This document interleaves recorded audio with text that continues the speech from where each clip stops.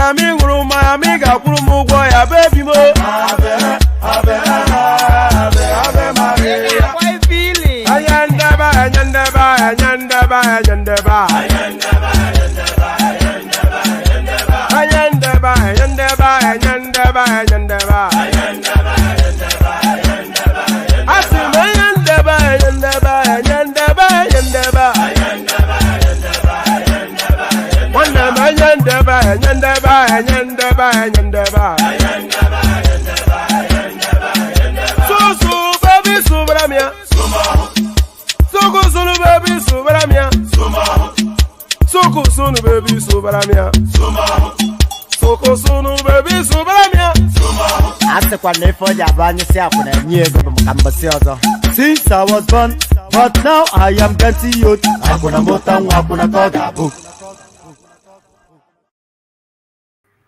And there it is, right there. So there it is, right there. Here I am. There you are. Here we are. Good to see you. Good day. Good to see you. Good day. So it's the morning after the night before. Is just an abundance of news yesterday, and now it's a farming within the news cycle. But we'll pick through what the news cycle has to offer us today. So we pick through what the news cycle has to offer us today. So good day, good to see you. Good to have you around. Always a delight in your company. Before anything else, the usual protocol, click on the like button just as soon as you're coming in. The hyperlink that says StreamYard, your invitation to come and actually click on subscribe as well whilst you're clicking on like. So click on like and subscribe. Then the hyperlink that says StreamYard, your open invitation to come and join me on the screen. So do that. If you're a new voice, we're especially canvassing for you. We are constantly on the lookout for new voices to come and be part of the goings on around here. So if you are that new voice, then come and join us. So do that. And then, of course, your invitation to buy your host cups of coffee. I think you've all abandoned that, but I still continue to present it anyway. You can always hope. So there it is. So click on like, click on subscribe, click on the hyperlink that says StreamYard to come and join me on the studio, and of course the invitation to buy your host cups of coffee. So what are we contending with today? Let me remove that from the screen. What are we contending with today? So it's still the fallout from the what happened yesterday. So it's still the fallout from what happened yesterday. And hold your sport, because there might well be an additional, even equally seismic thing that is happening. There are speculations, and it's being widely reported that, anyway, let me not go there just yet, but just stay steady, because there might well be news that might actually take its full-fledged in the course of this session. So stay steady. But before we get into what potentially is the follow-on news from yesterday, let's go through the news that are already established for today. So we go through the news that Shehu, if you want to come and join us, we need a northern voice. Click on the hyperlink that says StreamYard. So let's stay with the news that is already confirmed for today. Presidential Tribunal rejects Peter Obi's request to interrogate electoral body INEC on 12 key areas. So we have to understand that this is a law and order situation, and we must divorce as best as we can sentimentality and emotions from some of these headlines. So we know already that a judgment has come in from and congratulations, by the way, to Man City. So if you wondered why I came later for this session, I was busy watching the Champions League finals, which I'm sure a lot of you did watch. I was rooting for Man City. I follow Newcastle United myself, but of course, always following every English club when they're playing internationally. So I was rooting for Man City to win that cup, which they did do. So already I'm in a good mood, just off the back of that. But of course, we're looking to take everything next year. You know, my club, Newcastle, the richest club in the world. But let's leave football to one side. So Presidential Tribunal rejects Peter Obi's request to interrogate electoral body INEC on 12 key areas. So one of those key areas, we already know that it has been established that that IREV has no contributions to what went on in that election. So we already have that established. So if the tribunal is now refusing Labour Party from interrogating IREV, that should not either come as a surprise or anything that you should throw sentimentality to. But what are the 12 key areas? That's the question. The answer you'll find out if you hang around long enough. Presidential Tribunal reject Peter Obi's request to interrogate electoral body INEC on 12 key areas. So those key areas, we'll be landing on them just eminently. We'll be landing on them eminently. Still staying with the Labour Party, and carry on a follow-on from yesterday's session. Investigate INEC, not CBN. Labour Party condemns Emefiele'S suspension, says action vindictive, unconstitutional. Vindictive and unconstitutional. So those are the sort of feedbacks now that you're getting from it just beggars belief, you know. Vindictive and unconstitutional after all the things that that Emefiele did, especially what he did in the last quarter of his session as the CBN governor under Buhari's administration. Let's go on from there to this. It's ethnic cleansing. Onanaeze in Igbo condemns Emefiele'S suspension, and there it is right there. So there it is right there. We have landed where we always land within the Nigerian political space. There is nothing, no matter how worthy or no matter how low within the Nigerian paradigm, no matter how innovative, no matter how brilliant, any and everything in Nigeria always boils down to 3 key areas: ethnicity, religion, and tribe.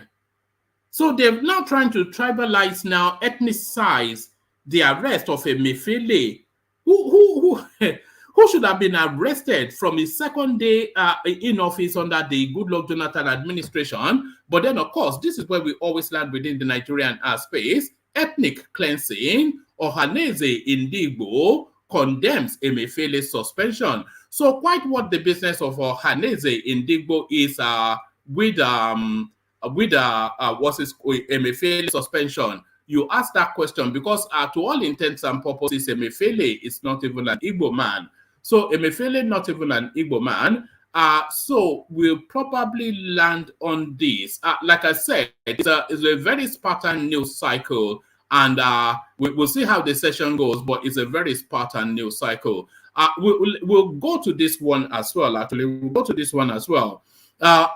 Orji Kalu crying on national television on how he was witch hunted by past administration that sent him to prison. So Orji Kalu has been making some sort of funky noises about being disadvantaged because he's Igbo for the Senate presidency. So that's up for grabs as well. So sorry, I'm just looking at the news cycle. All right. Oh, okay. So let's go to this one. Like I said, ethnicity and tribe always the backdrop of the Nigerian space. The person that has now been put in place to stand in situation for Emefiele is this guy right there, Fola Shodun Shonubi. So of course, unmistakably Yoruba, of course. So now that comes into play as well. So that comes into play, and that plays now with this headline. So that plays with this headline. Adeyanju attacks TINUBU for appointing Shonubi as acting CBN governor. And we're back to where we always were, ethnicity and tribe. So all of that's in place. So lean back, kick back, take it easy, relax into it. The usual protocol, click on the like button just as soon as you're coming in. Subscribe if you haven't done that already. Hyperlink that says StreamYard, your invitation to come and join us on the studio. And of course, your invitation to buy your host cups of coffee that is pinned in the comment section. So do all those. Let me take a micro musical break to recalibrate myself, and then we launch into the throes of it. The Kegites first. Only water, where they see my water.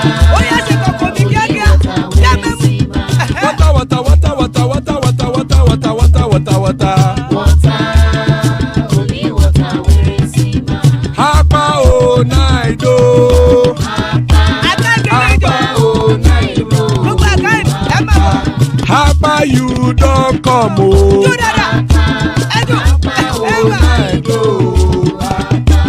Hapa oh night oh.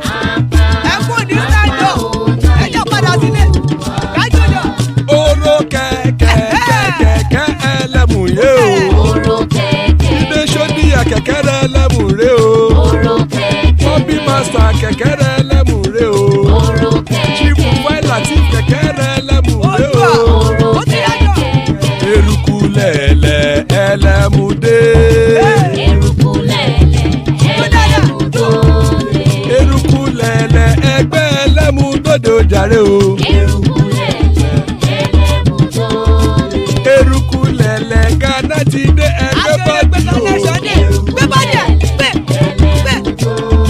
ọmọ ẹlẹ́yẹ ẹyẹ o ó dilé o.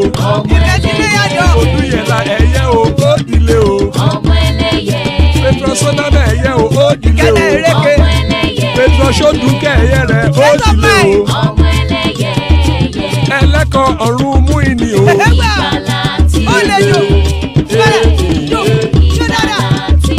Àkùkọ ọ̀run mẹ́kọ̀.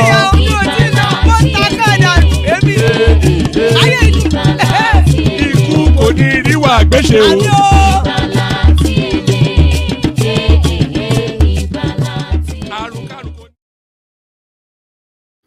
And there it is right there. Iku kò ní ríwà gbéṣe, may death have nothing to do with us. So amen to that on behalf of myself and you, my friends. So let's go straight into it.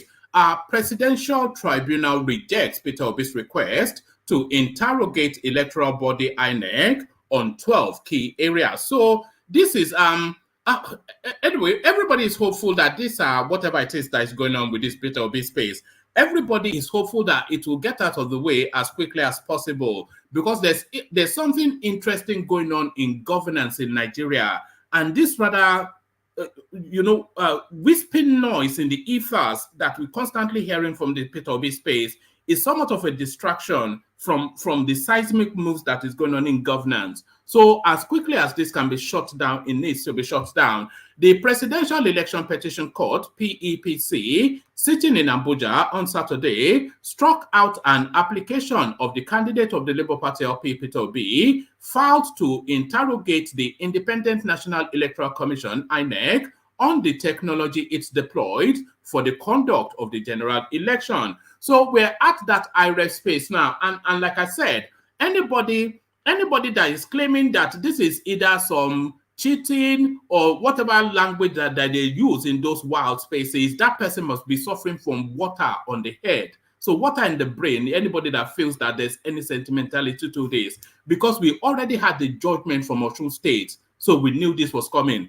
And that was a Supreme Court judgment, by the way, Adeleke versus Oyetola. So we already had a judgment on this. The Presidential Election Petition Court, PEPC, sitting in Abuja on Saturday, struck out an application of the candidate of the Labour Party, LP, Mr. Peter Obi, filed to interrogate the Independent National Electoral Commission, INEC, on the technology it's deployed for the conduct of the general election. Specifically, Obi, who is challenging the outcome of the presidential election that was held on February the 25th, had in the application prayed the court to compel the electoral body to answer 12 questions he listed on an interrogatory he filed on May the 22nd. He wanted INEC to, amongst other things, tell the court the date it conducted the functionality test on the purported improved technology system it deployed for the elections, as well as the names and details of those that conducted the test. So if we just, hopefully it's not a long read. Yes, it's not a long read. So if we just stay with this paragraph for the moment, you know, there's an euphemism that is called flying a kite. So you just throw an idea or something out there to see what it generates. So they call that flying a kite. So this is kite flying. There's another idiom called casting a net. You know, you should know what that means, casting a net. So you've seen a fisherman, they'll throw the net into the sea. That's the casting, to see what the net brings. So a lot of this Peter Obi something, whatever it is that they're doing, is just flying kites and casting nets. This is just the ridiculousness of it. Okay, let's take this paragraph as a standalone and tell me if you are not equally as irate as I'm sounding to be. Specifically, Obi is challenging the outcome of the presidential. No, that's not the paragraph. This paragraph here. So this is the one. Right. He wanted. So I want you to pay attention to this, because this is quite important. This shows you just the level of ridiculousness, and to that metaphor casting nets. He wanted INEC to, amongst other things, tell the court the date it conducted the functionality test on the purported improved technology system it's deployed for the election, as well as the names and details of those that conducted the test. So what Peter Obi's team, and you then, because you are smarter than me, you can tell me then how this is pertinent to his challenge of the results of the election. So what Peter Obi and his team is asking is that INEC should, that the court should compel INEC to tell them the date that they conducted a trial test on the technology that they deployed, and the names and details of those who conducted the test. So what does that, what has that got to do? So listen again. What this piece is asking the court to compel INEC to do is to compel INEC to tell the court, and via the court the Obi petition. Listen, it says tell the court the date it conducted the functionality test on the purported improved technology it deployed for the election, as well as the names and details of those that conducted the test. So what has that got to do with the results? You know, do you see? Do you not get it? It's just wild. It's just they call it they call it the scatter gun approach. It's just you hold a machine gun and you spray it and you hope it hits something. It's just we need this thing out of the way because we're too busy now monitoring TINUBU and his moves, and we need this out of the way. He wanted INEC to, amongst other things, tell the court the date it conducted the functionality test on the purported improved technology system it's deployed for the elections, as well as the names and details of those that conducted the test. According to correspondence, Obi equally urged the court to compel INEC to supply its answers to the following questions. Who created and deployed the 4 application patches updates to fix the HTTP 500 error that prevented the e-transmission of the results of the presidential election on the 25th of February? What was the exact time of the occurrence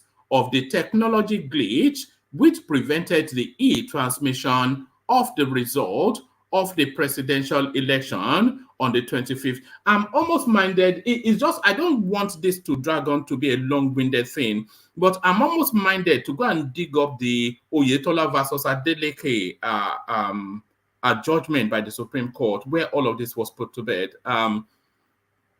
According to correspondence, Obi equally urged the court to compel INEC to supply its answers to the following questions. Who created / deployed the 4 applications patches / updates to fix the HTTP 500 error that prevented the e-transmission of the result of the presidential election on the 25th of February 2023? What was the exact time of the occurrence of the technology glitch that prevented the e-transmission of the result of the presidential election on the 25th of February? What time were the technological glitches fixed and or repaired? What percentage of the result of the presidential election was uploaded on IREV on the 25th of February 2023? So this is the Obi petition, by the way. This is what it has to offer us. What percentage of the result of the presidential election was uploaded as at the time of the declaration of the result? We all know that because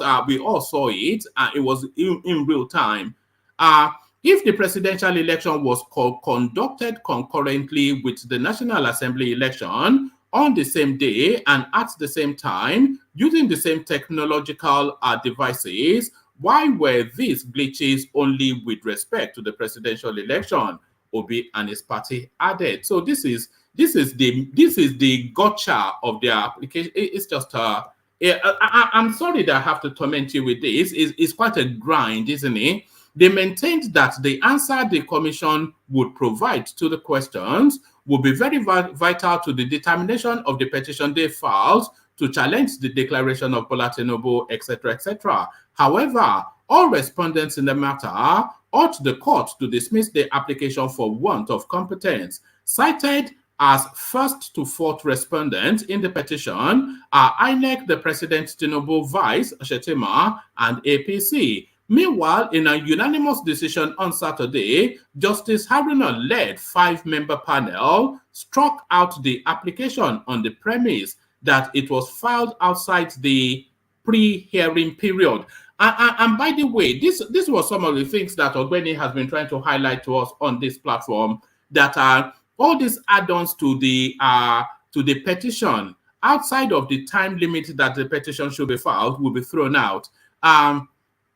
Meanwhile, the panel gave Obi and the Labour Party the nod to play in court 2 video recordings he tendered in evidence. While in the first video, the INEC chairman, Professor Mahmoud Yakubu, whilst addressing a press conference before the general election, assured that the result of the election will be electronically transmitted, with electors being able to view the results in real time. So I'm hopeful that there's substance more, because I think subsequent to that, sequel to whatever video that they did play, Yakubu did come out that the thing might not necessarily be transmitted in real time. So if that is the substance of what these people are presenting, then everybody can go home. In the second video clip, an INEC National Commissioner, Mr. Festus Okoye, equally assured that the result would also be transmitted in real time with the IREV portal made accessible to citizens. So,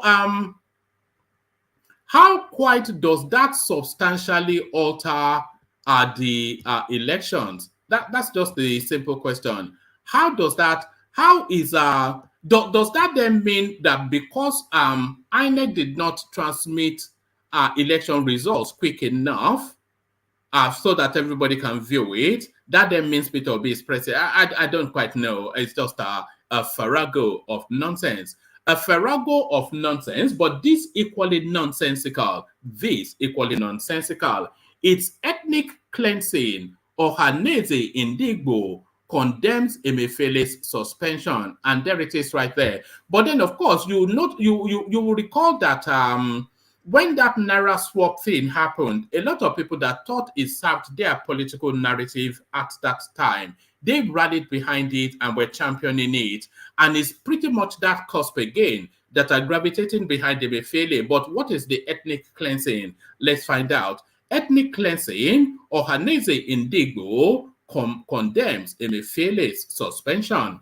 The Apex Igbo Social Cultural Organization, Onanaeze in Igbo, on Saturday, condemned the suspension of the Central Bank of Nigeria CBN Governor Godwin Emefiele, describing the action by President Bola TINUBU as a sign of ethnic cleansing. So, as a sign of ethnic cleansing, let me actually align. Yeah, let me align this here. So, yes, the Apex Igbo Social Cultural Organization of Onanaeze in Igbo on Saturday condemned the suspension of the Central Bank of Nigeria CBN Governor Godwin Emefiele, describing the action by President Bola TINUBU as a sign of ethnic cleansing. The group disclosed this in a statement made available to journalists by Mazi Chima Uzo, Director of National Interest Matters. So the sort of funky job titles that these people give themselves. The Director of National Interest Matters. What about the tea maker? The Director of liquid lubrication? What about the person that gets the biscuits? The Director of Refreshment is just ridiculous. Not especially these people, but the Nigerian space. The group disclosed this in a statement made available to journalists by Mazi Chima Uzo, Director of National Interest Matters. The organization observed that Emefiele's suspension did not follow due process, adding that the decision was part of the current administration's deliberate effort aimed at alienating the Igbos from public office. So, the first thing to state, sorry, hold on, una momento, por favor.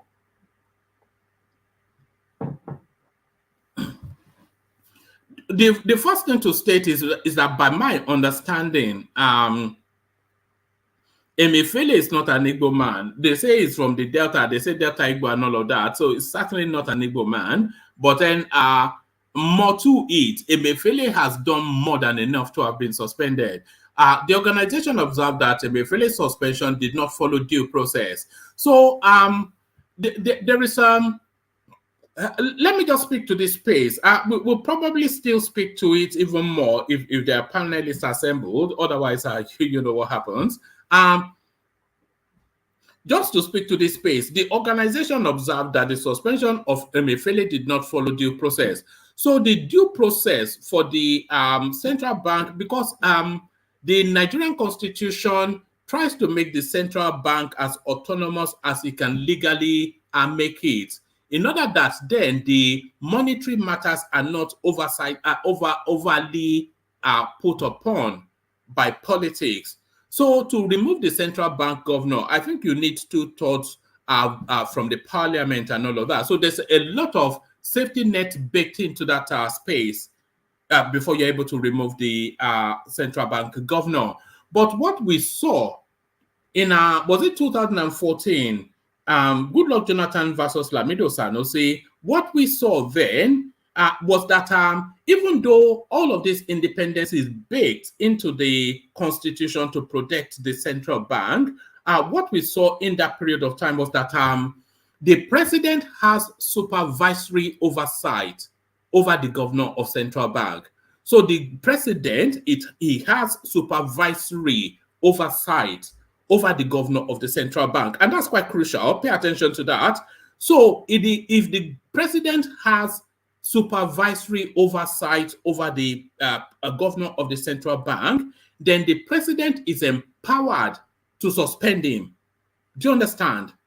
And you have to note the distinction between a suspension and expulsion. Because to sack somebody is to expel them. But to suspend them is to put them in abeyance.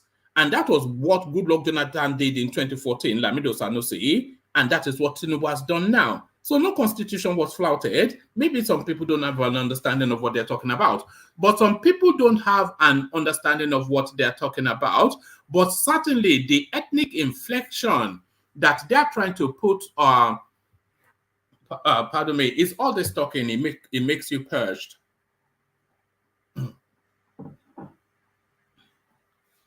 So now the ethnic inflection that they're trying to put on the suspension of Emefiele is certainly enhanced by this now new headline. Meet acting CBN governor Fola Shonubi. So Fola Shodun, so you remove Emefiele, who the Igbos claim is one of their stock, and you put Fola Shonubi, who is your stock, and then they accuse you of ethnic cleansing. So where is the deniability? So now let's meet then the acting, almost certain to be confirmed, probably the substantive CBN governor. Fola Shonubi is now the acting governor, Central Bank of Nigeria. Shonubi was born on the 7th of March, 1962. He attended the University of Lagos from 1978 to 1983 and obtained a Bachelor's of Science in Mechanical Engineering. So how quite mechanical engineering lands you in banking only in Nigeria. Thereafter, he obtained a Master's of Science still in Mechanical Engineering with bias in Production Engineering from the same university. From 1998 to 1989, he shifted grounds to finance and obtained a master's in business administration, specializing in finance. He began his working experience as a consultant engineer at Mech Ind Associates and worked from 1984 to 1989. From 1989 to 1990, he was the marketing executive for INLAC Computer Limited. He moved to Citibank Nigeria as head treasury operations 1990-1993. He joined Agosto & Co. Limited as supervising consultant, where he moved to MBC International, etc., etc. Deputy General Manager, Banking and Information. He joined First City Monument Bank Limited as Vice President Operations. In 2003, he moved from FCMB to EcoBank. So it doesn't really have this guy doesn't really strike me, especially as somebody that is grounded and granulated in banking. He's an engineer. So that's all. That's not all he is. So because that's a plum job, but he is an engineer.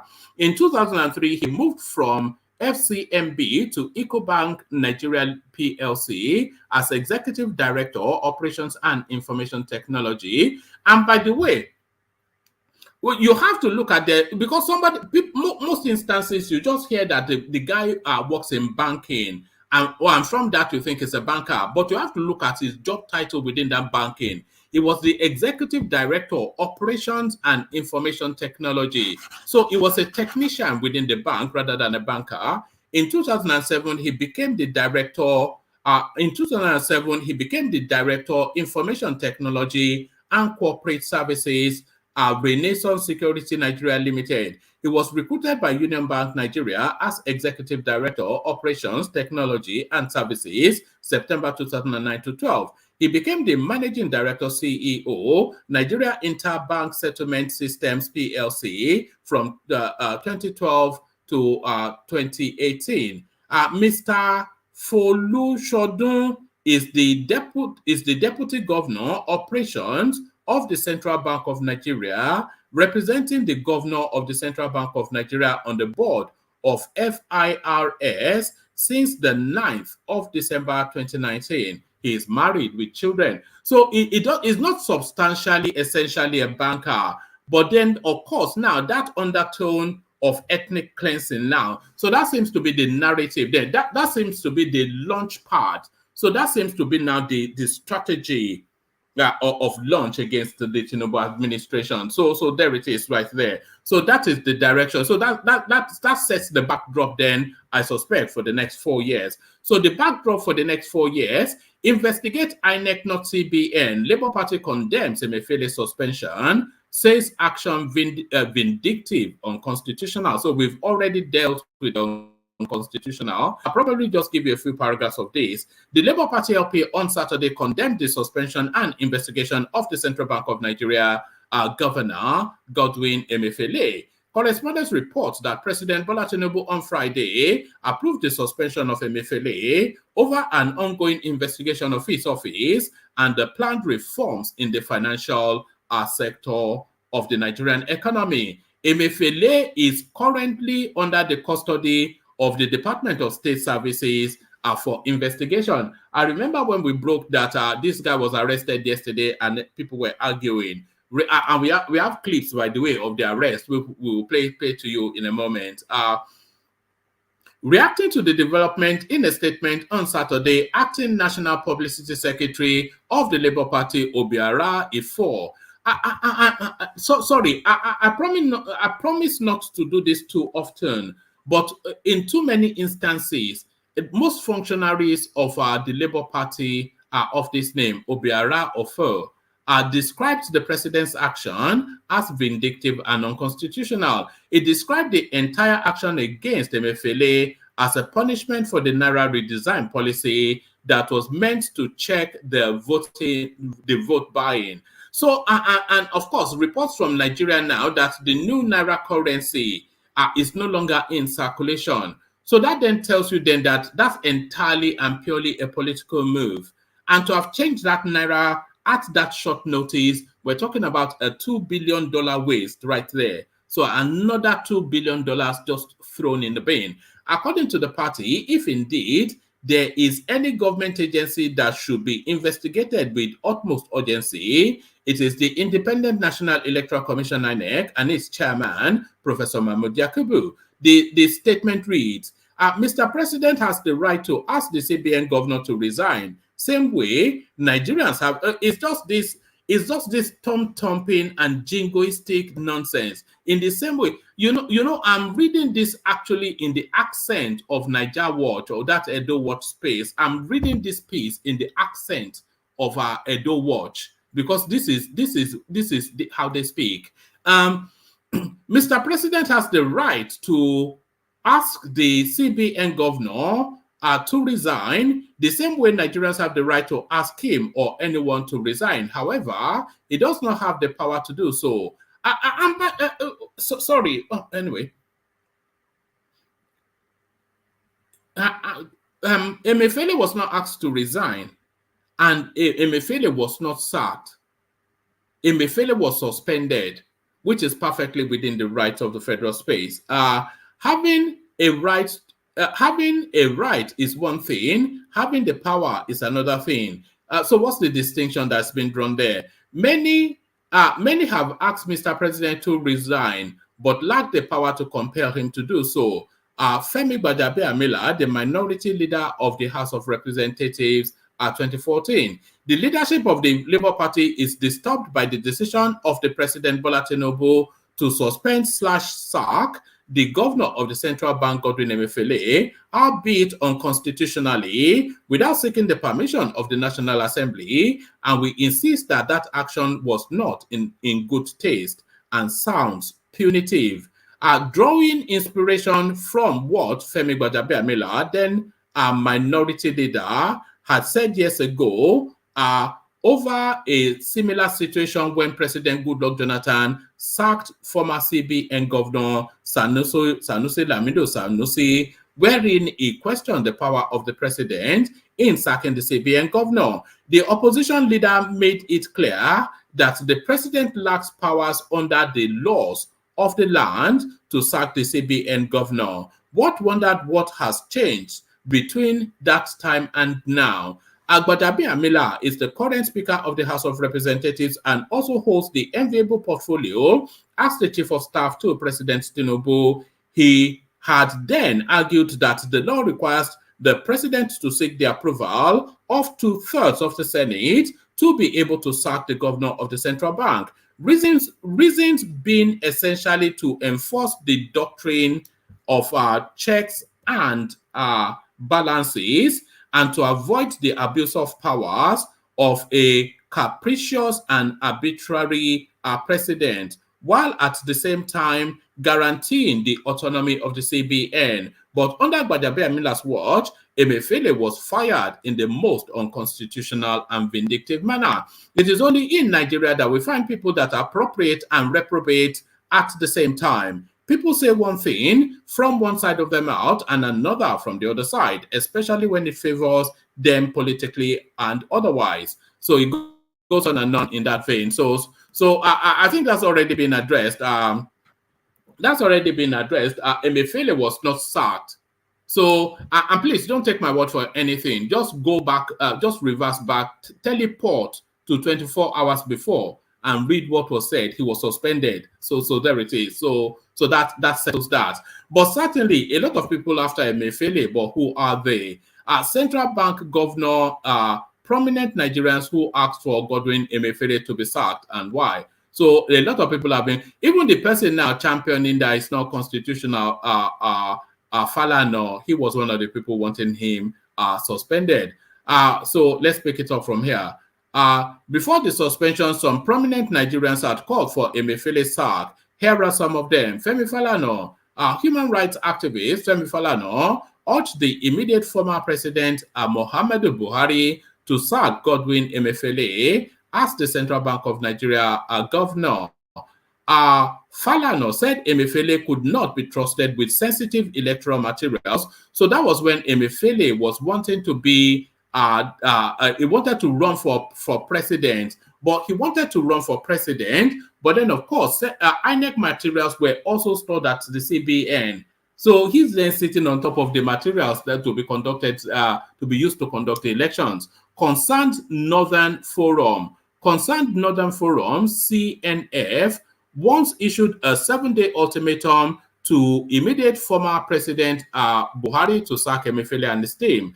As reported by correspondents, the group made the call over the controversial redesign of the Naira. So a lot of people were after this guy. ADC presidential candidate Yabagi Sani, lawmakers, etc., President Tinubu's aide, Ononuga, President Tinubu, so yes, that guy, he was a marked man all the way through. So now let me take you to this storyline. So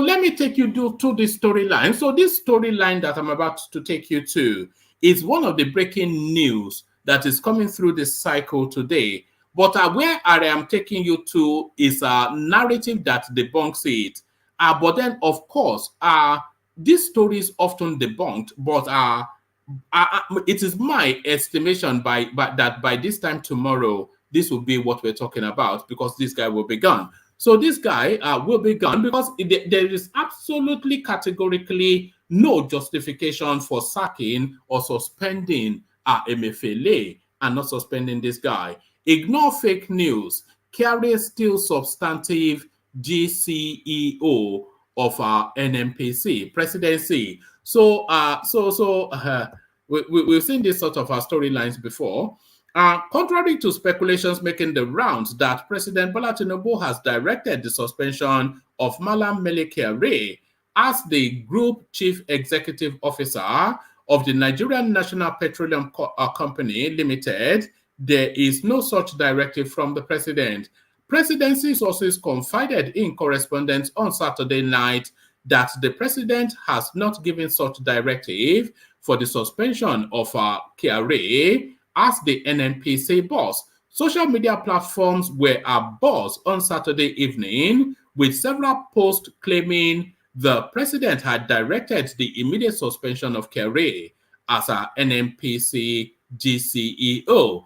The social media post of the purported suspension of Kyari gained traction as it was coming barely 24 hours after the presidency announced the suspension of Godwin Emefiele from office as the governor of the central bank. Multiple sources in the presidency told correspondents that there is no such plan to suspend Kyari as the GCEO of NNPC. One of the sources said, "We got to know about the purported suspension through social media posts, but I can confirm to you that there is no such directive coming from the president. Nigerians are known to play a lot with trends, and someone may have just sat down somewhere to make such post. There is no iota of truth in that post claiming that the president has suspended the NNPC czar. There is nothing to be worried about because the Petroleum Industry Act is clear on how the NNPC GCEO or any member of the NNPC board could be removed." So I think that lock-in, that the constitution facilitates for the central bank is also probably the same, and I'm quoting just off the back of this commentary. I suspect it's the same level of lock-in that somewhat guarantees Kyari's position. So let's reread that. It says there's no iota of truth in that post claiming that the president has suspended the NNPC GCEO. There is nothing to be worried about because the petroleum, so this is the part that I want you to pay attention to, but because the Petroleum Industry Act is clear on how the NNPC GCEO or any member of the NNPC board could be removed. So is that tie-in lock-in again, that you cannot just at whim as a president just sack him? So you have to go through some parliamentary process to remove the NNPC board. And having exercised executive order sort of oversight on Emefiele, I don't think they want to use the same tool to go after Mele Kyari, but Mele Kyari, to all intents and purposes, is gone. He will not be in that seat for the next within the next 5 days. That's almost a certainty. Maybe he'll be persuaded to resign and then go and take a room next to Emefiele with DSS. When contacted, an aide to the Secretary of the Government of the Federation told correspondents that they have not received any of such directive from the president. Please disregard those reports because they are fake news. We don't have any such directive from the president to suspend Kyari, the aide said. The source said the presidency will not dignify rumor mongers with an official response. So the presidency responds by not dignifying them with an official response. So that is that's just a meaningless nonsense, isn't it? Right. Tribunal dismisses Labour Party petition. I think we've already done that. And let me just show you this. So Man City 1, Inter Milan 0. I think we've already enjoyed that. Let's take this as the last one. So let's take this as the last one, and then I'll play you a couple of video clips. I'll see if there's anybody in the room. So we take this as the last one. Emefiele now in our custody. You know, the one thing about the DSS is that they kick it off with a denial, and then because we had that with Nnamdi Kanu as well, and everybody, they always deny first that somebody is in their custody. When the story broke that Emefiele was suspended and subsequently arrested, they put out the news that he was not in their custody. But then, of course, eventually they admit. The Department of State Services, DSS, has confirmed that Mr. Godwin Emefiele, the suspended governor of the Central Bank of Nigeria, CBN, is now in its custody for some investigative reasons. Peter Ofanaya, Public Relations Officer, Department of State Services, in a statement, urged the public, particularly the media, to apply utmost caution in the reportage and narratives concerning this. So I'm not quite sure. Those are some meaningless statement. Of course, the public and the media will act as they will. They will feed on this sort of news. So forget all that. Correspondents had earlier reported that Emefiele was suspended sequel to the ongoing investigation of his office and the planned reforms in the financial sector of the economy. This was disclosed in a statement signed by the Secretary to the Government of the Federation, George Akume. Following Emefiele's suspension, TINUBU appointed Fola Shodun Adebisi Shonubi as the acting CBN director. So yes, the ethnic undertone already playing out. So the ethnic undertone already playing out. Let me just give you, because we're scrambling somewhat for impactful news, although those ones are sufficiently impactful enough. But let me give you this. Let me give you this one as Jara. Let me give you this one as Jara. You know what they call Jara? You are Jabotas. You don't go to Mama Put, so you wouldn't know what Jara is. So yes, Emefiele Adeyanju attacks TINUBU for appointing Shonubi as acting CBN governor. So I'm only really bringing you this to see if it blends in with then now data. Or have I read this already? No, I haven't.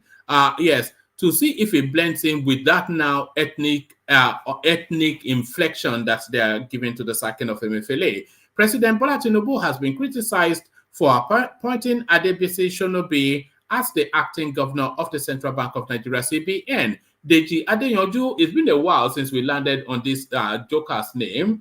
Also, have we read it? No, I don't think we have read it. We haven't read it, Ola. Deji Adeyanju, a social political activist, said it is a disappointment for Mr. Tinubu to appoint Shonubi as acting CBN governor. Following the suspension of Godwin Emefiele as the CBN governor, Tinubu appointed Shonubi as the acting boss of the Apex Bank. However, Adeyanju said Tinubu's decision to appoint Shonubi, who is a mechanical engineer, might lead to Nigeria's failure. So, what? Yes. So yes, I think I get where it's coming from, because it's not pure banking, is it? And a lot of people say you don't need a pure banker, you need an economist, but it's not an economist either. It's an engineer. In a Facebook post, Adeyanju wrote, "While I commend President Bola Tinubu for suspending Emefiele, I am highly disappointed that he has appointed Shonubi, a mechanical engineer, as acting governor of the Apex Bank." And by the way, I'm not sure what the credentials of Lamido Sanusi are, but I'm sure he did not study banking as well. Kenya just appointed an economist with PhD as its CBN governor. Turkey has also recently done the same. While we are still saying the FG must stop appointing bankers as CBN governors because they know nothing about fiscal policies or how to run an economy, the new president goes to appoint a mechanical engineer as acting CBN governor. This is why nations fail. So that's a different inflection. So he's not actually going at it from that tribal undercurrent. He's going at it from just from the credentials of the guy. So let's pick it up. From hold on, let me just do something. Yes, let's pick it up from here. So let's pick it up from here and let's come in. So we've got Ola with us and we've got Ajan Lekoko with us. So a nice little, tidy little session we're likely to have. So before I come to you, Ola, first, let me play this couple of clips and then we'll pick it up from there. So let's play this. We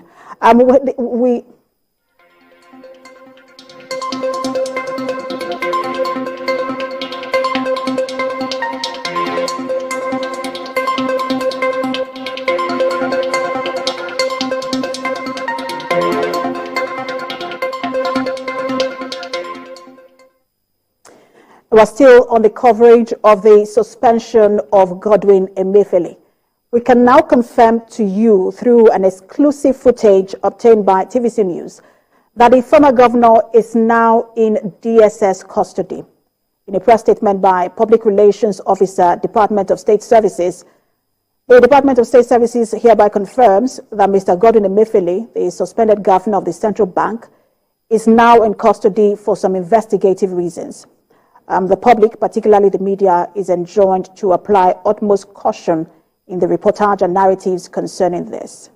Details are sketchy, but what we can confirm is that the CBN governor is now in DSS custody, and we're confirming that through an exclusive footage obtained by TVC News.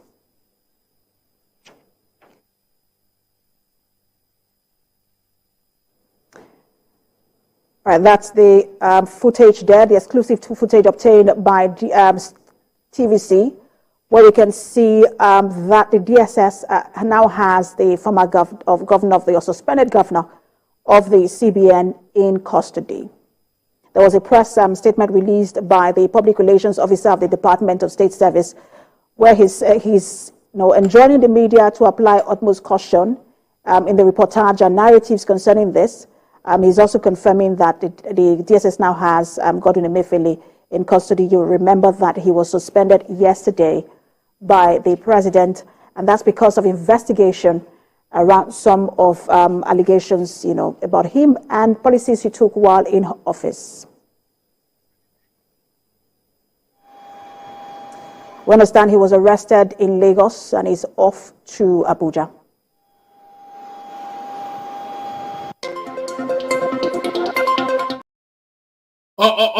All right. So what particularly struck me was the DSS made sure to flash handcuffs just to hammer down what was taking place. And I'm not sure that I spotted Emefiele in that clip, but nevertheless, they said he was about to run. That's what's been speculated, that he was about to run, and then they just snagged him. So they snagged him. But now this now, you said you didn't spot him. He was the one in that. He was the one in native. Gray. In the what was he? Is it the one? It looks tinier. Yeah. Oh yeah. Was that him? Yeah, you can play it all over. I mean, let me play it again. We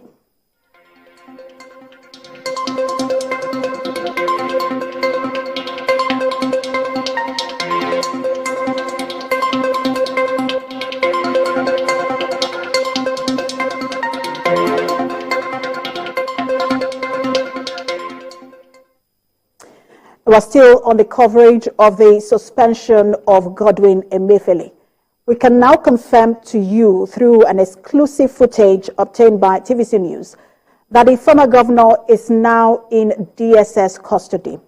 In a press statement by Public Relations Officer, Department of State Services, the Department of State Services hereby confirms that Mr. Godwin Emefiele, the suspended governor of the central bank, is now in custody for some investigative reasons. The public, particularly the media, is enjoined to apply utmost caution in the reportage and narratives concerning this. Details are sketchy, but what we can confirm is that the CBN governor is now in DSS custody, and we're confirming that through an exclusive footage obtained by TVC News.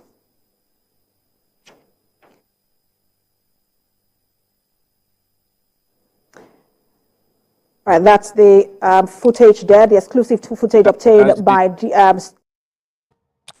It looked like an old man. I didn't know he was that old. He looked. I thought he was more young and sprightly than that. But for the optics, they should have put that handcuff on him. That's what we want to see, isn't it? We want to see him in handcuffs. Never mind. Is that not what we want? Is it not a criminal suspect? Did they not push over in handcuffs? Did they push over in handcuffs? No, that was just to humiliate you. So, but even though they needed not to put that handcuff, so it's okay. It's okay, but should I continue? No. Let me play this one more clip, and then we come into it. Yeah. They took over all my businesses. and want to kill me. But I survived it. I'm in the Senate with you people. It's not the end to what we have done. It's not the end to United Nigeria. It's not the end to Brother Skipper.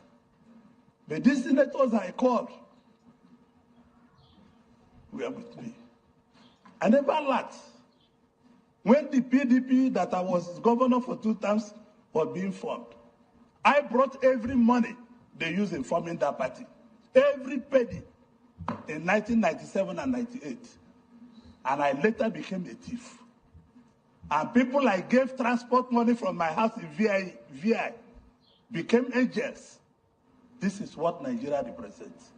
I want to thank my colleagues for giving me these 4 years of uninterrupted support. Because this country is not fair to so many of us.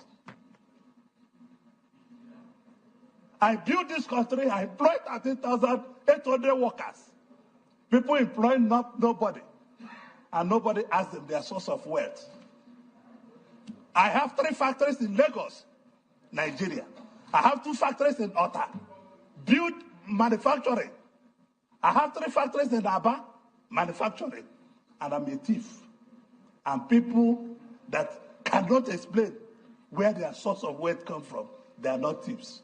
I leave everything in the hands of God. May God be the judge. Thank you very much, Chief Whip. So that was Orji Kalu belly aching how he's been maltreated. So Orji Kalu belly aching about how he's been maltreated, and there was a subsequent headline still Orji Kalu speaking of how the country, I had it lined up, but then it's off my screen now. Speaking of how the country is somewhat undermining him for reasons of ethnicity. So we get into all of that, but let's kick it off, Ola, with this space. Presidential Tribunal rejects Peter Obi's request to interrogate electoral body, INEC, on 12 key areas. So you heard the readout. Just the level of, did you understand the metaphor that I was using, that they were casting a net to fish? Well, greetings to everyone, all the our audience. Yeah. Thanks for coming. Thank you, Ajali Koko, for coming early. Otherwise, one man would have find a way to run away. So we got him. So he's here so that we can enjoy the content this evening. Thank you, Bishop, too, for coming. So to me, well, you know, I'm not too political, and I'm actually interested in that Emefiele and this CBN governor, but I will still say something about what they be doing. You know, right from time, I know that these people, they are just there to waste the time of the public servant within the judiciary. So these guys, they are just abusing the processes. You are supposed to be coming with your evidences. It's not for you to be trying to look at loopholes. Maybe by the time you start interrogating all those CBN, all those INEC officials, you are now trying to look for loopholes to come in, when you know for the fact that you don't even have any case, but you just base it on, okay, let's just try our luck and let's see how we can track them down. To me, I don't want to give my time to that. Maybe people that are more knowledgeable, they can talk about that. But to me, you are an IT guy, Ola. So you are better placed to have an understanding of this. Let me give you this paragraph. This is one of the things they were asking the court to compel INEC to do. He wanted INEC to, amongst other things, tell the court the date it conducted the functionality test. So you would explain to us what a functionality test is. He wanted INEC to, amongst other things, tell the court the date it conducted the functionality test on the purported improved technology system it's deployed for the elections, as well as the names and details of those that conducted the test. So what is a functionality test? And how is that pertinent or relevant to the subject matter? Okay, functionality test is what we call logic and accuracy testing here. So no, don't go to detail though, but I'm just telling you. So the equipment, the IT equipment we use to capture the votes, this like the one in Nigeria, we use a biometric. So what functionality test is okay, you feed some data into that machine ahead of time. Assuming you feed 1,000 data. All right. Take us to the space where this might be relevant to Peter Obi's case. No, that's exactly what I'm saying. So you feed 1,000, you feed 1,000 into the machine, and the result will display 1,000. You do that before you deploy the machine on the election day. Then when you finish, then you perform that logic and accuracy testing again, which is functionality they are talking there. You feed those in there, and you see that okay, the figure you put in is the same figure coming out. You don't want to put 2 there and get 10. And you don't want to put there for a particular candidate and get like 15. So, all right, take us to how it's relevant. It's just we get lost when it gets to technical. What they are trying to establish here now is this. When someone is cleverer, is too clever for himself, that's where the problem is now. These people, they are being too clever. What they are trying to tell you now is this. Okay, if two candidates vote for Asiwaju, and the thing is saying 10 people, that is exactly what they are trying to say. Okay, you feed 2 candidates. Okay, 2 candidates, and you try to approve for 2 candidates. All of a sudden, you have now 10 for Asiwaju. So based on that 10 now, you now have that a gap for you now to rig for in favor. That's exactly what they want to do. So it tells you that politicians, they think likewise everywhere, even where we are here. I'm telling you, because politicians will come to me that they can rig this thing now. You can feed 3 here and you get like 10. Exactly, that's exactly what these people are doing. So politicians, they think everywhere. I like about 2 weeks ago, I still ran. I was still participating in an election for the same machine, and the thinking has never changed. So they want to say that machine rigged in favor of APC. That's exactly what they want to. That someone has tampered with the machine. So that's what accuracy and logic testing is meant for. Whatever you put in is whatever you get. You don't get any exaggerated figure, period. All right, let me take you to this space then. It is ethnic cleansing. Onanaeze in Igbo condemns Emefiele'S suspension. So how did they arrive at that?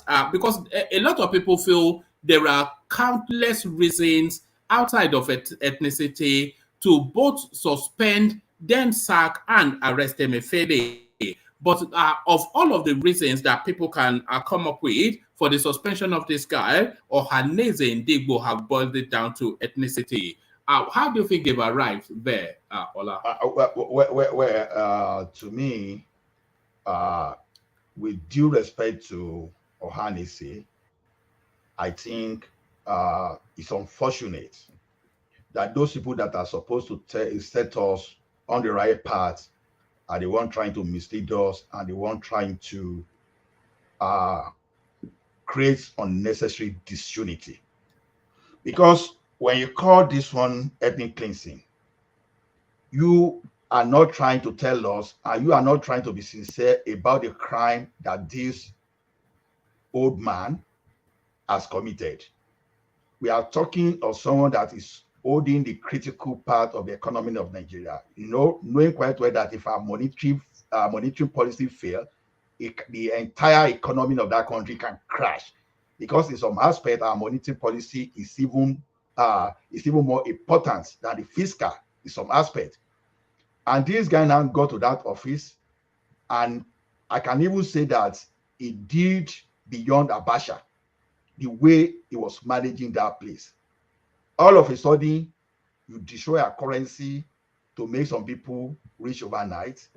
All of a sudden, you brought a policy that will create hardship. It's unfortunate that Nigeria is not a place whereby we have accurate data.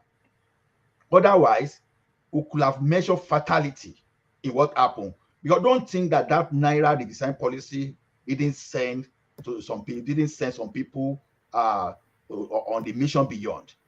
All these things, when you look at the entire impact, this is what you can call that this guy has done a lot of economic sabotage. This guy, see, you can almost equate what this guy did, even if not even worse than what a coup plotter in a country will do, because what he did is like ganging up against the entire citizens of the country in the name of politics. You know, it has never happened anywhere. I stand to be corrected, whether in the advanced world or in the developing world, when a CBN governor that will be in care, that is supposed to be an umpire, that is supposed to protect even all those materials that will be used for election, we now just come out without resigning, and you want to stay in that position, and you say you want to manage everything. No, it's unfortunate. So we are talking of a potential criminal here by what he has done. Because I'm saying a potential criminal because no court has declared him a criminal. But from even my own analysis, I can pin a lot of things on this guy. That this guy, because if I were to let's clear up a certain space, because part of the criticism of the Onanaeze space and some commentaries in the social media space as well is that the suspension of Emefiele is unconstitutional, which is wrong. True, it's not true because I have evidence there from that of Sanusi, because I was unable to talk so much yesterday because I didn't do enough research. Look, see, this guy, we should agree that he has abused his office. Confirm.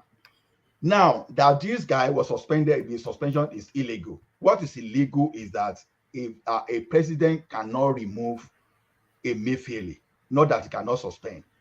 When Sanusi was suspended in 2014, he took the case to the High Court. I cannot remember. I thought Justice Gabriel Kolawole then, when he now referred that case to the National Industrial Court.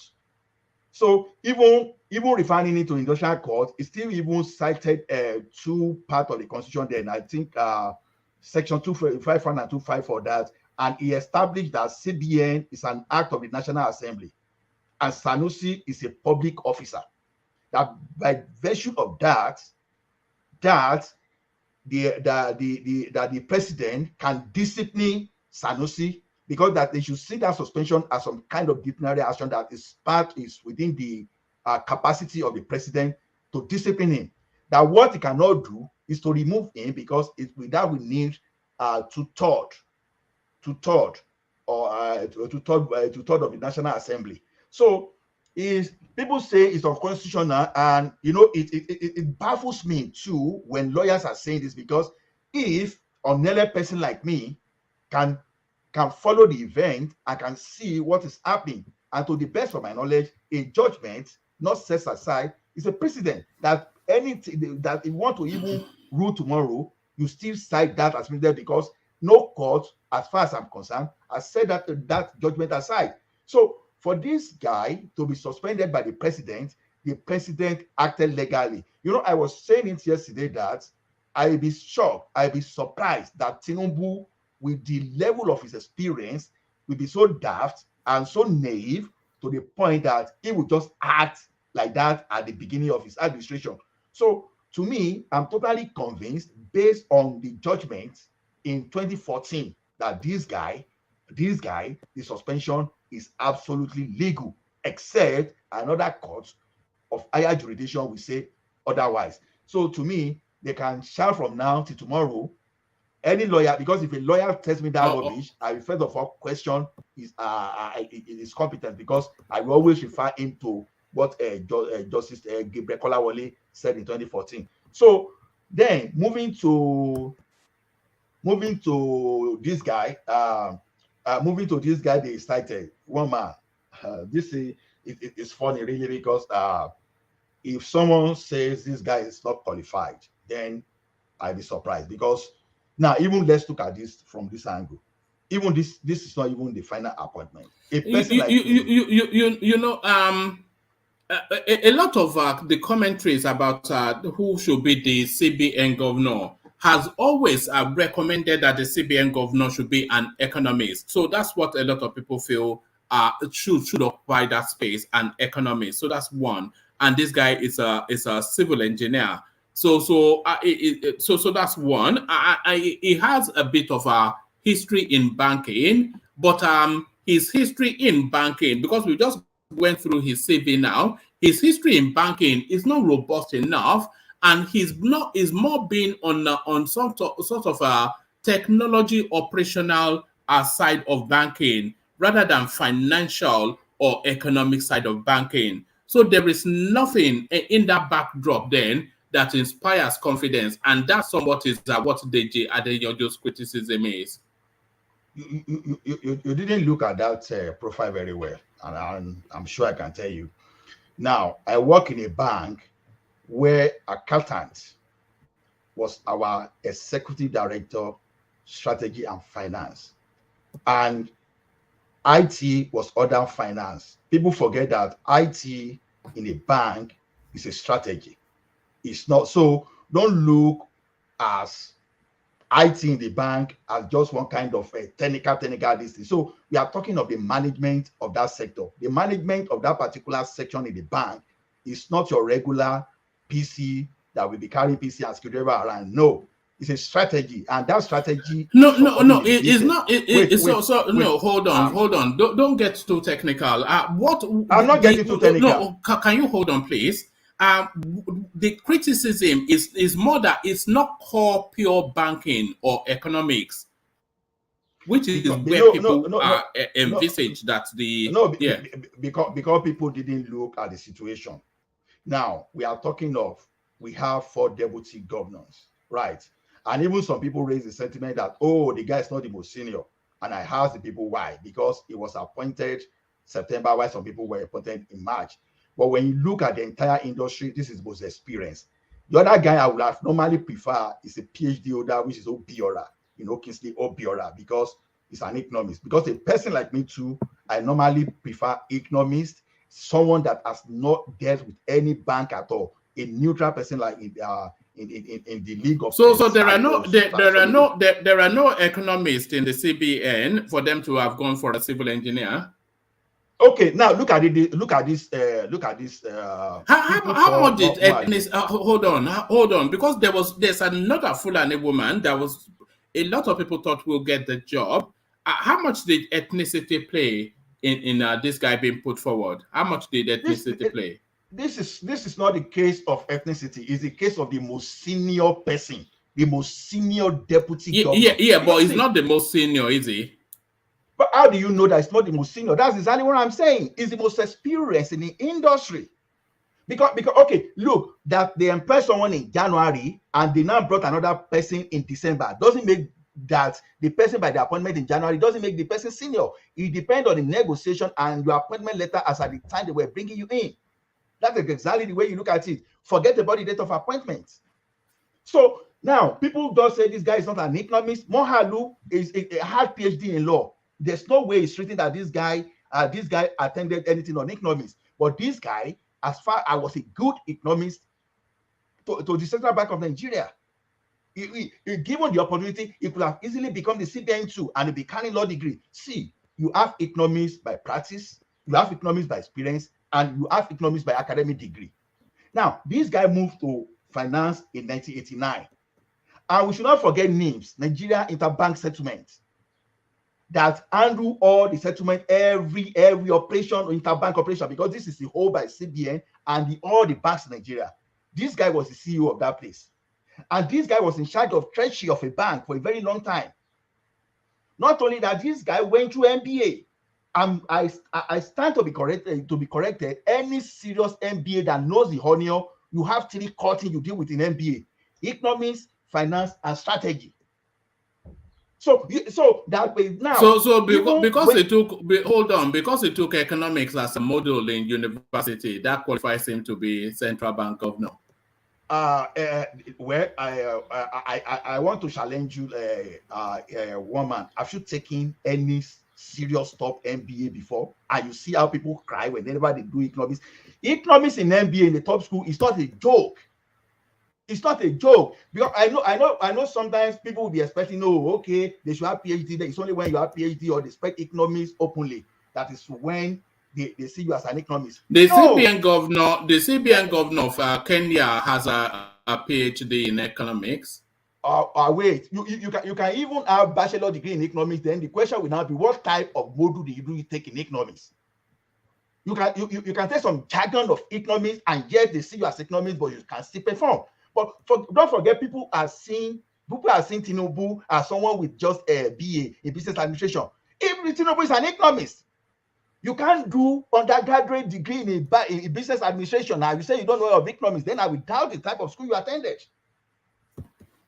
MBA and general managers. Don't worry about all that. A lot of people find it an uninspired appointment, ethnic-led. That's just what people are saying. It's unfortunate for them to see it that way, because this thing, we've not pushed to even the National Assembly. It's just a case of someone, that is the most senior taking over, pending the time that we get proper appointment. Okay, now.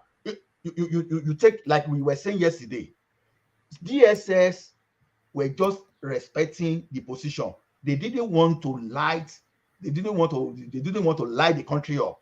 They didn't want to light fire. That was the reason they sought for the approval of the president.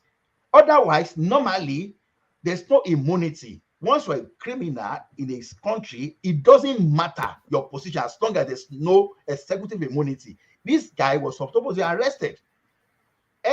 Even when TINUBU TINUBU was even still campaigning, the DSS were already on this guy as far as November last year. TINUBU just contested the election in February. So DSS, and we are saying the institution in Nigeria should work. This is how institution should work. Normally, this guy should have gone as far back as last year, but it was being protected, and this is where Buhari it's not going that's the question, but the person that replaced him. But still a lot of questions around what led to him being removed, and a lot of people, for all of the criticisms that Emefiele has been leveled against Emefiele, for all of those criticisms, a lot of it can be packed under the banner of incompetence rather than fraud. Let me bring you two pieces, because Reno Omokri has come out, and Yemi Oshibanjo has come out too. So let me bring you Reno Omokri first, still with the Emefiele space. It says it appears to be a vindictive act to punish him for the patriotic Naira redesign. Reno Omokri forced the suspension and rumored arrest of Emefiele. So it's no longer rumored, it's confirmed. Reno Omokri has faulted the suspension of Godwin Emefiele as governor of Central Bank of Nigeria. In a post shared on his Instagram page, Omokri opined that the suspension appears to be a vindictive act to punish Emefiele for the patriotic Naira redesign policy he introduced last year, which was meant to, amongst other things, reduce the impact of money in politics. So he wrote, it says, the suspension of Godwin Emefiele, the governor of the Central Bank of Nigeria, by President Bola Tinubu is not in good taste. It appears to be a vindictive act to punish Emefiele for the patriotic Naira redesign policy, which was meant, amongst other things, to reduce the impact of money on the general elections. President Tinubu started well. Indeed, I have had cause to praise him, but he should not mar the progress he has made by this act of seeming vengeance. The country needs unity and stability after a fractious election. Now is the time for appeasement, not punishment. It is hoped that the president will reconsider his action for the nation's greater good.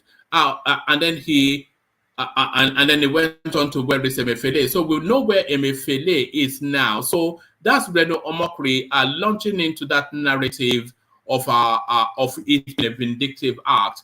But this is Yemi Osinbajo's take on the suspension and then subsequent arrest of Emefiele. Emefiele failed to redeem himself. Osinbajo spokesman Laolu Akonde, media aide to former Vice President Yemi Osinbajo, has said the suspended governor of the central bank, Godwin Emefiele, is being embattled due to corruption in the dual exchange rate policy of the Apex Bank. In a tweet on Saturday, Akonde opined that the battle against Emefiele was not about the CBN cashless policy, as was widely speculated, but due to corruption. He said the suspension and subsequent arrest of Emefiele by the DSS was a relief for Nigerians, he wrote. It was about time the CBN governor faced suspension and investigation. All people of goodwill and those who value integrity, irrespective of political leanings, will be thankful for this development. Emefiele was given a long rope, but he failed to redeem himself. His shenanigans and the colossal damage he perpetrated at the CBN was to the utter detriment of the Nigerian people. This is not even about cashless policy, but apparent corruption, especially in the dual exchange rate policy, which never made sense. What a sigh of relief. So this is essentially Yemi Osinbajo, because of course Laolu Akonde is spokesperson for 8 years solid. So what are you making of that then? So if Yemi Osinbajo was of the view that Emefiele was not fit for purpose, and he was the vice president of the country, the chairman of the Economic Forum, what did he do about it? So a lot of people knew this guy was no good. But then, of course, he continued in that post till TINUBU caught him. Okay, we know how it went when Osinbajo was in charge, before they smuggled Buhari back from his on emergency, when this guy was already on those cabal that were using our forex for round tripping. Look at it this way: if anybody will know what was happening, then will be Osinbajo and his spokesperson. Because we were there when Osinbajo was presiding, everything improved. Then all of a sudden, when they smuggled Buhari in, and the next thing they removed his staff, everything went back to how it was before. So if this they know. So this thing about and now saying that, what did Osinbajo do? Osinbajo himself, that they wanted to frustrate out, that they were after, that this guy was trying to do his best, at least for the few months that we witnessed. If Osinbajo, hold on, I don't quite know why you, especially, and the Osinbajo followership, they always go back to some 6 weeks cameo that he was told to sit on the seat and keep it warm as evidence of him being capacitated in any way. He doesn't have capacity for anything. But if Osinbajo, which is now telling us, knew that not only was Emefiele not fit for purpose, but he was also very corrupt and was ruining the economy, and he sat there as the vice president of Nigeria, what did he do to alarm at the space? What actions did he take to address it? And if he felt that this guy was leading to the ruination of the country, why didn't he step down? Because he did not want to be part of it. So he's equally as complicit, Osinbajo. No, like this type of politics you introduce, one man. Yes, we had a situation whereby the like of Awolowo, the like of Batonaji, they resigned at a particular period in time. But you know, things like this will be weaponized in Nigeria if every person that is supposed to, even if you are not able to do something today, but you can have information for whosoever that will count tomorrow to do something. So I don't encourage anybody to step down because someone is trying to frustrate. What did he do to address it first? Because he has identified it as a problem. What did he do to address it? He was the vice president for 8 years. See, we know quite well that Osinbajo at a particular point in time was just there and could not do anything. We are talking of the government whereby even the wife of the president himself. So it was just sitting down there and looting money. Was that all of it? How can we say he was sitting there to loot money? There will be some other functions that will be performing that was not that political that he could still do for us. So it doesn't okay. Look at that during that of Ruga now, for example, when everybody was saying Ruga, and they just needed this man to speak. They interviewed about Ruga, and he told you that we never agree on anything like Ruga, and everybody were going to Ruga. Immediately he mentioned that thing. All the idea of Ruga just died down immediately. Look at him there, assuming he was not there to just give his own voice that time.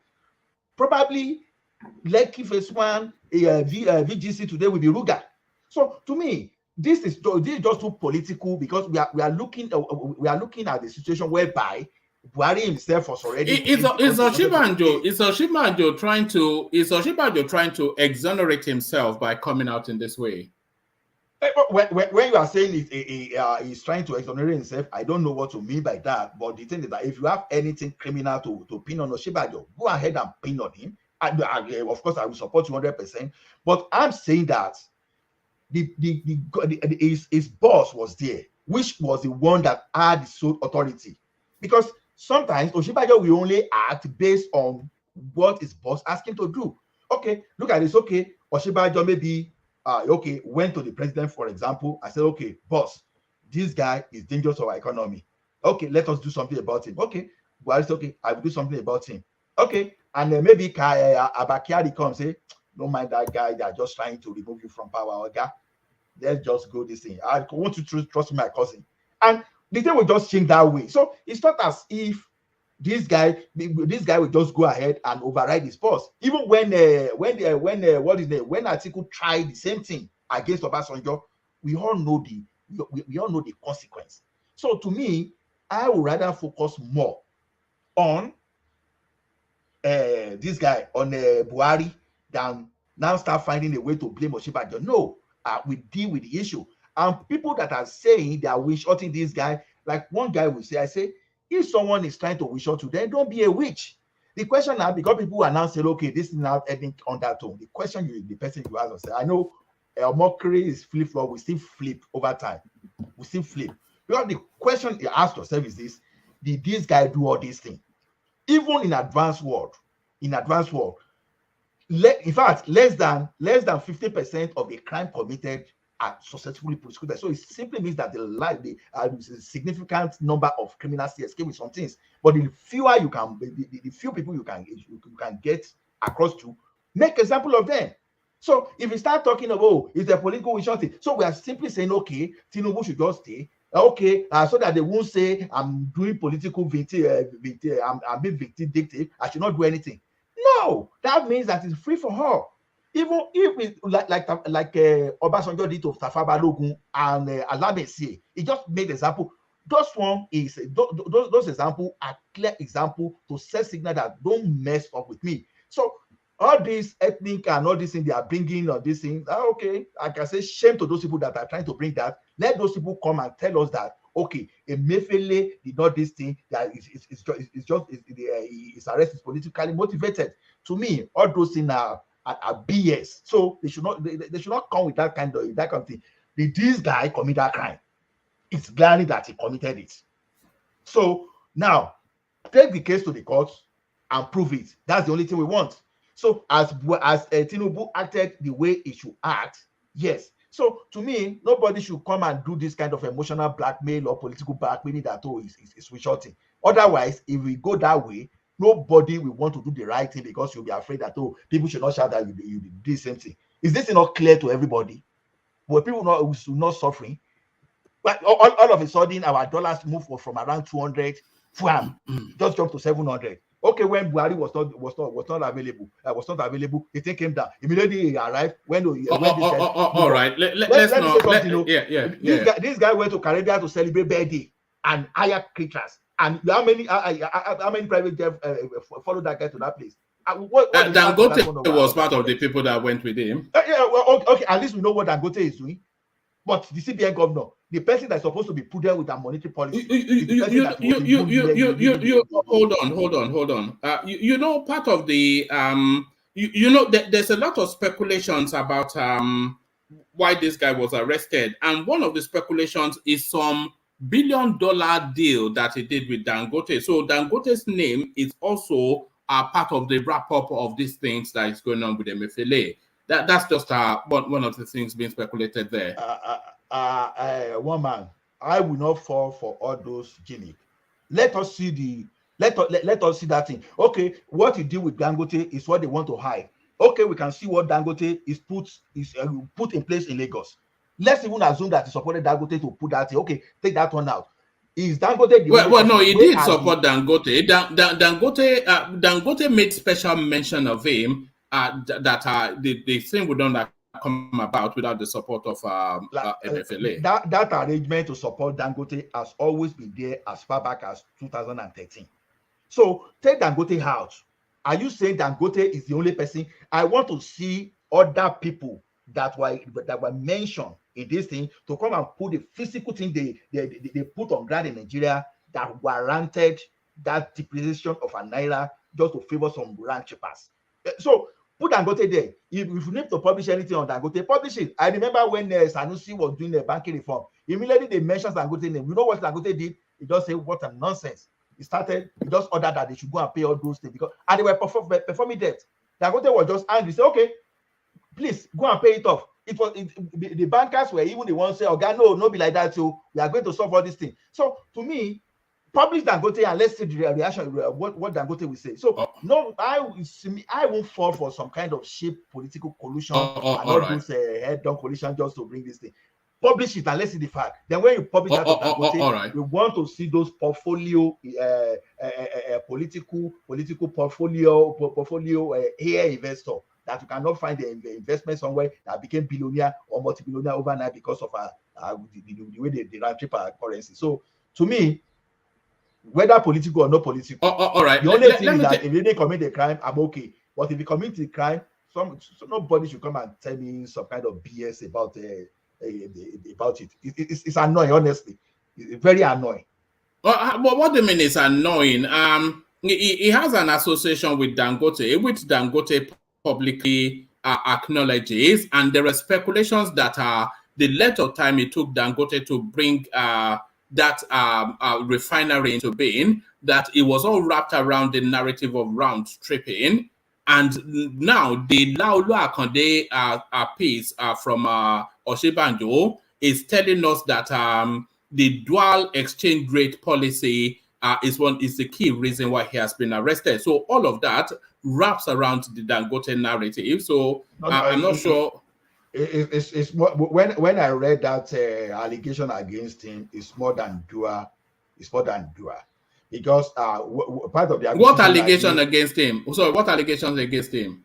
When you read it, I think there are about 6 allegations of financial terrorism. A lot of it is nonsense now. A lot of it is nonsense. Where you are saying this nonsense. Look at it this way. How do you call it for financial terrorism when you give that short period of time? See, everybody knew what happened in India, even when India even did this thing. No, leave India. So sorry, you always take us on this. Can you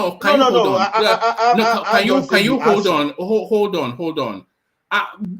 Stay within the Dangote space. Don't take us on a journey.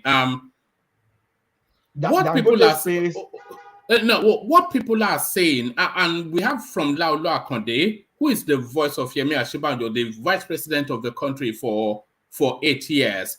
So what he is saying is that the key reason why this guy has been arrested, and we have to take that as substance because he would know, that is wrapped around the dualization of the exchange rate and the corruption embedded within it. And we also know that there's a narrative that Dangote was kicking the can down the road for the refinery for reasons that he was getting favorable exchange rate because of the national importance of his project. He was getting favorable exchange rates from the CBN, and it paid him more financially to round trip that money than to use it for the purposes of the refinery. So a lot of that interlinks with what Yemi Oshibanjo is saying. So forget India. So that's where That's where the allegation is being pointed. Like I said, all these kind of things are just political manipulations. Let them publish the full report. We are here for us to get access and let us read. Then when we come to that time, we are going to apportion blame appropriately. We've seen someone, we've seen the time they accused Femi Otedola and someone that went to Femi Otedola to now pocket, to now put some money on the said capital. And we know what happened to the person today. Let them please publish it. When we are talking no, hold on. Are you saying Otedola is exonerated? Is it that I'm not saying totality that Otedola was exonerated, but what I'm saying here is this: I don't want unnecessary diversion, distraction, and all those stories that this. The question is this: hold on. How is it a diversion?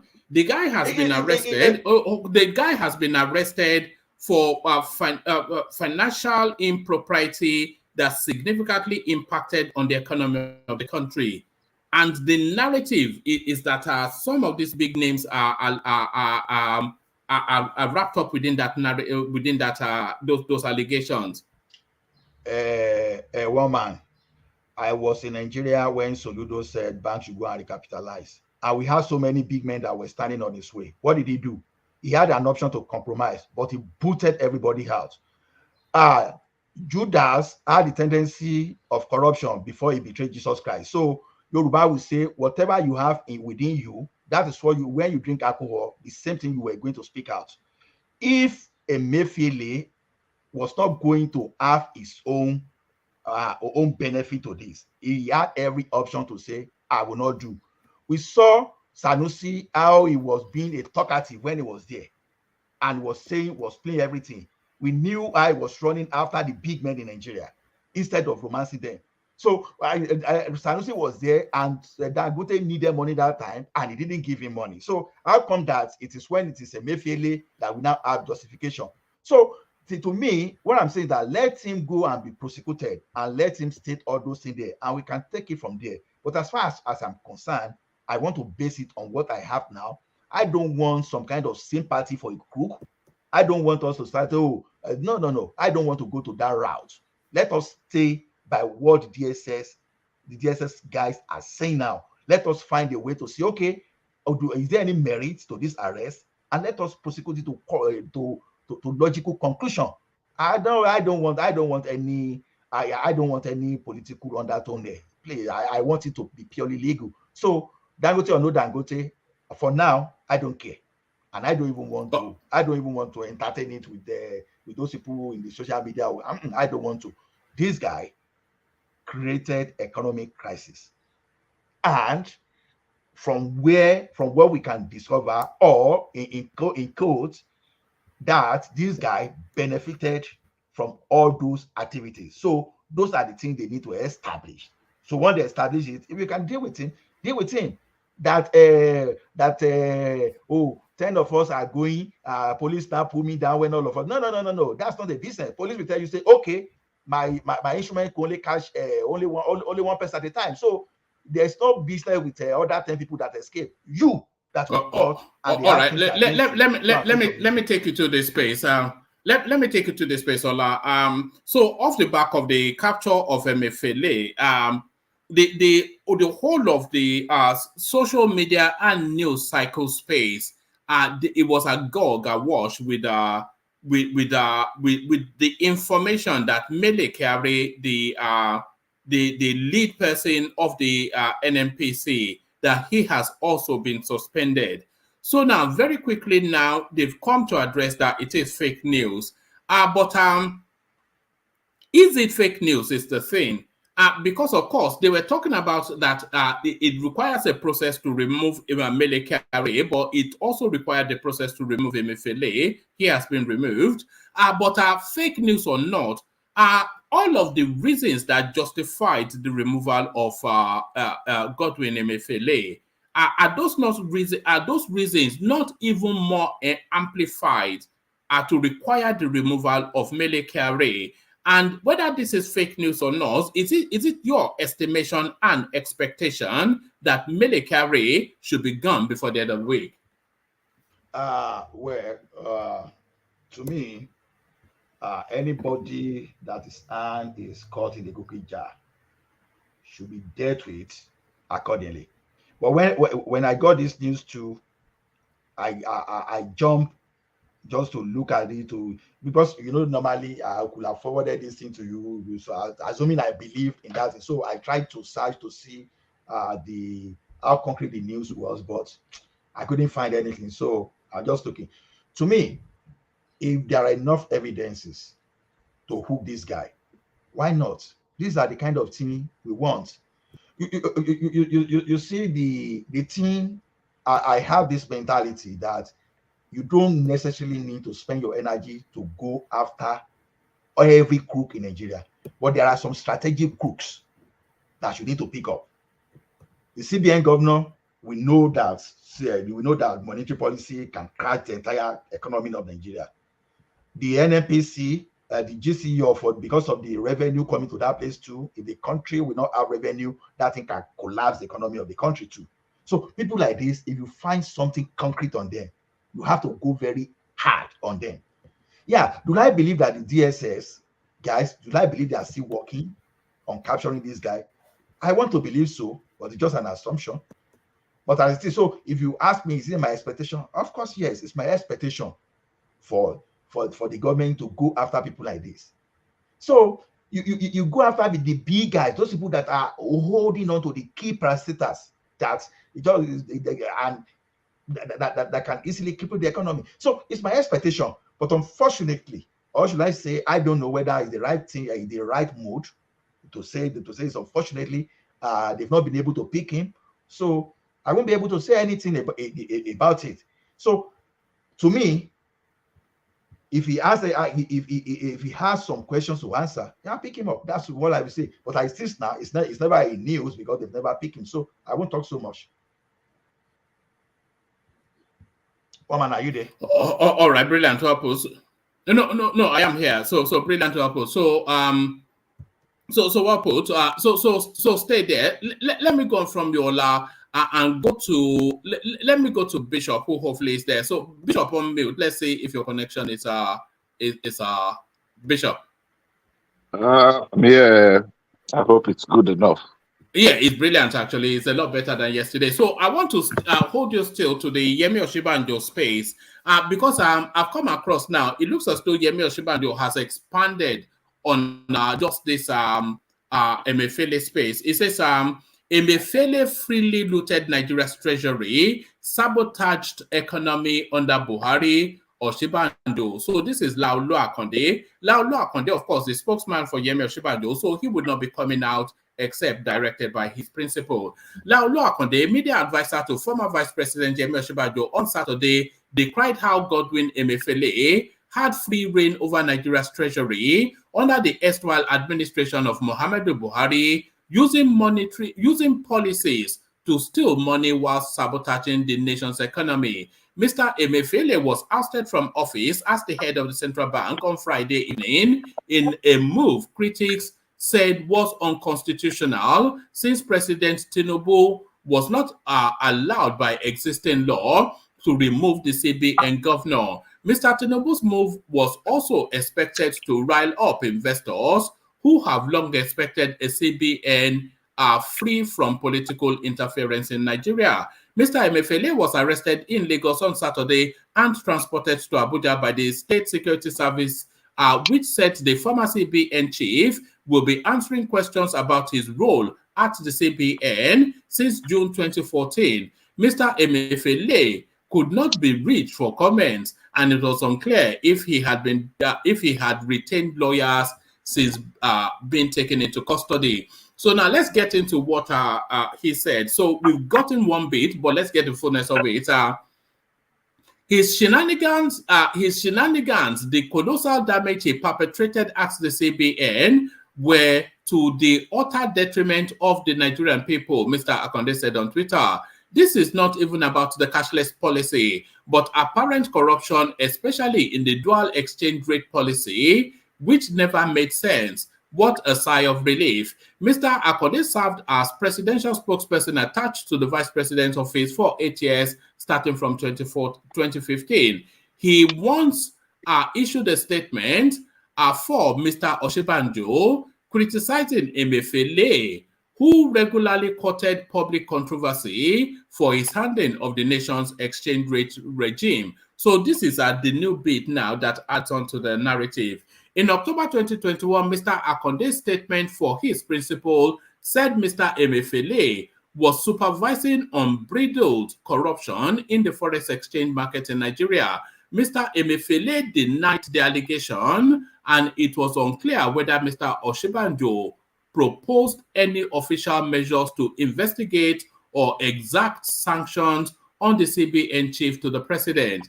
It was about time CBN governor faced suspension and investigation, Akonde said, saying former CBN governor was given a long rope, but he failed to redeem himself.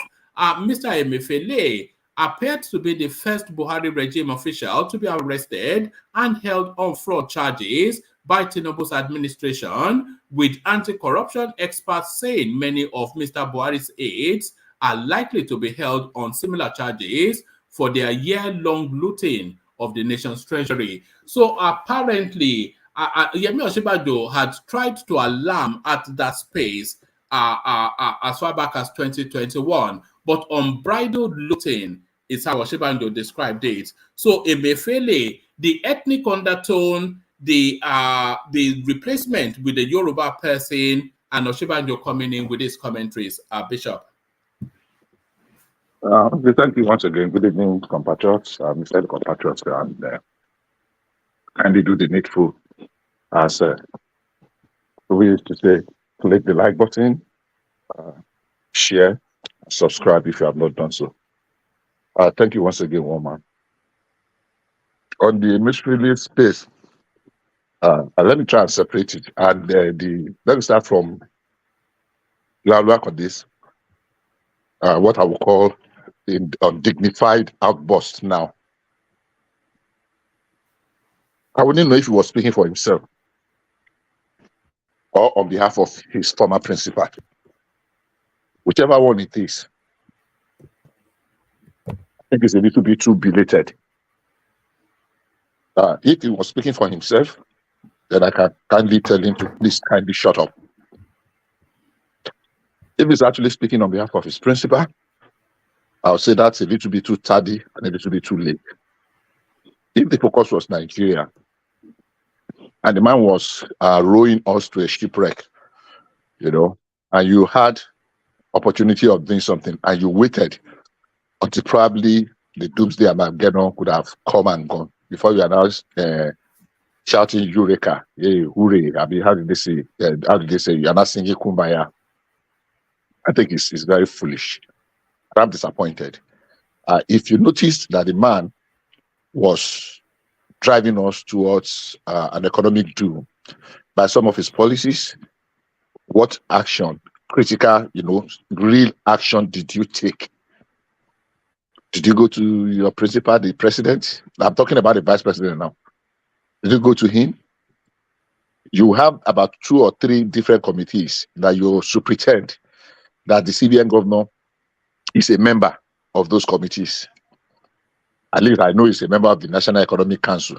He's a member of 1 or 2 other committees that was set up by the president or the government of the day. What did you do when it mattered most? Only for you to now wake. Now you're now reminding, you're now telling us you were there.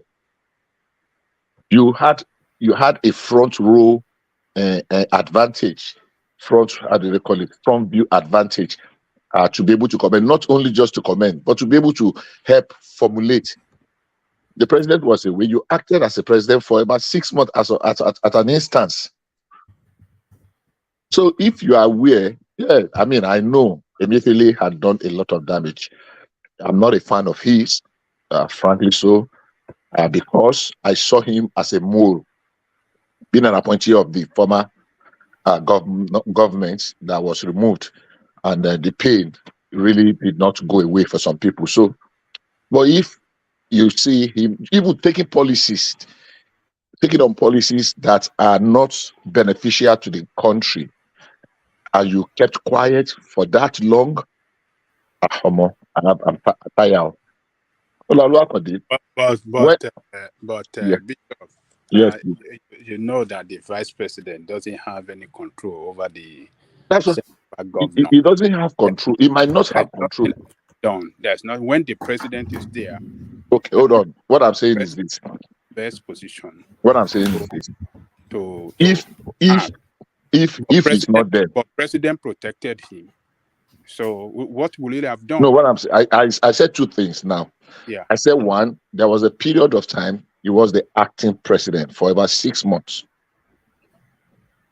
Even if he was not able to remove him, if he had recommended his suspension and table out, enumerate those his shortcomings.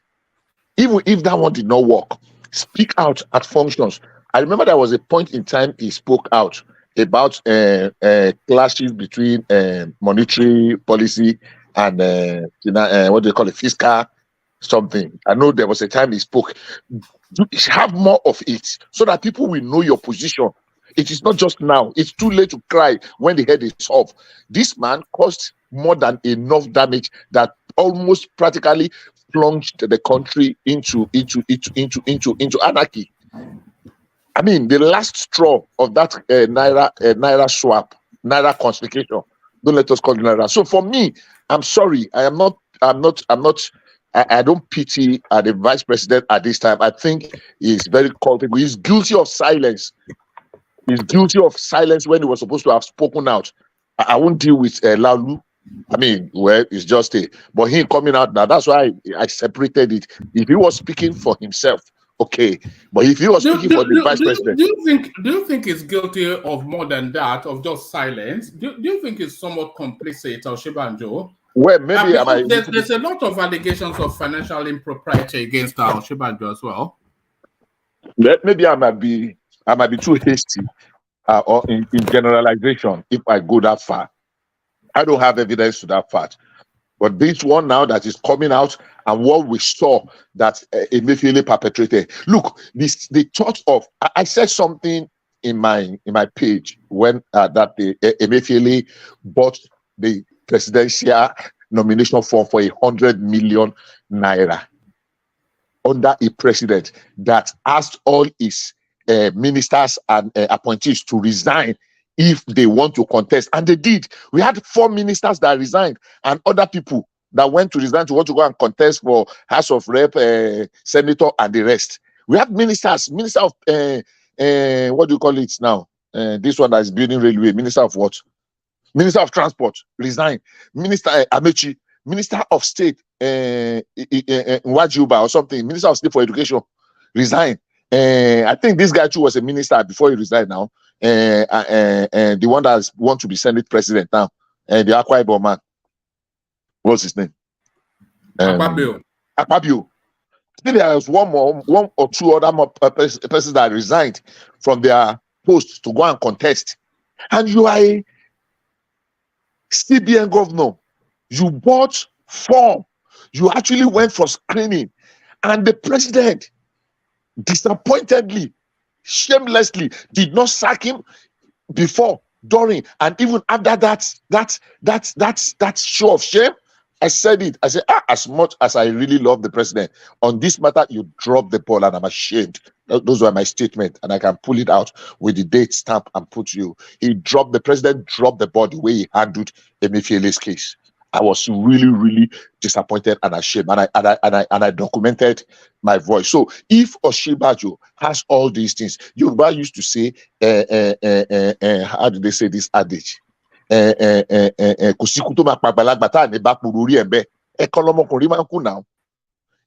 somebody was driving the country in the best interest of the state, you should have spoken out. Look, the Minister of Finance spoke out. Even though initially people harassed her. Pastor, why didn't TINUBU spoke out for 8 years, but only when it was contested? Why didn't he speak out? Why did he wait until when they came out with a policy that was, seriously trying to hurt his chances of winning the election? So why do you want to blame Emefiele and not blame the entire party, because it's the APC, Okay. including Oshibajo, Tinubu, all of them, that, you know, it's the party that governed this place and mismanaged the Nigeria. So Tinubu did not speak to. It was only when a few months, I mean, during the election, I mean, prior to the election, when this Naira policy came out, and it looked like it's going to affect his chances of winning. That was when he spoke. He didn't speak for 8 years against any bad policy of the administration. So Okay. just blame everybody, not Oshibajo alone. Just all of them, including Tinubu. Okay. Was that question to me, Adalikoko? Hello? Yes, Oh, now. Yes. okay. I thought you said pastor. I thought there's somebody on the platform. And now you be pastor now. No. Come on. Anyhow, see, let's put it this way. In the first instance, I will not exonerate. I'm not defending Tinubu. I'm not exonerating him. But let's be very fair. Tinubu was not in government. His party was in government, but Tinubu was not in government. And we all saw what played out right from the beginning. Tinubu was not He in should government. have been in a better position to even speak. No, Or see, to you know, well, morally. Hold on, Bishop. You see, we have to balance this thing. Also, Emefiele is not APC guy. It was Jonathan that put him there in the first place. Well, no, don't say that. It was Jonathan that put him there. Buhari retained him, and he Buhari appointed him now. Yeah, but the point is that you say he's part of the APC party stuff. He's not a but he was. No, he is. But he bought form now to contest. Okay, maybe, but okay. Initially, he wasn't put there because he was an APC guy or anything. He wasn't part of the APC establishment. You forget whether it was APC. He was the central bank governor under APC administration, and that's fine. APC, they corrupt, they mismanaged both the fiscal and monetary policy together, so they destroyed that country. So my argument is that Tinubu was there too. And I don't want to hear this argument that you people that are pro Tinubu comes up with all the time. Oh, he wasn't in the government. But it was not a crime or offense for him not to talk. Does he have to be in the government before you speak against? Does he have to speak? Did you pay him money to speak? Okay. Why did he speak? You are angry somebody for not speaking. Is it by force to speak? This is pro Tinubu. Hold on. Why did he speak? Why didn't your other people? You go and name all Nigerians that didn't speak and hang all of them now for not speaking. Is it by force that we have to speak? It's not part of the government. Please hold on. Why did he speak? Please hold on. Speak against the policy that's going to, look like it's going to destroy his chances? Wait. Bishop, give me 1 second. Will his speech have changed anything? So if you, first of all, if his speech had the power to change something, then your argument will be valid. Wait.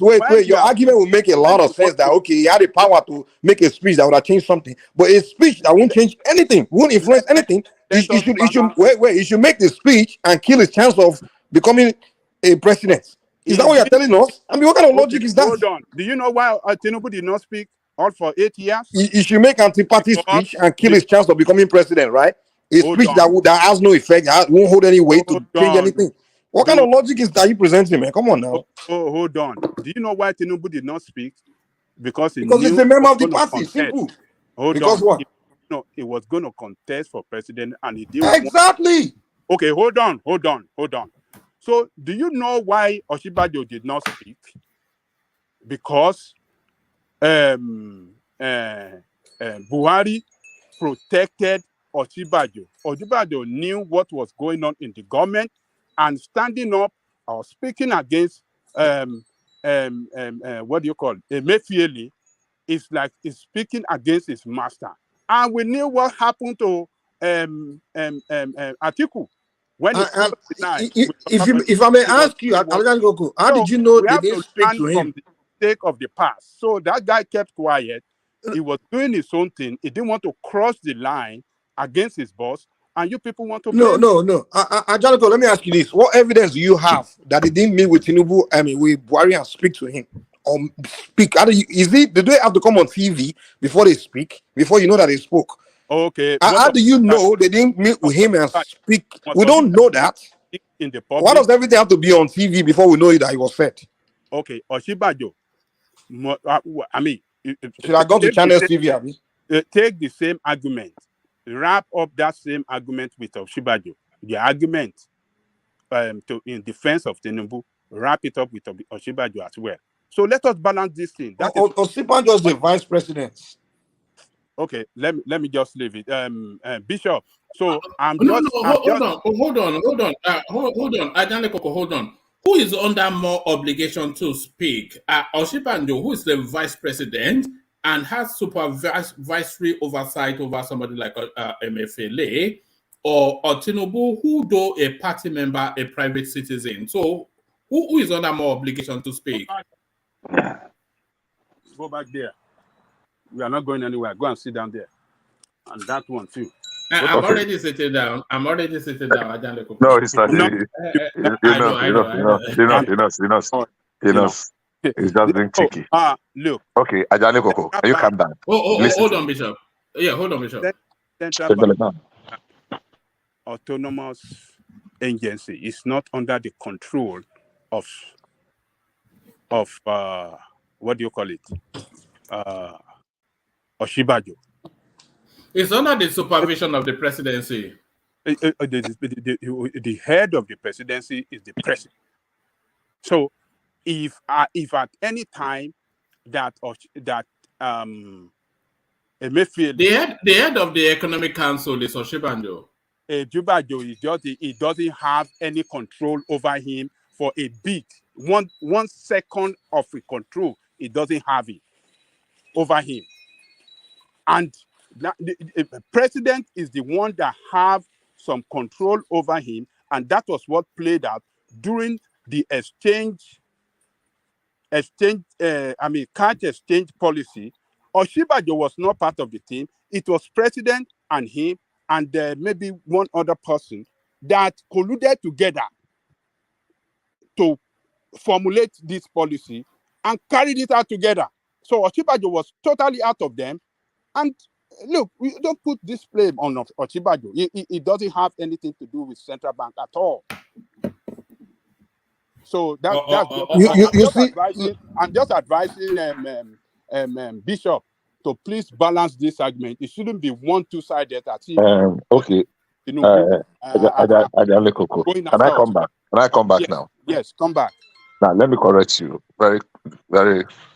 I was not a supporter of TINUBU. I was actually and it did not start today. Almost about 5 years ago, I had dreamt of an Oshibajo Rufai presidency, and so I supported Oshibajo till the day he lost on the primary. And if I give you my Twitter handle, there are evidences. I can screenshot and send you more than 100. So I was actually supporting Oshibajo, and I have my reasons for supporting Oshibajo. It's a discussion for another day if we ever get there, because I foresaw the challenges that was likely to come from this religion matching and the kind of opposition that will come from the eastern part of the east of the Niger, because of what happened in 2015. So you were wrong when you say that I was a TINUBU supporter. I really actually supported Oshibajo until the day he lost the primary. And after he lost the primary, every party man, what we were supposed to do was to rally around. And I was a little bit disappointed, and I almost regretted supporting him, because his attitude after he lost that primary showed that he's not a sportman. He did not take it in good faith. So that is one. Let's put that aside. I actually supported Oshibajo, and I did not delete my tweets supporting him. They are still there. I posted more than 100 pictures of Oshibajo. So let that be. But when you have crossed that bridge, what are we supposed to do? To be moody and be crying over something competition that was so transparent and open, and you lost because you have no backers and you had ill advisors? No. So for me, that is that. Secondly, the question this man called me in my dream, one man, and that question he asked you, that who has more obligation between TINUBU and Oshibajo in that presidency? who had more access to the president to call him and say, I don't know whether he did. If he did, there should have been instances and opportunity for him to say, look, well, he tried. Because when you had the opportunity of putting the something out of the what they call it, cheese nut, or what do you call it, out of the fire, and you now waited until the horse bolted from the stable before you are not locking, you are not crying crocodile. No, sorry. Kulata said it's alligator cry. You are not shedding alligator tears. There were things Osinbajo should have done. He had more opportunity of doing the right thing. I'm not saying he's guilty or something, but he had more opportunities, and he did not speak when it mattered most. Like I said, when according to Laulu Akonde, he said that they knew when he was corrupt, he was doing this, things were going south. If Akonde could see it, that means his principal knew a lot about what was going wrong. That means maybe they were discussing it. Maybe they were privy to some of his activities. That should have. Bishop, can I put a question to you, if you don't mind? Yes, please. Yes, please. Now, okay, swap your position with Osinbajo. Your boss went away. He wanted to put things right. He said, okay. You even went ahead to fire his cousin without even minding the implication. You went ahead to make a lot of appointments. And all of a sudden, you believe your boss will support you. All of a sudden, your boss came and reversed everything you do. And even to the point that they started removing your staff. You understand? The staff you trust start putting their own. How will you feel? Because you are the vice president, but they are giving you someone that you are not even sure whether you can even take food from those people when they give it to you. Okay, even though I don't know. Now, with those signals, human being, will you still continue with that your energy that you were using to say, okay, I will do the right thing? It's now the time. Won't you think that, okay, is this guy? Are you asking him the question and giving him the answer? Yeah, I've asked the question now, so I'm asking him, what will you do in that situation? All right, respond to that, but navigate back to the topic. So respond to that and then navigate back to the topic. Frank, truth of the matter is this: when are we going to stop being what do you call it? What is it? I want to say it in Yoruba, and be honorable men for once. If Osinbajo realizes at whatever point that it is not relevant, because what he is being given to do, he cannot even perform there, and he cannot advise his principal in the best interest of the nation, of the country. What stops him from quitting? What stops him from leaving? If you are in now, look, we must have honorable men in position of authority. If he sees what the man was doing and leave, look, we were very lucky. That activity of the CBN governor and how close, you remember how charged the Nigeria was. Just imagine that one of those riot days, they are burning banks, they kill people. They just get on the street and they got out of hand. And you had another ENDSARS that is now spontaneous in Benin, in Port Harcourt, in Lagos, in Ibadan, in Akure. Imagine where that could have taken us. Blood of people's blood of innocent blood will have been on his hand. Which one is better? So for me, he would have said it when opportunity. And if he requires him leaving, leave. Sorry, what if I might just chip in? Can I interview after you? Can I let Charles go first, and then Mike, and then round off the space, Bishop. And we want to hear from Ribado at some point, but Charles, this is just a simple question. Why is this the right time? With all the explanations you guys have talked about, Nigeria was on fire, it was a heated polity, bad economic policies. Why is it now that my own question is, why is it just right now that making this decision? Why didn't they sack Emefiele then when we all knew that his policies were wrong? That's my own question. Because if we're talking about honor, I don't even think this has anything to do with honor. As far as I'm concerned, I just feel the timing of his sacking is basically they're just looking for, it's not more or less like a fall guy, but more or less like a diversion, especially from the whole what do you call this, Air Nigeria, whatever. No, I think you're missing the point. I know where you're going. Don't let us. Hold on, Bishop. Let me answer. No, hold on. I'm forgetting. No. Okay. Can you hold on? Let him land, because I think he's on a journey there. Carry on, Charles. So the real question is, why is it now they're sacking him? Because ordinarily this decision should have been sorry, are you saying that the sacking and arrest of the governor of the central bank is a diversion from from Hadis Sariki? Exactly, that is what I'm saying. Are you joking? There is no arrest. Okay, let's see how the news goes. And just watch how this news. There is no arrest. We saw the arrest. What you saw them escorting a man inside the plane with just the security agent. The DSS told us is in their custody. If they are put handcuff in the town, we will be crying. Why did they want to humiliate him? Why did they do this? Anyway, let me answer your question very directly and quickly, because it's not long. You just muddled some things up now. You say, why was he not sacked? There was this government just came in 10 days ago. Just 10 days.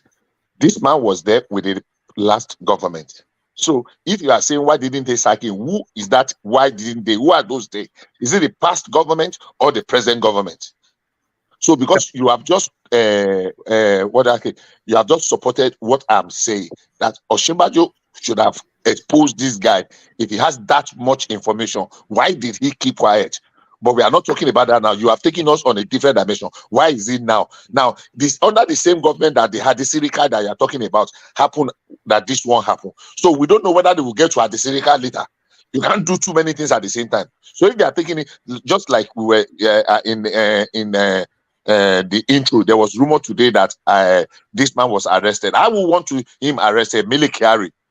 Because there should be explanation. If we are consuming 70 million and now we cannot even consume 20 million, because since the day they have removed this thing almost how many days ago, we have not been able to consume 20 million liters, and we've been consuming more than 55, 70, 55, 60. So what happened to the difference? That differential is too much. It's too criminal. Some people were hell bent on. Sorry, Bishop. Where are you getting those figures from? That we're now consuming less than 20 million. Yes, I mean we have not exceeded 17 million since that day. I monitor it once in a while. I can send you the way. Yes, because that's quite significant. Because it is significant. We consume as low as 30 million. Yes, what Mele Kyari had been telling us, and I can dig it up. There was an instance that even Lamido Sanusi was alarming that are we drinking this oil, this amount of so if we are consuming less than 20 million. And for 8-10 years, we have been paying subsidy for 80 to 100 million liters. No, never got to that level. Okay, I'll have to double check, but I think they were budgeting for 100 million liters at some point. No, that was what? No, that was some exaggeration from some people. You know, the people who just talk on the something. NNPC had never given us. I think the largest NNPC quoted or something was about 69 million. But that's now 79 million. I think 69 million. I mean, that's a colossal amount of money. That's very extremely colossal. Extremely colossal.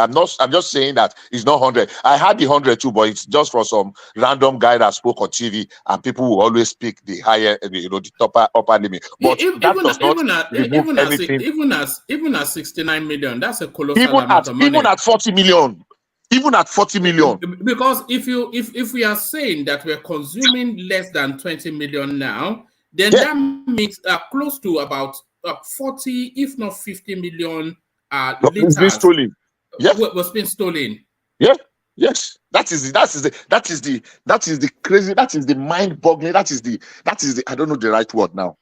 That is the saddest part of it, and that is what I'm waiting for. When the experiment go on, people are saying, oh, people are parking their cars, they are not buying fuel anymore. Okay, for how long will they park their car? Oh, people have now carpooling in Lagos. Oh, somebody is saying that 5 of them now swap their cars to go to VI. Somebody was, I said, okay. You know, Bishop, it is what monitoring, just the figures that will come out in terms of consumption. Yeah. And you know, they have never really been very definite. So I know a lot of mind-boggling, crazy, illegal activities had gone on. So I'm looking forward to the day they will call Mele Kyari under your watch. Come and explain this. So you cannot put all of them together. So if it is this man today, what's his name? Godwin Emefiele, so be it. There is no system anywhere in the world that puts all criminals behind bar at the same time. It is one after the other to serve as a deterrent order. If the thing reach Oshibaju, I will celebrate it, because it's a principle that I believe strongly in, that is bringing the fear of God. So if he soiled his hand, so be it. So be it. If he soiled his hands, so be it. Let them call him for questions. So I am sure Yoruba people will not come out and say, they want to disgrace our son. No. If he saw it, I would have jailed Begesi, of course. So for me, back to the question the gentleman asked, yes, it is okay to challenge them, but there is nothing this government that just came in 10 days ago will have done to sack Emefiele 6 months, 1 year ago. All it could do then was to offer an advice. And advice is free. If you like, they will take up. If they don't like, they don't go take up. So if he has given advice and they did not take it, well, but my concern is now, why are the people that were in government be the one that were not celebrating? And somebody said that if he had spoken then, maybe he would have gone against his principle. And that is a good thing. And I said earlier on that if you see you are not effective and this thing is going to stain your name and integrity, why don't you just quit? They say quit when the ovation is loudest. Or is it that you have become so power drunk and so attracted that you don't want to lose your seat and you accommodate all manner of let me borrow rational mind, all manner of shenanigans. Let me add to it, all manner of shenaniganism, if there's anything like that. So for me, it's an eye-opener, but it's a shame on all of the people that we thought were representing us well. And if we cannot call a spade, then it's a shame on us. Bishop, what do you think the legacy of Yemi Osinbajo will be as the history books are written about the Buhari administration? We will write. When the time comes, it's too early to write the epithet now. It's too early in the day, because these people that are coming now, a lot of their activities will unearth some of the things that were done in the past. I believe, and I supported President. It's not even so much what he did, but what he did not do. Did he have any? Did he have any impact as a vice president? Because if you ask me what the abiding memory of Yemi Osinbajo is going forward, is him going around market handing out trader money. That's how I will remember him. Well, the one of the areas we can criticize, and I really want to. I'm very hard when I criticize, and when I love, I love. When I like, I like. When I hate, like a writer say, I don't pretend, I don't deceive, I take the part of honor, I quit. I really did some personal investigation on those what do you call it, this social investment something, because I know people that are cooks in schools, and I know a number of schools that the thing was affecting, at least in more than 3 or 4 states, that the cooking, the school feeding something. And I know people that that were my children then in the Lord, that applied for this this Empower something, and they got it. And I know people that got all this business support, whatever. So I won't say totally. Maybe they only give out 20% of the money and stole 80%. I am not there, but I know some people did get, and I know the social for the downtrodden something. It was the best. We've been doing it for years. We don't know how the money go. Like the one they do in Shopee, you only see some people that, but under that something, it worked to some extent. Maybe it did not cover the whole sphere, but it actually did work to some extent. So when the time comes to write, look, if you take up responsibility to rule, you must rule well. If you don't rule well, you have failed. Now, when we are judging that failure, are we being fair?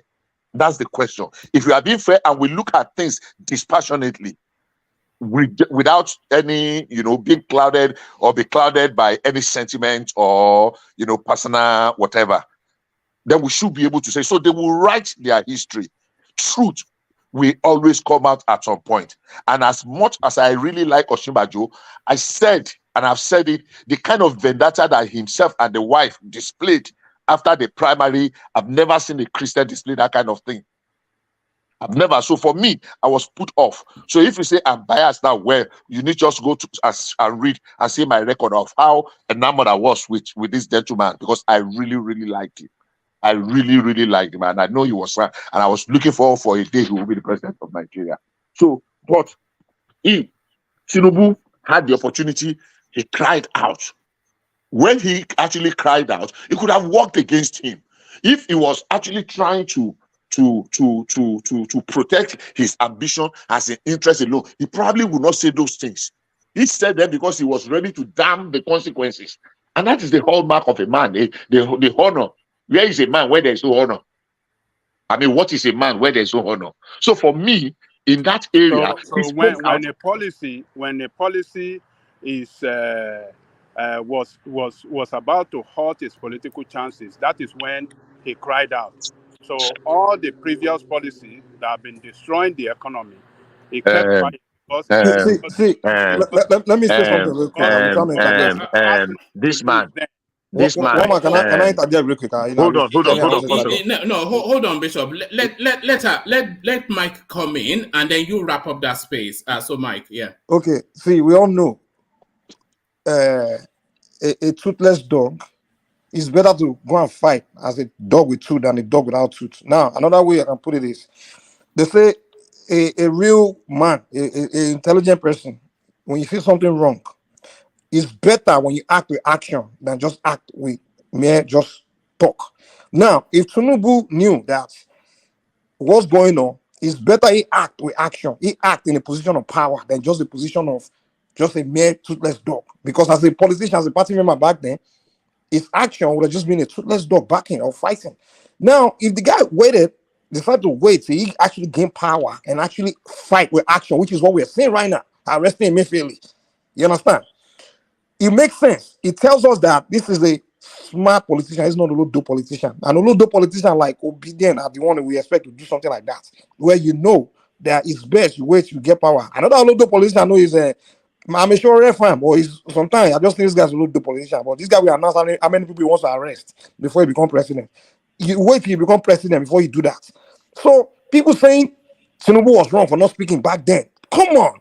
By now, you shouldn't be saying it. Now that you should not understand why he didn't say it. He needed to wait till he gain power before he say something, before you actually fight. You fight as a dog with tooth, not as a dog without tooth.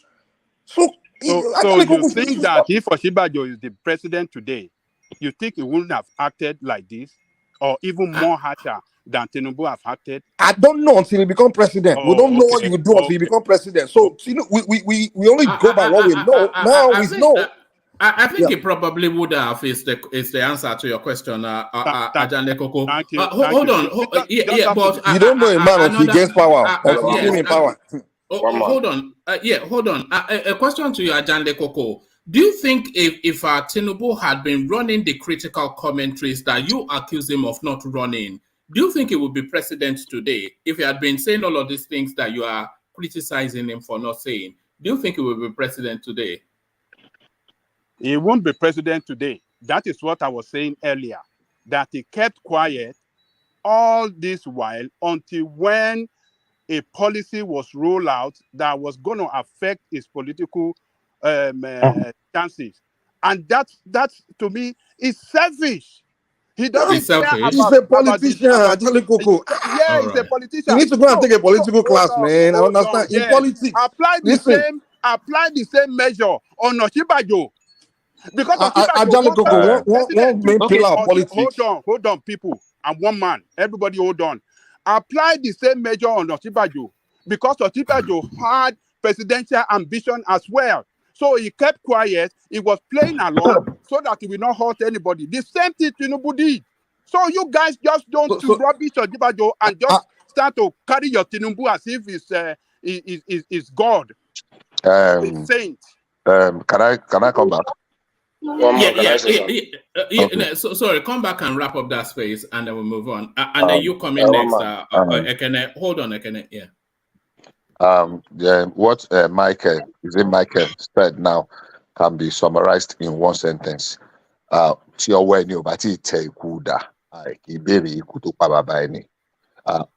hand of Tinubu had not touched the butt of the handle of the sword there, so he cannot administer justice as at then. Oshimbaju was a team with Buhari. There is more was expected from Oshimbaju. Somewhere along the line, Oshimbaju had allowed, I don't know what word to use here, to divide himself and separate him from the Tinubu camp. If the relationship had been what it has always been, one person that would have been his biggest advisor and fan was supposed to have been Tinubu. Should have been going to him for advice and the rest. So many people shouted that things were going wrong, but we were patching it up. We are about to see how deep the rot was. So will I hold both of them responsible? Maybe yes.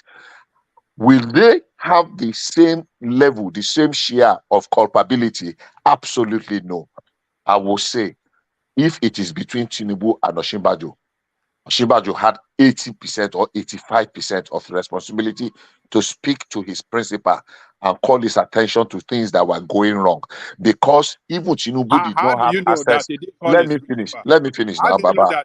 I kept quiet. Well, we don't know. Just addressing it's your just point. Yeah, we were just speculating. So how do you know that he did? How do you know that he did? But you are accusing him that he should have called his principal. And so now the question now is this: if you now call your principal and he did not, as a smart Yoruba man, you will have the opportunity of documenting it. To the open to make hold noise. on, He will document. He will document it. How was it possible for a minister, ordinary minister that was far lower than the man, to seek for and saw an opportunity, an instance to document it, that look, this Naira swap that they are doing, the Ministry of Finance is not aware. They did not carry us along. He made that document. So whatever happens today, people exonerate her. So Oshimbaju had a lot of platform that I will have used wisdom to drop it so that people will know that, look, on this area, I don't contribute. But this is a man that is the chairman, superintending committees, about 3 committees that Emefiele was in. And you said there is no opportunity for him to chip in something? That's because all of them were in the whole thing together. All their hands were dirty. So maybe they couldn't do nothing. That's another angle. That's why an outsider. That is why they had to wait for an outsider like Tinubu to take that. That's a critical angle. And finally, one voice. No. I mean, the chip in was really essential. So, but like we're saying, we're just speculating. We don't have all the facts in our hand. Maybe he went to him. If he had gone to the principal and you were not comfortable, there are things you could have done. Document it in the public space. I'm not saying call your principal out, but let him know that, look, in this area is messy, and address the man straight. So many different fora. Both of them were there together. That the vice president and the CBM man were there. Look, in the best interest of Nigeria, let them do what is best for us. So if Tinubu had learned from all the mistakes and the error they made, all this Naira something, because one of the craziest thing in Nigeria was this Naira dual exchange rate. Some people will just sit in the comfort of their home and they will get allocation of $1 million, $2 million, and they will just go and run trip and take it to the market. And before you know it, they are 500 million naira richer. So for me, Oshimbaju should and could have done better than just waiting till now, before now crying out through Laulu Akode. That is if Laulu was actually speaking on his behalf. Arrest. All right, brilliant. Well put. So stay there, stay steady. I want to bring Ribado into the conversation. We've not heard from Ribado for a good while. So Ribado, are you there? On mute. Ribado. Yeah, I'm here. Good evening. Good to have you. Where have you been? Well, I have been ups and down throughout this inauguration and stuff. I've been traveling all over, and it's good to be here. Good to have you. So there is really only one topic, and we've not had the chance to document your thoughts yet. So the suspension, now arrest of Emefiele. So that happened yesterday, and the whole place was set agog.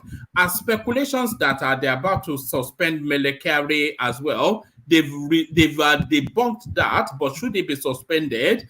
And now Onanaeze in Igbo, they've come out to say the suspension and arrest of Emefiele is ethnic cleansing. So all of that, are you following that space? And what are your thoughts, Ribadu?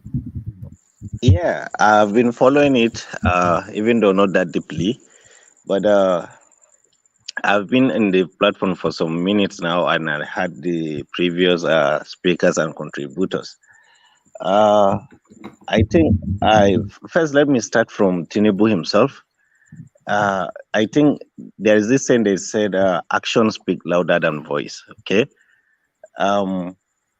First of all, I really commend him for kicking up the government in a very positive tone, because I think Emefiele, it's been long we did not had a powerful CBN governor like Emefiele, and there is no any reason or will I say sign that is showing that it has to do with his ethnicity. No, is a very sensitive position he held, and we all know what was going on with the CBN.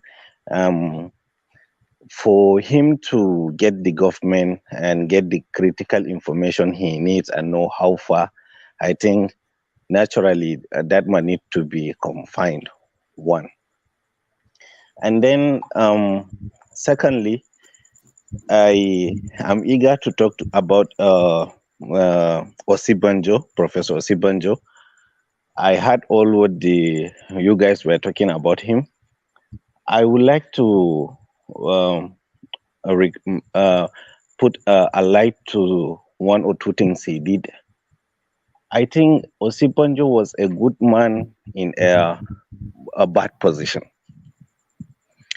because when the government of Baba Buhari started, he had an issue with Chief of Staff, the late Abba Kyari, and everybody knows how strong Abba Kyari was.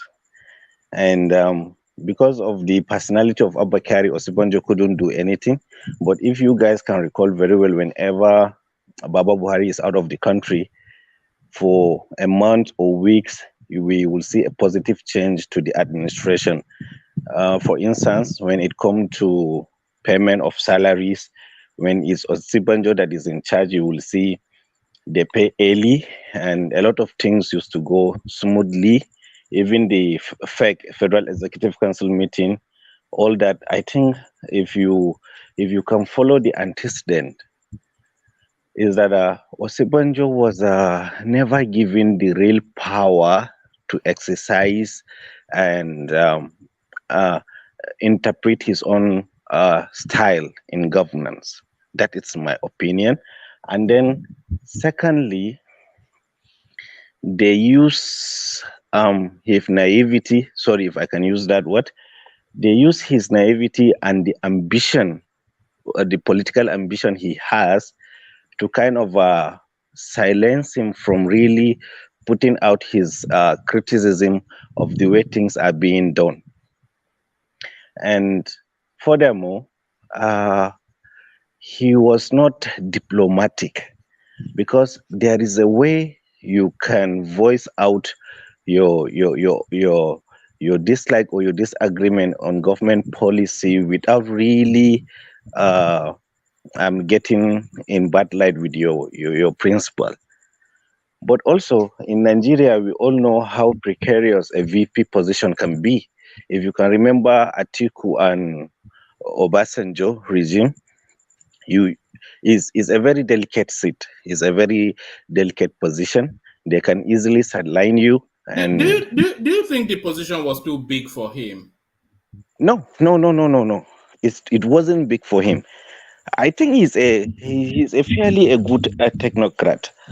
I think what really happened is that You know, him coming, remember, he's an anointee of Asiwaju. It was Asiwaju that brought him.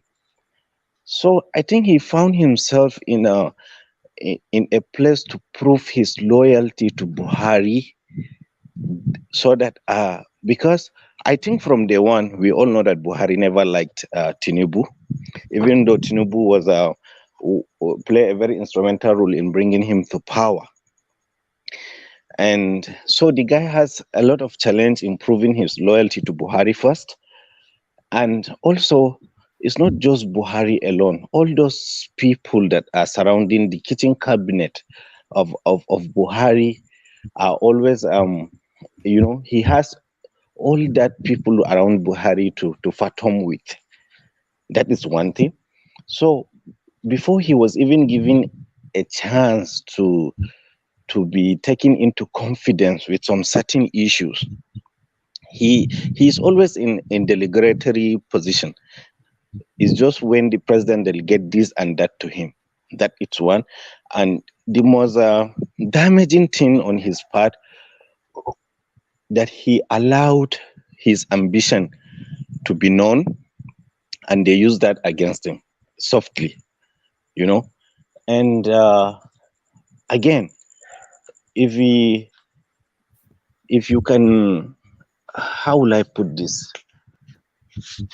You see, I think by what I have seen in this country, there is nothing like morality as far as you become even a local government chairman in Nigeria. You know, a man with moral, sorry to say, in this our country, a man with morality it's not suitable for governance in Nigeria. And let me convince you. If you can recall Gudaje Kazaure, the member House of Reps from Jigawa, that guy with a very funny English, I think yes, the one that is always going after the corruption. Yes. Yeah. Do you know he came out on national TV, and one of the speakers here, I think, said something similar to that. They gave him allocation of $10 million. By his calculation, what he said, within 24 hours, he will make 2.7 billion naira just for him to be quiet. The man refuses, and later they went and sponsored his opposition, and he lost the election. So if you see all these things, when you see all these things surrounding the presidency, you will realize that Osiponjo really does not have a fighting chance. And he was also hoping that maybe Buhari will tip him off for the presidency, which unfortunately it was not like that. So to me, I still respect the VP, the former VP, and but as time goes on, a lot of things will come to surface. Just like when Goodluck Jonathan left the power, it was after when he left we realized where the problem lies. So I think in the next 6 months to 1 year, we will all understand what really went on. So apart from all in his ministers, the previous administration, in all the ministers, if not the former governor of Lagos State, Raji Fashola, I don't think there is any one of them that has independent personality. You understand? They are all just there trying to cut their cake and then grab what they can grab. That is just what happened throughout the 8 years of Baba Buhari. I think our last conversation, I was telling you that I hope the TINUBU administration will not fail us like the way Buhari did. Even the wife of the president, that is Aisha Buhari, which is from my village. You know, the first 4 years of Buhari, she was becoming offensive through the administration. People begin to question her loyalty where it lies, if you can recall. But later, what happened? A lot of people thought she was for the people. Remember, she came out and told us that her husband's administration had been hijacked by Thank you. yes, but then Thank you. they silenced her eventually. But the question is how? How did they silence her? We know how. They threatened her with Sadia Farouk. They said they were going to marry Sadia Farouk for... No. That was anyway. That was another topic. But I can tell you with certainty, with certain amount of authority, that after the late chief of staff passed away, what happened? Emefiele became a stooge to Aisha Buhari. She became the overall commander of Beirut Defense in the country. It is a public knowledge. It is there in Abuja. All the dollars that are going through the Beirut Defense come through her. How do you think she was busy making money? Her son was becoming a billionaire overnight. So what I'm trying to say, let me ask you a question. If one man permits, so it means that it's not Dangote as a woman was trying to accuse my man, right? Forget Dangote now. Carry on, Ribadu. Okay, so what I'm trying to tell you here is the amount of corruption that is tied to Emefiele. Even if TINUBU regime want to expose it, it's going to be very, very damaging. That I don't think, even though he has nothing to fear, he don't fear anyone in this country, which I know, I believe all of you knows that TINUBU is an independent person. But the people involved are too powerful to be gone after. This is the fear, because it's going, if he is really going to expose the corruption, a lot of, in fact, even the APC national chairman himself, all these the powerful cycle surrounding the presidency, I'm telling you, we are not going to believe it. It's going to be an international disgrace. So I think he's just going to do what he's going to do and trying to minimize the damage, I think, eventually. Do you think he's trying to fight corruption or stop it? Because there's a distinction. Do you think he's trying to fight the corruption or stop it? Well, I think it's a bit early for us to, but I can answer you. You see, one thing, the level of success that TINUBU has in monetary terms, he don't need a kobo from this country. One, okay, and secondly, it depends on how serious he is about his legacy. But fighting corruption in Nigeria is a bloody dirty game. Okay, maybe he want to, in my opinion, if you ask me, I think he's trying to close the tap, okay, so that at least the government will have stability and resources. Mind you, federal government is spending 400 billion naira daily on fuel subsidy, okay, and is it Kolata or who said that about 80? I think it's about 80 million barrel per day, liter per day. Sorry, okay, and this fuel, we are only consuming 1/5 out of it. Go to Katsina, there is a border there. Go and see how tankers are leaving Nigeria into Niger, into Chad. That is where these people all make their money. You see a small boy will just open a small filling station, have 20, 30 tankers. In a month, you will not see 2 tankers or 3 tankers in that filling station. Where are the rest of the tankers going? That is what TINUBU is saying, in my own opinion. Okay, so for his government to have stability and then money to finance his projects and policies, he need to put a stop to these certain things. So it means by extension, even if he's not going to fight corruption, but at least he's going to stop it to reasonable amount.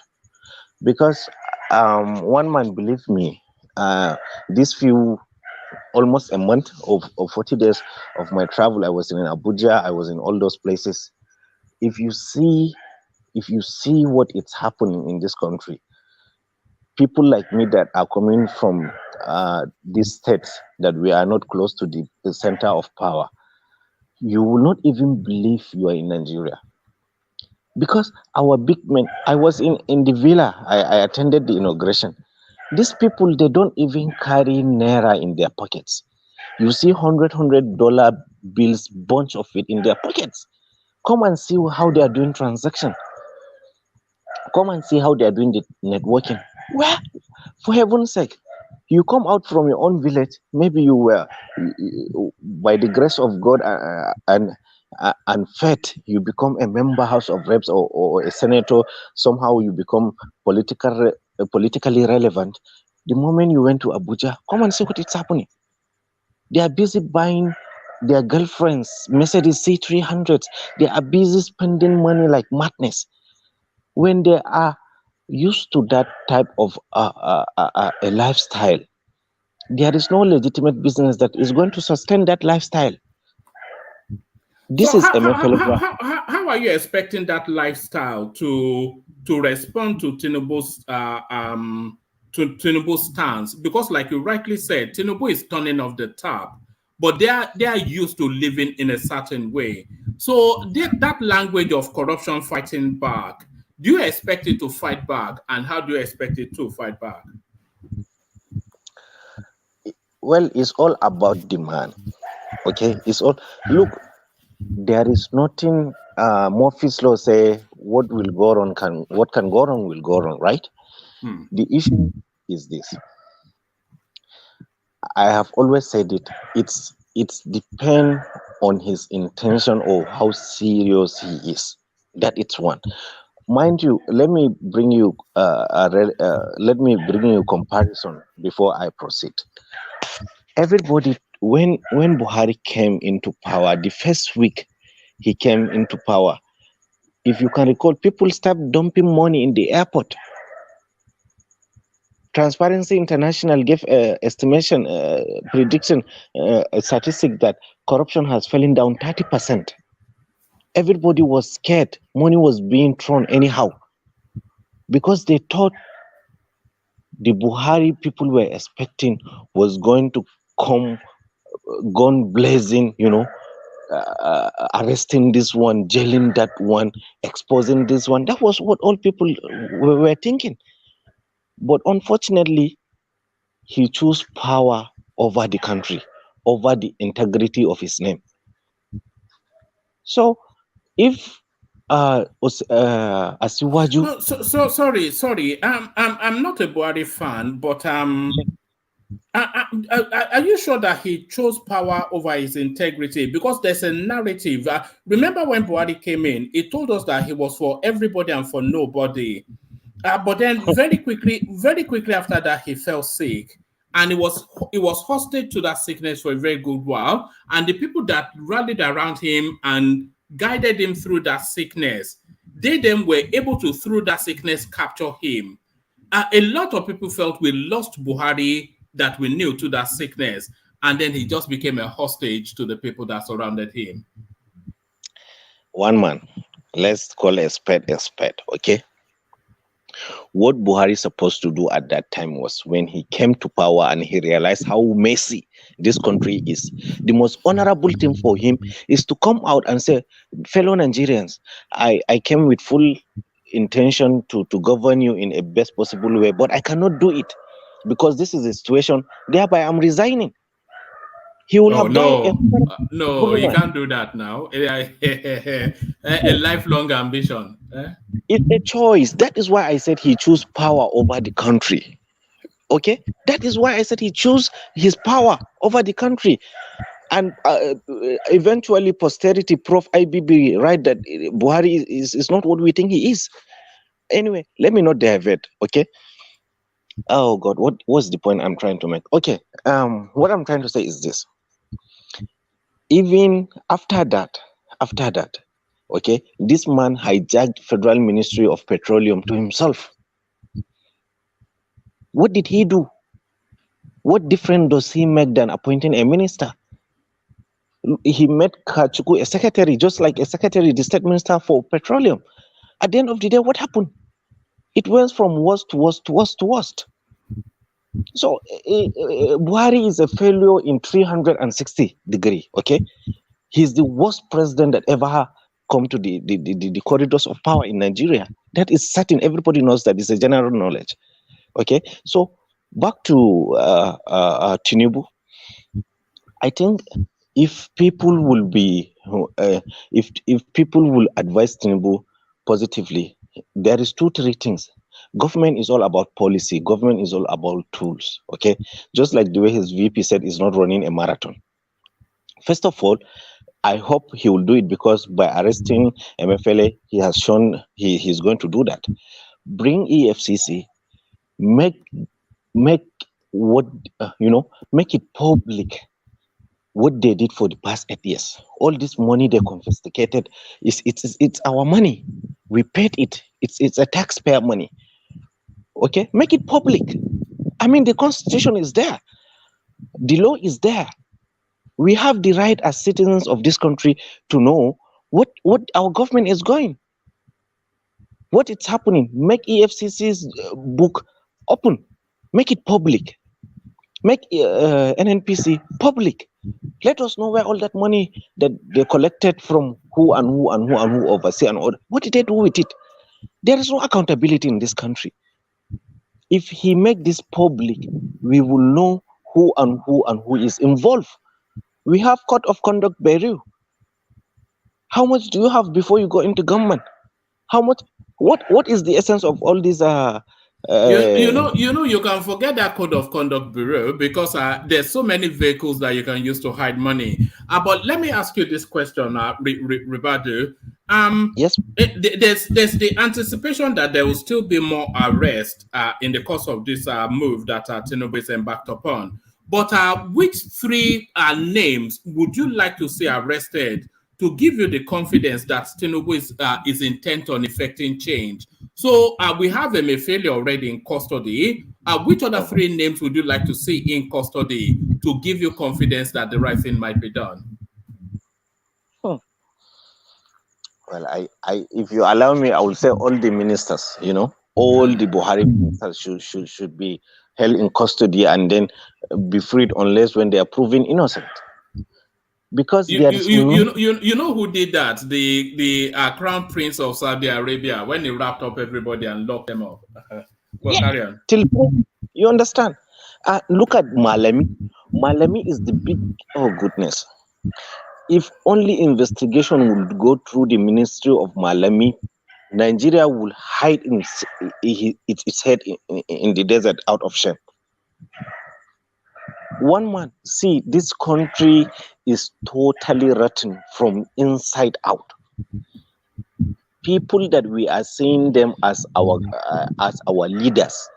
If a common Nigerian on the street will see with his naked eyes what they did to us in this country, nobody will sleep in this country.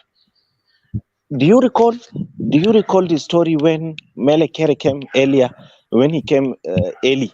Do you remember the pipeline that they traced that goes out of the country entirely? Do you recall that? Yeah, that goes through Morocco or something, yeah. What happened?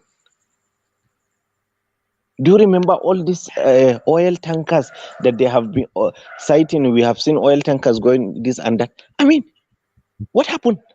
Nigeria has become a free tap. We have allowed. Look at the story of these 2 criminals, these 2 Indian brothers that were wanted in India. But look at them in the villa. Just look at all this. It's just too numerous that if I said I would start talking about all these things, I may divert from our topic. Do you think Nigeria is beyond redemption? No, it is not. It's a problem created by a human being. Okay, there is nothing. It's all about it's all about the intent. Do you, as the head of state, do you have the intention of doing it right, even at the cost of your own life? Because one thing people fail to understand, the price of leadership is responsibility. As far as you have gone so far to the extent that when you find yourself in the seat of president, you yourself once told me that is the most powerful seat in the world. The moment you become a president, it's all about immortality. You mind if I interject real quick? statement may I just see to become leader, you need more than just the intention. You also have to have the capacity, the competence. For example, when Emefiele did what he did, he had to go manipulate Buhari by discussing with him, because Buhari doesn't have knowledge of the whole financial thing because he's not that educated. Now he did it. When people ask him, why did you do it? He said, well, the president ordered me to do it. And then when they went to the president said, well, he was going by the advice of Emefiele. You understand? So he may have the intention for good, but if he doesn't have the capacity, intelligence and education to get things done, people around you can manipulate you and destroy things. So it doesn't have to be you with the intention to destroy things. But if people around you, if you don't know what the hell is, if you don't have the intelligence, the brain to govern, you can have all the intention you want. Disaster will stay happening. So you need more than just that intention that people always saying. We need a good man, a good man. You have to be more than a good person. You also have to have the brain and the knowledge to be able to. Let me tell you something. Let me tell you something, okay? To be a good man is not enough. Let me borrow from Wike. He says Nigeria need a madman, okay? To be a good man is to be a civilized beast, okay? If you are just a good man, you are just like a chicken or a rabbit that cannot defend himself. You only get eaten. Okay?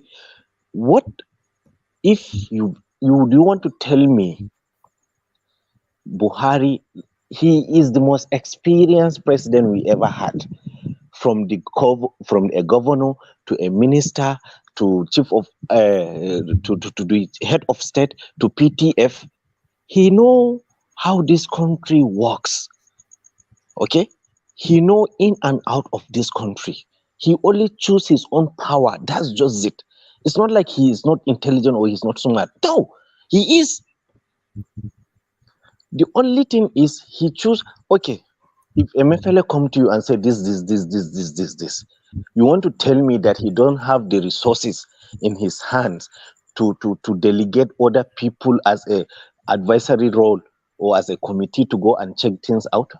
Or you want to tell us that we don't have the academic intelligentsia that you can as a president he had Rewan Bismarck as part of and some other Yoruba lady at that as part of some super economic team that gives him direct advice. So I don't think he was completely reliant on Emefiele. This is it. But one man, remember, even the finance minister said she had no idea.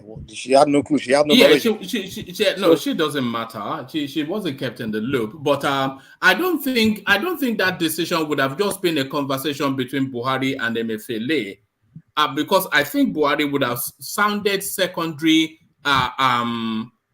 opinion before that decision can be made.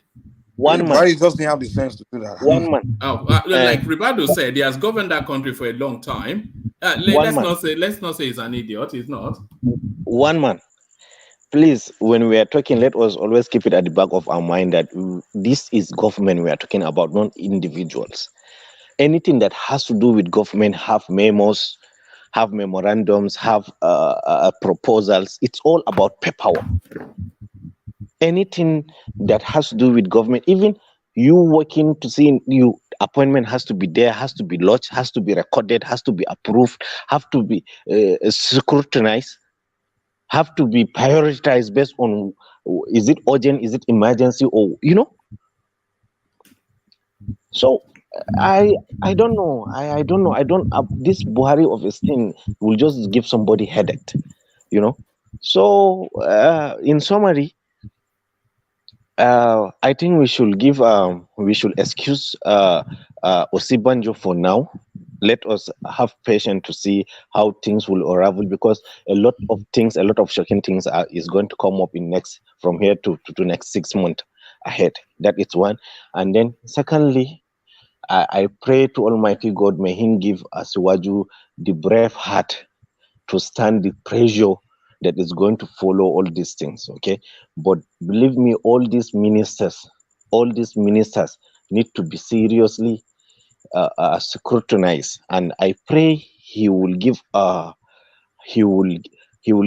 the legacy, will I say? Because let me give you an example what I'm trying to say if I cannot put it in words. In my state now, Adamawa, because of the two previous administration, that is the former governor and the sitting one, because of the level of the work, physical structures and all that they put in the state, I don't think there is any governor that will come and govern Yola in the future that will not supersede their performance and think of coming back for the second tenure. Okay, because everyone, our eyes has been open in Yola now. You cannot come and just play around and think that we will vote you again. No, it's not going to happen. So I pray, let TINUBU select good lieutenant, what is all expected of him. Let us have a very vibrant cabinet, and let him bring the tradition of exposing all these the works, the daily investigation of ICPC, EFCC, all these anti-draft agencies. Let him make it a habit or a culture in the country, so that even after his administration, when new administration come into, Nigeria will say, no, we want to hear this. Ribado, a new administration might be coming in 6 months, according to the obedience. They are looking for IREV. They are looking for IREV. You know what I heard, Ribado? Yeah. I heard that the American government, they've instructed NASA to send a probe to Mars to go and search for OBI'S mandates. Did you hear that news? Good luck to them. The American who are in mess now, as you can see, as you can know, they are in bloody mess.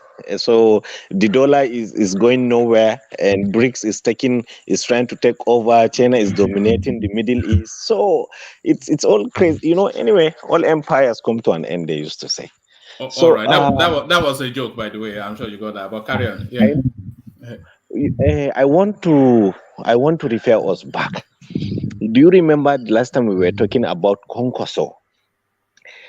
I was about to ask you why Konkoso did not team up with Atiku. Then my phones went off, if you can recall. So, do you see what I said that day?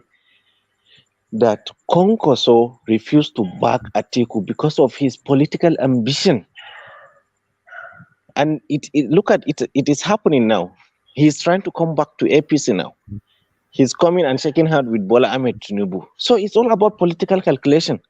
Because if he backed... Is it about political calculation or personal relationships? Because the relationship between Tinubu and Kwakwanso, it goes long and deep. They are actually personal friends. And it doesn't have that established relationship with Atiku. And more to it, the Northerners, they don't especially like Atiku because they find him quite untrustworthy and somewhat flaky. In the North, they are very conservative, and they find him very in Lagos in his behavior. So I think beyond his ambition, I think Kwakwanso did not just have the trust in Atiku. I will agree with some of your explanation or some of your description of Atiku, but when it comes to Konkoso, it is purely political calculation, because Konkoso is betting on, after 4 or 8 years of Asiwaju, the Northerners may still seek the mandate of the presidency, and he will stand tall among the Northern politicians that is more eligible or more capable with a lot of antecedent and history to go. And maybe thinking by doing that, Tinubu being who he is, he always reward his loyalists. Maybe he may tip him off for the presidency. But if he had it been if he backed Atiku, Atiku will be there for 8 years, and the presidency will go to the Southwest. So you see, his chance is not there. By the time 16 years, by the time it is over, he's old already. So to me, personally, I may be wrong, but to me, that was the calculation that he did. And it still baffled me. It's still baffling me up to tomorrow, How on earth did Atiku allow Konkoso and Wike break away from PDP? You know, it still baffles me really, really, because I was thinking... Is ego, isn't he? Is ego got the better of him? Well, it's very unfortunate for him. Now, as Kashim said, they are going to retire him permanently to Dubai. It has happened. So this is my submission, one man. Let me hear from the rest of you, please. Thank you. All right, brilliant, well put, well put. So stay there. So that's Ribadu, as you all know. Ribadu, he always says it as he says it. So that was Ribadu. So from Ribadu, the voice that you're most familiar with, Ajanle Koko. Let's see if it's ready to go. Ajanle Koko, you're up next. Are you there? Yeah, one man. What's up?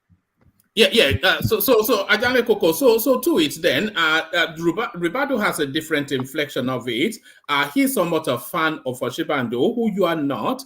But I pick it up then from Oshibando. No, you are as well a fan of Oshibando, I'm sure. But pick it up then from this Oshibando's commentary on the Emefiele thing, saying that Emefiele should get his just rewards. So saying Emefiele should get his just rewards, it was Emefiele's immediate boss for 8 years. So why didn't he then serve him those just rewards if he thought Emefiele was not fit for purpose? So the double talk as ever of Oshibanjo, who continues, a lot of people will say, to be a disappointment. Yeah, thank you, woman. Greetings to our listeners around the world. Click on the like button. Share and subscribe if you haven't done so.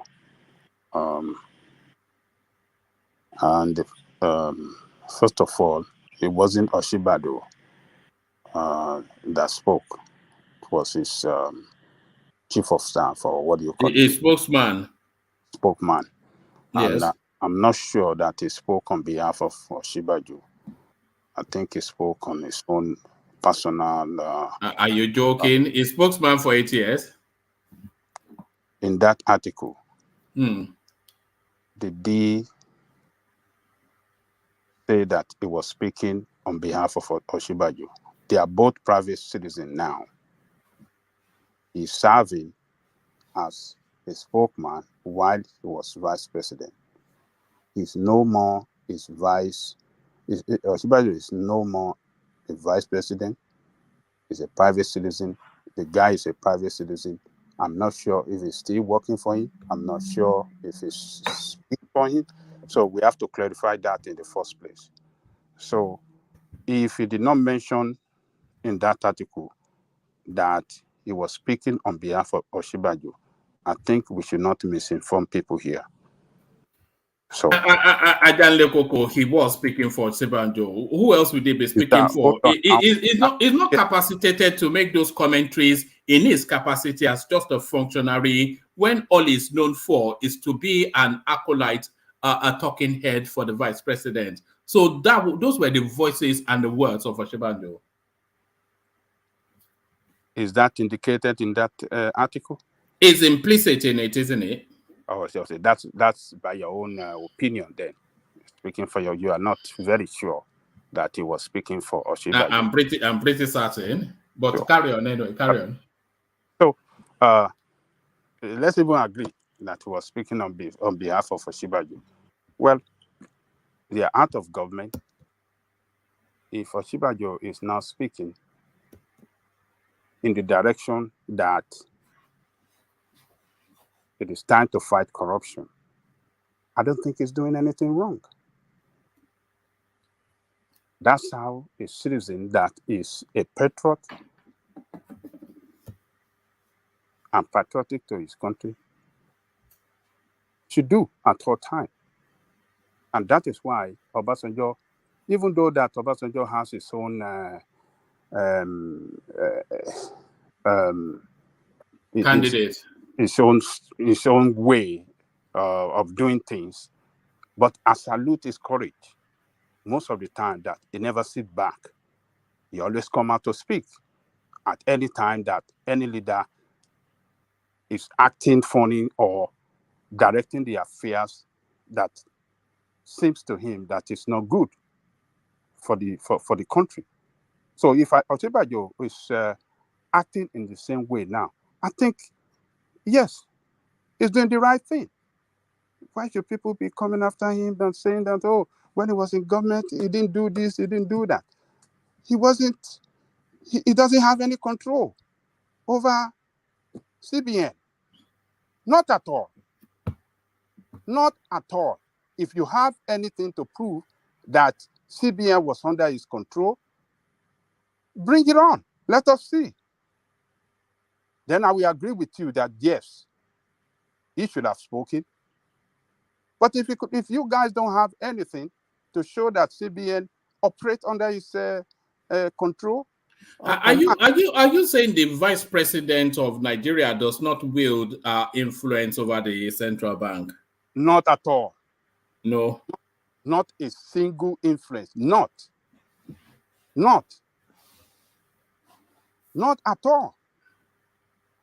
The president, that is the commander-in-chief of armed forces, is the one that have, by authority, something to do with CBN sometimes, if he has to. Like the Naira designing, yes, the president have to approve that. They didn't mention that is the vice president. So what are you guys talking about? Shibajo have no control over central bank at all. So So why not Shibanjo? Notice that for 8 years running, Emefiele was looting via multiple exchange rates, and he being the vice president of Nigeria, he was incapacitated to do anything about it. Yes, he was incapacitated. Do you expect one man? Look, government is structured in such a way that people, by constitution, every office is assigned with their own responsibility. If the responsibility of doing anything with central bank does not fall under his how do I say? Does not fall purview. Yeah. So what do you expect from him? What do you have to do? Everybody has his own responsibility to carry out, and you can't be speaking for another office. You cannot. Even though he's the vice president, he cannot cross the line to speak when the president is in place. He cannot do it. And you guys don't know, maybe behind the scene, he have met the president several times to say, President, let us do this, let us do this. If he advised the president and the president doesn't take to his advice, what can he do? He just sit down there. He can't do anything. Look, the politics that was going on up there during the time of that Baba Buhari administration was a very, very dangerous policy. Very dirty, very dangerous, and very, what else can I use? Very, very dangerous. You saw what they did to him because he acted well during the time that Buhari was in what do you call it? Was on medical tourism for 6 months. When he came back, they switched. They took a lot of offices out of his control. They changed all his staff, all the security chiefs, all the security attaché, and several offices under his. So they took it away from him. Look, you guys must pity that guy that he was able to have his way throughout that administration. They humiliated him. They did everything to frustrate him out of that administration. So for people to come out start blaming him that he's not my man. Of what use was he in? Hold on, Ajahn Lekoko, because it really. I'm trying to align with the thought process of what use was he in the administration when the moment comes for him to act in the national interest. You're saying he's impotent in terms of power and lacking in terms of fortitude. And therefore, is he a T boy? Was he a T boy in the administration? What was his role? Look, let me tell you, one man. He was not a T boy. But the role of every vice president is to support the president on anything that the president is doing. If sometimes it doesn't agree with the president, it cannot come to the public to say it out. He must not show any body language to indicate that he's not in good relationship with his president. He cannot do that. Oh man, we all know that the job of a vice president is to be a T-boy for the president. Even especially on Shibanjo, it's a T-boy. Exactly. Even Mike Pence, the guy was playing T-boy for Donald Trump. So you can't. Look, the president is the most powerful commander-in-chief of armed forces. He can hack you down anytime if he want to, if he crosses line. He's the one that gave him all the attaché, the military attaché that are with him. Atiku stood up to Obasanjo. He suffered the consequences. Yeah, but he still stood up. And that caused him that his ambition that he was pursuing since 1992. It cost him up to today. He never achieved it. If I had that like a T-boy, as you are describing the vice president now, Atiku would have been president after Obasanjo because Obasanjo gave him so much power. But he betrayed Obasanjo, and Obasanjo said, oh, when he betrayed him, then he switched the gear against him. And he humiliated him. You know, Obasanjo fired him out of the government. You know, he fired him. Do you guys remember? He was fired. That thought, since then, every vice president after them have always been calm. Because they realize that the president have so much power that they can even be fired if they want to. So, look, you guys should just, Ajahn Lekoko, do you think Oshibanjo should be coming out at all, running commentaries on governance under Tinubu's administration? Because you've just described now that he was ineffectual as a vice president, and to Tinubu, he was a treacherous man, Judas Iscariot. So should he just pack away and get out of the way? Do we still want to hear his voice? After the 8 years we had with him and his party man from Daura, and now what he did to Tinubu at the primaries, should he just shut up and get out of the way? Well, I don't know what you mean by shut up. You're saying that he should not make any comment. He should just Yes.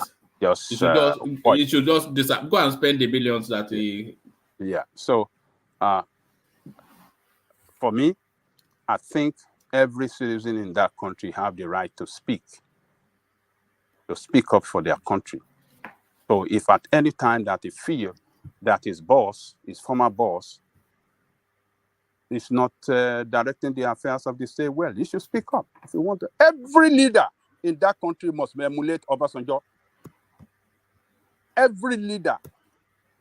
It doesn't matter whether you are one-time governor or you are senator. Everybody must speak up at a time when you have a president or an administration that is not governing the space well. When you don't speak and you compromise and you watch from the fence, then you give them the authority to run down the country. That is not good. Every leader that is out of power should be able to speak up for the country, because the country belongs to all of us. It doesn't belong to people in administration. The people in administration are our servants. We should be able to challenge them. We should be able to direct them well if they are acting funny, or they are acting in their own interest alone and not in the interest of the generality of Nigerian people. So that is why I admire Obasanjo. Obasanjo have his own crazy way of doing things sometimes, but his leadership style is speaking up when it's time to speak and writing a very strong letter, open letter for that matter, against a corrupt administration. I think it deserves to be commended and it deserves to be celebrated on that note. But the letters usually don't make sense. Yeah? I have to agree on that. We saw what he did against Jonathan. Do you want to tell that Jonathan administration was not corrupt? But now, what I did, well, hold on. Buhari as well, when he stood up against Buhari, he wrote against him and he spoke up. And now we have seen it. Buhari doesn't write to the issue, just write his own personal things about what he usually contradict himself. I mean, just write as an hypocrite. You tell them that they didn't do something that he himself didn't do, like electricity. You're writing letter to Buhari about electricity when you were president for 8 years. You didn't do any electricity. True, Mike, that's not true. Leave them now. That is. I know you two are Obasanjo guy. I know. I don't know why you guys like Obasanjo so much, man. Is it because you're Yoruba man? I don't even understand. No, we are educating Nigerians. It's not a matter of. But he was accusing. He was even Tinubu respond. I'm sorry, not Tinubu. Buhari respond like, you spend 90 billion. Where's the electricity on electricity? Where's the electricity? Mike, that is where you got it wrong. You prefer to be. Are you saying Obasanjo didn't accuse Buhari of not handling electricity? Correctly. See, Obasanjo can accuse Buhari because most turbine they are still installed in Nigeria today, Obasanjo procured them. What? So which turbine? Most of the power equipment. Please, let's move on, man. I don't even know which turbine you're talking about. Educate Nigeria properly. Don't misinform them. That's what I'm saying. So you're saying the turbine is started installing today. It was Obasanjo in 2000 and this and that procured them. Come on, man. Please. That left 2007. I mean, whenever he left, you guys should stop defending Obasanjo, man. The man did nothing, man. He didn't, maybe because he increased the civil servant salary, and you guys were civil servant back then. That's why you guys are still happy. But the man didn't build anything, man. No single road, no nothing. The Nigeria, I literally stopped going to Nigeria during that time. It was when Buhari started fixing the road. I even started going to Nigeria. Well, so let's not talk about Obasanjo. He didn't do anything. I'm sorry, he didn't do nothing. Okay, so but to you, one man, I think Oshibado, I think if he chooses to speak, if you want to take Obasanjo's side, yeah, I think I'm for that. We cannot open our eyes and allow people that I call criminal to destroy our. And that is what we are seeing in what do you call him? Buhari. That's what we have seen. We see some criminals in power destroyed the country. Emefiele, we are seeing him. How do you want to describe Emefiele? Is he not a criminal? How do you want to describe the aviation minister? Is he not a criminal? And some others. So we can't. When they are doing it, we can see it openly. And we cannot speak. And the past leaders cannot speak. I think it's not good for a country like that. Countries should not be run like that. Citizens must stand up, particularly people in the position of leadership that are out of power. They should speak up and, so that their country will not be run down. Yeah, I think we should speak, but I don't think Obasanjo ever speak to the problem. He only speak to certain things, personal things. For example, he's speaking about how they run election. Why wasn't he speaking about the Emefiele? He speak about how they run election when he himself, the way he ran election was worst. I mean, that's the only thing he speaks about. So why are we giving him credit? Obasanjo has to be the biggest hypocrite in Nigeria, you know. Yeah. He doesn't speak to anything that that's problem. He just speak to things that's personal to him. Like he come out to write letter about how the election was conducted. He didn't write letter about Emefiele stealing money. The only thing right now when people say he's the only one speaking, he only speaks to rubbish things. He doesn't speak to real issues. He doesn't care about Nigeria. You know when Yar'Adua was elected president, he by his own admission said it was one of the worst elections, and Obasanjo is there lecturing people on how to run elections. Obasanjo, they said they spent 16 billion on electricity only to buy us darkness, and is the expert now writing open letters all of the time. Open letter we are waiting for his first open letter to TINUBU. I wonder how long it will take him to start writing open letter to TINUBU. Can I just say something to Ajanle Koko's submission? I think it is improper and disgraceful that Obasanjo has never seen anything good in anybody after himself. If you are a leader somewhere, let's use example that you are a pastor, for just as an argument's sake, and you pastor the church for 4 years or 8 years, as the case may be, and you move on. Now, your successor is this successor, the people that come after you, and everything you do is never to write to praise them one day, but to keep criticizing them, writing letters to them. You are just presenting yourself as a busybody and as a agbaya normal peruye. Even if you have advice for them, you have a channel because you have been promoted to whatever you have been promoted. You can advise them, but not to be writing the kind of disgraceful, biased, very myopic letter that Obasanjo is writing. I mean, we cannot celebrate that and say he's being a statesman. If he wants to be a statesman, there are better ways of being you can talk to some issues, but if you want to give advice, there are better channels. You are once a president. People coming after you, they are not your surrogate or your something. So this holier than thou attitude of I know it all and you want to lord it over. Did anybody ever lord it over you? Did anybody ever, write to you in such derogatory manner and dictate as if you are? I mean, if that's what Ajanle Koko is praising, that makes Obasanjo a big man, a courageous man. That kind of courage belongs to in fact, not even does, it belongs to the latrine. It's nonsensical. The kind of scandalous outburst between Obasanjo and Gbenga and Yabo is not something that anybody that is saying that should hide his head in. So if that's the kind of example we're looking for, that is not. You can advise, but you know the proper channel. But coming out to write sanctimonious letters and pontificating over everything that does not seem to be going well for you. Who are you? I beg, you shouldn't be the pattern. Bishop, I think we are unnecessarily be unfair. Look, if all the past presidents, if they be speaking like Obasanjo, probably we won't be here. This same Obasanjo offer himself to help Jonathan negotiate and find a way to end Boko Haram. People never see that and say, oh, he's just a president himself. Yeah, he may start as president himself, but for the fact that this guy keep talking, keep shaking his face. See, there are so many things that you will keep quiet about. You may never know the truth of that situation, but something that is documented will always be there for the future generation to learn from, so that someone will not come tomorrow and change the story. That's one of those things Obasanjo is doing. Don't just what's Obasanjo saying that we are learning from, that we can learn from? He's saying ridiculous things. We are not saying he shouldn't say things, but he should say things that make sense.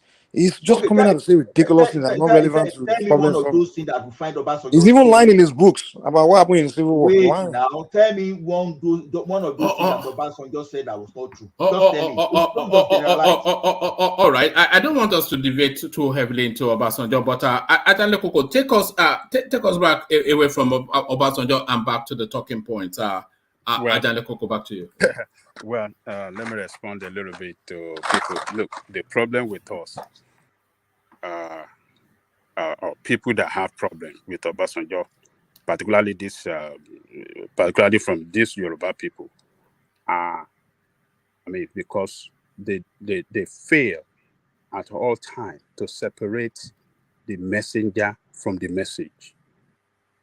So you mix things up. The messenger has a message, you mix them up, and then you want to go after Obasanjo. What is it that when they write, when they speak, that does not mean good for that country? So that is what I go for. I separate messenger from the message. This message is what. So you agree with the message that will be one election? Yeah. Eh? Did he tell you that Obi? Did he ever say that Obi won election? Come on now, that's what he's telling us now. Did he ever say Of that? course he says so. Of course he says so. Did he say that? He said they robbed them. So that's what I mean. So everybody can say whatever they like on the election. So, but the point is that look, good. Have you heard the word? Have you heard the saying? Your actions speak so loud, I can't hear what you are saying. Have you heard that statement before? They say your actions speak so loud, I can't even hear what you are saying. Hello? We can hear you. Carry on. We can hear you. Carry on. When you say separate the message from the messenger, it's very difficult to do that. Even the Holy Book said that a good man out of the treasure of his heart say what is good. An evil man out of the treasure of his heart say what that is evil. So if a man is evil, nothing good can come out of that dustbin. Which holy book are you referring to? All holy book says that the real man is the one that is inside. All holy books. Read all holy books. All the holy books in this world, you have read them. All the holy books say the real man is the one that is inside. All right. And your action speaks so loud, I can't even hear what you are saying. Okay. All right. Ajanle Koko, move us from there. Obasanjo's face. Are you now referring Obasanjo as one of the worst presidents of the country? I want to understand. No, not during his tenure, but not during his tenure. He did okay as a president, but subsequent to his tenure, you know that Obasanjo has ruled the country longer than anybody else, and nobody will ever really exceed him again in governing that country. If you look at his military era and you add that to his civilian rulership, he's ruled that country longer than anybody else. So a lot of people feel that in his head, he still thinks he's the president of Nigeria. And some of these commentaries that is always running to whichever government is in situation, a lot of people find it hypocritical. The election he ran to give us a Yar'Adua, it was a total sham. Yar'Adua told us, he talks about the electricity situation in Nigeria. He's been the president of the country longer than anybody else. So who should have fixed it if he knew it was a problem? And every single time, every single tenure, off he goes to his typewriter, bang, bang, bang. He has access to these people, but he wants to grandstand in the public to say, I am still president. So there's a level of hypocrisy to the way he comes across post-governance. There is no hypocrisy, one man. Obasanjo is not just a Nigerian president. Obasanjo is recognized around the world, even in Africa. So anywhere there is a meeting, we have a world conference meeting or any crisis, anything. If you don't see Obasanjo there, that meeting is not set to begin, and you know that. So I don't get it when people come here to just say anything about him. Obasanjo was the only president to manage the diversity of this nation very well. He might not give us electricity, he might not give us on certain things, but at least he put Nigeria in a position that if other presidents had followed that footstep, our economy would have been better today. So I don't get what people are just saying. Obasanjo, in terms of economy of this country, he put it in a very better position. In terms of fighting corruption, all these things we are talking about EFCC today was all about his initiative. Yeah, but it's still a megalomaniac. It's still a megalomaniac, though. It's still a megalomaniac. There is nothing. The government, like we say, is all about continuity. He put all those things to his own capacity. That even I know that what disturbed that administration was Yar'Adua, even though that election was sham, but he was able to make a very good choice in Yar'Adua, if not for his death. You understand? So If Yaradua has continued, I believe Please, Yaradua would have. what makes Yaradua? Please, a question for you. What makes Yaradua's choice a very good choice for Nigeria? Yaradua was a very good choice for Nigeria. Every part of this country felt his impact. How? Everyone in the country felt I his say impact. how. We're not So then you give him the chance to answer now. You say and how. that's what I'm asking now. He's not answering. He's saying everyone knows. No. Hold on now. Give us a few seconds now to talk now, please. No. If what you I ask him, asked. If you ask him how, then give him the moment to respond. That's what I'm asking. I asked him how. He was saying everyone knows. I say how. Not telling everyone knows. All right. So let him respond. Respond to that, and then we'll move on. Okay, Yaradua is still in the lips of every Nigerian today because of the little legacy he was about to put few years he was in office. You understand? In terms of all this fuel of stuff we are talking about today, during the time of Yaradua, things were coming down, things were not going up in this country. The prices of things were coming down. And like I can only talk about administration when you affect the life of a common man. If you have not affected the life of a common man on the street, you are not a good administrator. Can I answer you? The man didn't rule now. For most part of the time, the man didn't rule. No, I know what he's referencing. Can I answer you? Can I answer you? Sorry, Bishop, but I must move on. Give us a few minutes to discuss this now. We are learning. All right, thank you. Back to Ajanle Koko. Ajanle Koko, take us from that space. I think it's gone on long enough. Ajanle Koko, back to you. Yeah, thank you, Woman. So, Oshibajo, I think he mandated this guy to speak on his behalf. I don't think he has done anything wrong. He should not, give up on this country. He should not sit back. He should speak up at any time that this administration is acting funny. He should not give a damn about those Yoruba people that will be calling him names. He should emulate a great leader like Obasanjo that speak all the time against bad governance. So that is advice for him. And you see, some of these Yoruba people that are now praising TINUBU that is taking. When Buhari was there, they were praising Buhari every step of the way with all his corruption. Even on this, what do you call this thing? This corruption that this guy perpetrated. Up to the last day, the aviation minister that went to borrow plane and paint it, they put on Nigeria, and we saw people like what do you call it? Bishop, Ogbeni, Simba, all of them were praising it there. When I was opposing, I was saying this is a package of corruption. So what came out after that? The assembly now rose up after that they didn't even give him approval. Even it's not even been approved. They've not even approved that Nigerian Air to operate. Nothing. And this guy wallowed billions of dollars on this project. Remember one man, do you know that it was in London? You know, we treated it here. It was in London that they unveiled this plan for Nigerian Air. In London, not in Nigeria. One man, did you forget? No, but it's an international airline now, so there's nothing. Yeah. International Nigerian airline that is yet to be operated. You want to unveil that plan that, this is our plan for Nigeria. You went to London. Do you know how much to the international community? Do you know how much it took away there to carry out that what he did?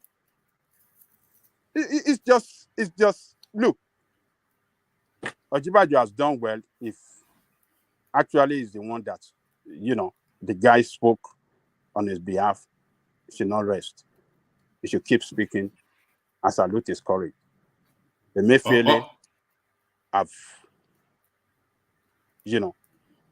it should be investigated. This is what we call for. But you know, TINUBU, if it's really serious about it, a lot of investigation have to be carried out. Just like Ribadu said, all the ministry, every ministry and parasata under this. No. But sorry, Ajanle Koko. I thought Ribadu avoided the question somewhat when I was asking him that. Yes, all of the ministries should be investigated, but it is unlikely that all of the ministries will be investigated because that will just consume just a lot of resources. But certain ministries that at the epicenter of the corruption that took place, they certainly should be investigated, if for no other reason that money should be recovered. But which ministries are those? Which ministries do you think was at the epicenter of the corruption that we saw under Buhari's administration? Yes. Okay, Central Bank is not a ministry. It's just, okay, it is undergoing investigation now. Ministry of Aviation must be investigated. That oil and gas, what do you call NNPC? That should be investigated. And, Ministry of, is it electricity? What do they call it? Is it power? Power, yes. Power should be investigated. Even education. You see, look, one man, all of them should be, look, it is a corruption galore. You can't. But to what end though? Do you know the amount of resources that you have to dedicate to the investigation? Let me tell you this, one man. You don't need to commit so much into this investigation. All you need to do, every minute, you see, we have Auditor General of the Federation. Auditor General of the Federation audited the account for some period of time, and he revealed the. Are you talking about the Auditor General that was sacked for corruption? No, that was the Accountant General. Oh, all right, yeah. The Ajari Koko, Festus Kayamo said that his own ministry was not constitutional, so his own ministry should also be investigated. So, look, Auditor General came up with a report. He didn't say his ministry was not constitutional. He said his own office. The ministry constitutional is just the office of Minister of State for Labor. Yes. How can you say the Ministry of Labor is unconstitutional? No, it's his office. It's his office. Yeah, right. So one man, Auditor General, came up with a report of corrupt practices all over the ministry. Why did you not do anything? No, but Ajale, so what TINUBU need to do? Auditor General is a civil servant. Bring out the report. Bring that the Coco is not that straightforward now, and you know it. Exactly. It's not that straightforward. What man is saying is this. Let me tell you one thing, Ajale. Yes. You see, in terms of resources, we are not talking of money alone. The manpower, the presidential time, the litigations, and so the time that would have been invested in the opportunity cost of that time and resources in terms of men, in terms of other capacity that would have been used to drive positive things. Yeah, you spend it on that. But wait, let me just finish. You now have to weigh the cost benefit. For example, if I'm investigating, just like Kenneth said, Ministry of Labor, what is the total cost of investigating that ministry? Maybe it's 10, maybe it's 20 billion. Maybe the total fraud in that ministry is just about 2 billion. So the cost benefit is not really worth it. You guys don't know. You guys don't know what you guys are talking about. Look, you don't spend funding when you committed the investigation in the hand of Auditor General of the Federation. You can't see anything. Why? Who told you? Is Auditor General not there? Is Auditor General not there when they are stealing the money? when they are stealing the money. It's not that straightforward now. It is straightforward. I'm telling you. No, it is not, though, is it? If the auditor general comes up with a report, then that report will be challenged by whoever stands accused.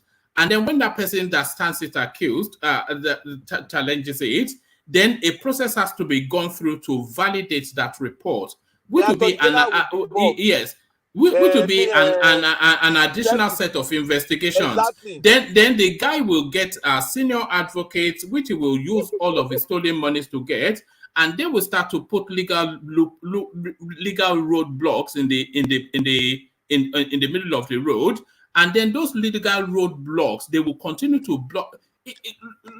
Let's take Mele Kyari, for instance. He was aviation minister. He was accused of looting 2 billion naira. He was in court 6 months ago. He was aviation minister under Obasanjo. So it's not just a matter of 2007. Yeah. Hold on, one man. I don't know why you guys just like to surrender. That nothing good can be done in that country when it comes to critical investigation and unraveling of corruption in that country. You guys will surrender that it's not possible. No, it is possible, but not the total. No, hold on, not the totality of all of the ministries. Is what do you mean that is the totality? Because the resources. No, hold on. Don't worry now. It's not muscles now. We're not. Listen, Ajanle Koko. It's not just from the example. Let's use the Mele Kyari example now. He's been kicking the legal can down the road since Obasanjo till now, and they've still not gotten a verdict. They've got everything, but they've not gotten a verdict. So multiply that by all of the ministries. Then you see it's just a heavy lift, isn't it? And by the way, when he goes to court, the government has to hire lawyers, not their own lawyers, but lawyers that are experts in that field, which is at a cost since 2007 till now, and then multiply that by all of the ministries. So what they essentially have to do is to look for about 5 people to make examples of. That's the most they can do. They can't investigate all the ministries. They don't have the resources. Who told you that they don't have the resources? All right. Okay. All right. Let me tell you why we have the resources. Look, the body language of the president, the commander-in-chief of the armed forces, speaks a lot. When the body language communicates to people that is not ready for corruption, is anti-corruption, and he hire the Attorney General that is committed to the same cause, and he have the EFCC that is committed to the same cause, and the Auditor General that is committed to the same cause. Look, and I think they have this thing. What do they say? That whoever that, what is that program? The one that if you reveal an information, whistleblower, and you have whistleblower, this thing within the ministry. Look, the civil servants have every evidences in their hand of corrupt practices. It sounds idealistic what you're saying. You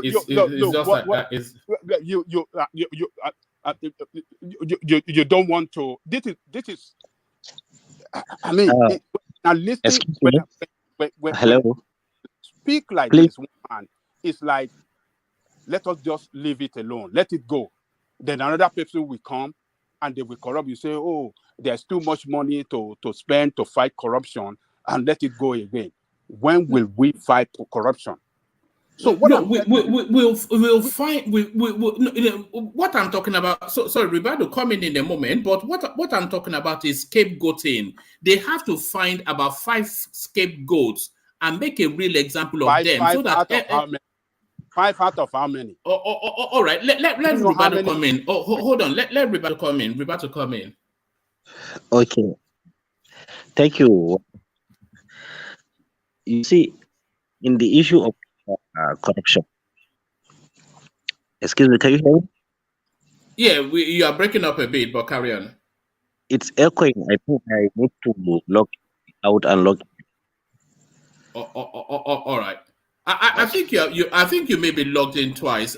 Stay where you are. Let me remove one of you. Maybe you are bouncing off yourself. Let me remove this one. Yeah. All right. Okay, Carry on. can you Let's hear see if me that's now? better. Yeah.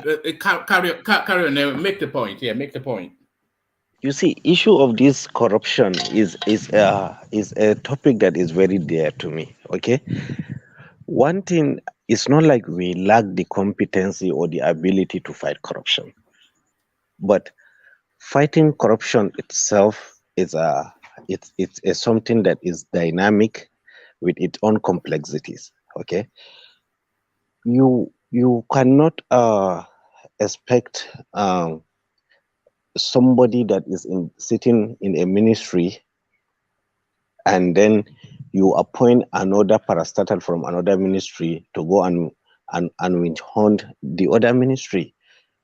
There is nowhere in the world that it works like that. Okay, let me give you an example. Like in the United States, that we are busy copying day in, day out. During JFK, do you know when President JFK was assassinated? Immediately after his assassination, the commission that was given the authority to investigate was headed by Allen Dulles, the former CIA, the first civilian director of CIA, which everybody knows he has a lot of hands in that assassination. And do you know, up to date, those documentations, those findings were not made public. Even during Donald Trump, that he vowed to make them public. When one of the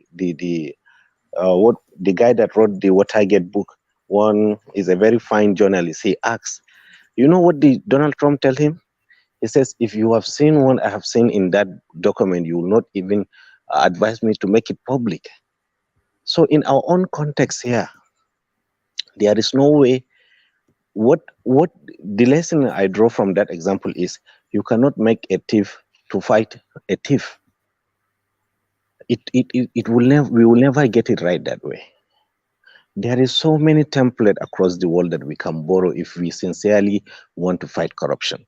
And the only person that can make a reasonable gains in fighting corruption, it must come from the president himself. No any other person in Nigeria that is powerful enough to say he will fight corruption and succeed. That is why I said it's even better for any person in power to say, okay, those the bygones should be bygones. What you have still, you have still. I'm not going to bother you. I'm not going to do that. But henceforth, from this very moment, if anyone or any parastatal or any ministry try to divert the public funds, I will make a very good example out of him. Because if that is not met, if you did not draw the line between the past and the future, those people that are multi-billionaires is like a cabal. They will fight you with all they have in their arsenals. And we have to give it. But Ricardo, that's exactly the point I was trying to get across to Ajanle Koko. Especially if we use this Buhari administration now, some of those people, they're so stupendously rich in American dollars. The average minister, a dollar billionaire. So if you go after them, they will bury you in court till kingdom come. They will bury you in court. You will forever, until the world comes to an end, always being in and out of court. So you just have to pick 2 or 3 and make an example of them. That's all. You can't go after all of them. But the issue is, even if you want to pick 1 or 2 or 3 and make example of it, Like, okay, I got you. Just like what Putin did with his oligarch. You know, when he came into power, the oligarchs were so powerful they thought he was Yeltsin. You know, but when he made example of one or two that they fled to UK and Australia, the others fell into line, and they are now living peacefully in Russia. So the issue is, if we really want to be honest, okay, if we really want to be honest, is this: you guys that you know what you have did, enough is enough. If you went and hide your money somewhere, bring it back, invest it in the country on your own terms. No government is not going to take it away from you. Then one way of making fighting corruption effective is not through ordinary parastatal. A president of this country has enormous power. You have a presidential, you can set off a lot of panels, a lot of presidential committee, a lot of commissions. You understand? All what you need is to take few vibrant young individuals and give them a mandate. There is, you know, this word tax. If a president tax at a ministry or an organization or a parastatal, that he said, I want this to be done within so period of time. Tell me the resources you want. Tell me what you need. Tell me the kind of security backing you want. Nothing cannot be done. So fighting corruption is the most easiest thing, and at the same vein is the most difficult thing. But somebody, Mr. Ribadi, yes, this fighting corruption, how can TINUBU do this? Because I know that a lot of his party members are involved.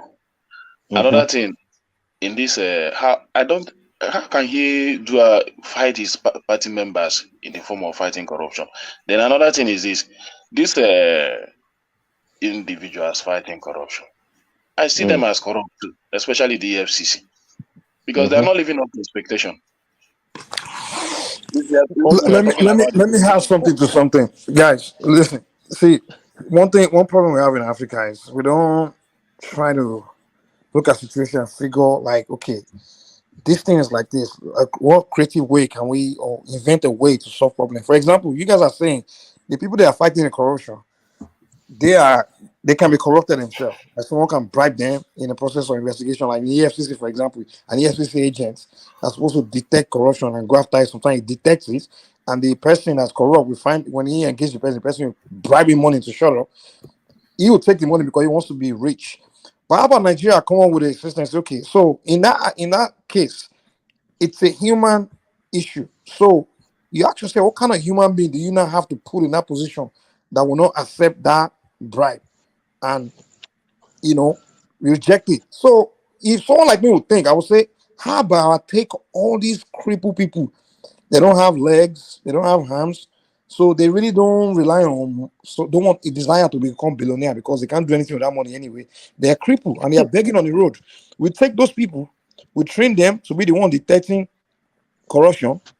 And if you want to bribe them money, what are you talking about now? Ajali Koko. I mean, sorry, one man. It may not make sense, but think about it this way. One man, think about it this way. Let me explain something to you. It doesn't take too much work to detect, to be the person detecting something, right? A person that is a cripple that sits on a wheelchair, that can't take care of himself, his family are taking care of him, right? He doesn't need billions. Now, government take care of that. Say, okay, for the rest of your life, we'll provide the taking care of you and everything. That's part of your package of this employment. Now, the only job you have is to sit on this computer and just be auditing what's going on. And when you detect corruption, you'll be the one to, you understand, to follow it up and everything. Now, he detects corrupt person. And the person that's corrupt want to approach him and say, I'll give you all this money.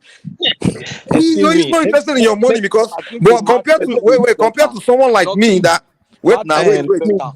One man, think about it. Let me learn, guy. Compared to someone like me that have both legs, they have a dream of carry a bunch of girlfriends and they want to travel the world, and how we want to take that money. But him, even if we give him that money, he doesn't have the ability to say he wants to go and spend money on women. And so those kind of people will be less corrupt than an ordinary person. But those are tools. That's what Igbo people do in their country. They look for the kind of human being they know that. Look for crippled people. No, not necessarily. They look for someone they know, they put him in his position. They do it in their military. They study you, see that, okay, do you have the tendency or the capacity to be corrupted in this thing? They look at you, understand your situation. Okay. That may not make sense, but if you think about it, you said it. If it doesn't make sense to you, then it doesn't make sense to probably most of us. But there it is. But if you think it through, you will come back to me and say, "I make sense." Trust me. One man. Let me make my point before I forget it. Okay. Yeah, go on, Ribado.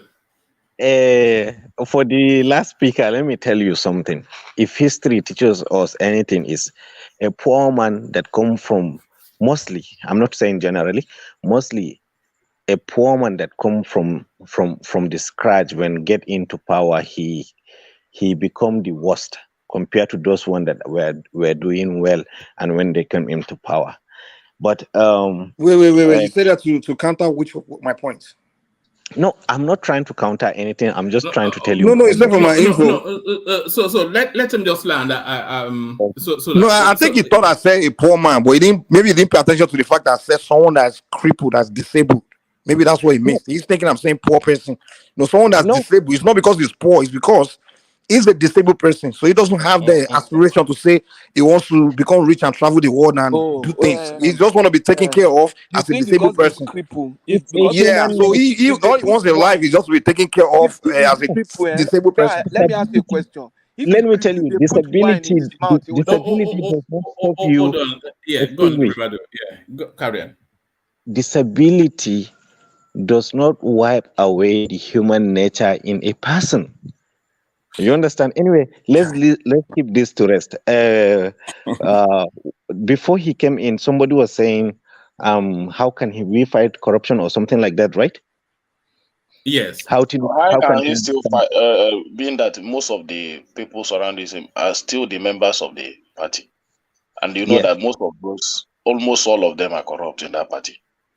Thank you. So how can he manage it? I like this. I think, in my own humble opinion, is this: Nigeria, we are losing a lot, okay, on corruption. The first thing is to look at it holistically on a very serious terms. Even if you want to jail everyone that has been into the government, which is quite impossible, we will not recover what has been stolen. So there is two ways to go about it. One is call them, sit down with them. Okay, we know we are all dirty here, okay? But whatever you have stolen, bring it back into the country, put it into the economy, open your own private business with the money you've stolen. The only thing is just bring it back. But if you did not bring it back, then if our investigation lead to any one of you that is harboring this money outside, give them a very harsh threat. That it's on one side, okay? Then on second side is this. We are always, the country is always, we are still advancing. We are becoming more wiser, more smarter, especially with this AI. We can do a lot of things. For instance now, EFCC, okay, yeah. From quarterly or maybe in six months, we want your report made public on the national dailies. How many people you caught? Is it 419? Is it Yahoo? Is it PAMSEC in one ministry, or is it a state minister, or is it that, make it quarterly. How many people did you arrested? How much money did they steal? How many cases are in court? How many cases, how many people were convicted? Make this public. Bring the ownership of transparency to the people. Let the Nigerian citizenry own something like that. That will empower our journalists here to develop the culture of investigative journalism on one side. Then on second, and it will also help the administration to gather more funds to be able to run the government. That is another one. Then if EFCC as an parastatal are doing their work, the president has the power to build a committee, okay, that will oversee, not officially, okay, that will oversee the work of EFCC. They will act like an advisory council or advisory role to the presidency. Create check and balances by policies. I mean, look at our population. Look at Chinese population. If China, if you read you can't draw parallels with Nigeria and China. China is a technology-based country. Nigeria is a rudimentary country. We're still in sort of like we're nowhere near China. That is the joy of it. You know, you will not expect us to start from the scratch and develop to the stage of where advanced countries are, but we can borrow something that we know we are capable of implementing. That will save us a lot of time. Go to China, go to Pakistan, go to all these countries that at least have some certain reasonable amount of transparency. Borrow some certain template from them. Bring it together, then tailor it down. Tailor it down to our own peculiarity here. We cannot just begin to do trial by error. When you see something good somewhere, you study it, then you bring it back and then cut it into pieces or cut it to suit our own peculiarities here. Because if we continue the way we are continuing, you will bring 100 EFCC chairmen. You will hardly get 1 or 2 that can tell you black is black and white is white. It will take us 100 years or 50 years to get people of that personality. But we have to find our, even reorientation, even social reorientation alone can go a long way. When a group of journalists will come together and say, okay, we are journalists that have EFCC Transparency Club. We want to know what EFCC are doing, how many cases they have, all this kind of thing. Nigeria. But Mr. Rivado, the unfortunate thing is this: the people that I can tell you that there are a lot of people that are willing to do this transparency work in this country. But yes. I don't see the people in the all right. I want to round that space, but ask that question and then give a short response to it, Ribadu, and then we move on. Give a short response and then we move on. Yeah. So it starts from start as in the people that will do the work are there. But how do you get them on board? Even the cabals don't want those people to come on board. Yeah. So that is the issue. So how do you do it? It's a very difficult task in this country. So just how can it happen? Okay, let me summarize it since that one man is something. It is not. And let me give you one example, okay? If people from outside will come and do it, let me answer it by giving one example. In Maiduguri here, prior to coming of these NGOs, domestic violence was everywhere. But nobody the women, they don't want to speak out because of the culture. Their family will be disgraced or this and that. But you know what happened? Suddenly, within 1 year or 2 years like this, the Human Rights Commission was able to send women into the communities. Is this, and sensitize.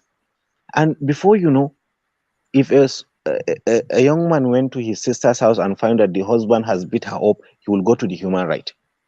And the Human Rights will come and invite the husband. Before you know, they go to court, 1 or 2 cases. Before you know, all the women that never knew what is even human right, when you touch their daughter, they'll tell you we are taking him to human right. He beat you, we are taking him to human right. He did not feed you, we are taking it to human right. He did not put your children to school, we are taking it to human right. So it brought some kind of sanity into it. It is not a big deal for a government to go to any universities and say, okay, I want a first-class graduate in sociology or in criminology or in any of these social sciences. Pick them, make it like a platform. This is what the developed worlds do. Go to the university, pick youths, vibrant youth, before their mind even became corrupted. Build them, give them workshops, take them to the training, give them the international exposure, let them go and see where this FBI on this criminal like FSB let them have that exposure. With that mentality, let them come back to the country, let them work for Nigeria. We have the resources to do all that programs. But the issue is, even we are not helping the issue. Our journalists are not helping the issue per se. So this is my summary, please. Well, all right, well put. You should have a career in politics, Ribadu. Certainly, if you want to run, our campaign for you. So that's Ribadu telling us just how it is. So Ajanle Koko, back to you if you can remember where you were. Yeah. So, but you know, my own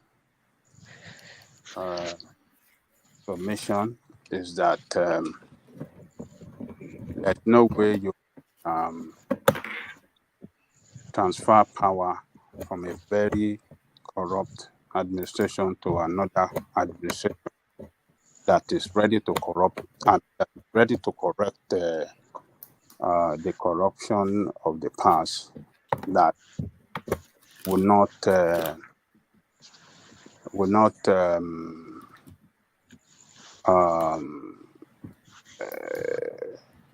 carry out that investigation on all the ministries.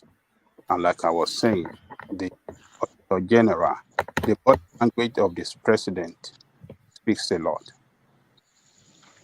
Auditor General will be committed into the job. They will give them all the resources to succeed. They are the civil servants. They know where the documents are. They can fish out all the documents. Easy.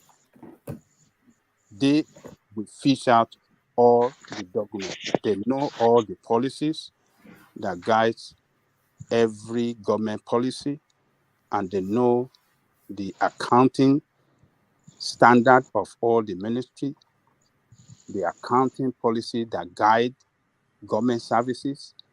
They are the one that can do the job the best. So when they are given the resources to succeed, to carry out their job by the president, and you have the Attorney General that is committed as well, that is giving all the resources. As long as you have people that are leading in this job that are not corrupt, they will fish out some good results for the benefit of the country. It is achievable. We can do it. You see, let me tell you what happened. One man, why you have all these ministers and all these things, carry out corrupt practices in government distance, is because they don't follow government rules. They violate all the accounting standard and the government rules on how government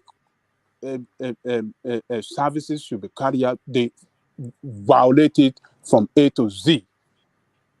And that was given to all these corrupt processes in government. But when you have the Auditor General and the Accountant General as well, that are not corrupt, civil service, they will block all the leakages in that civil service, in that and every ministry. They can do it. They can do it as long as they have the sufficient staff, to do it. They are giving all the resources, all the training, and everything to do the job, because they are in.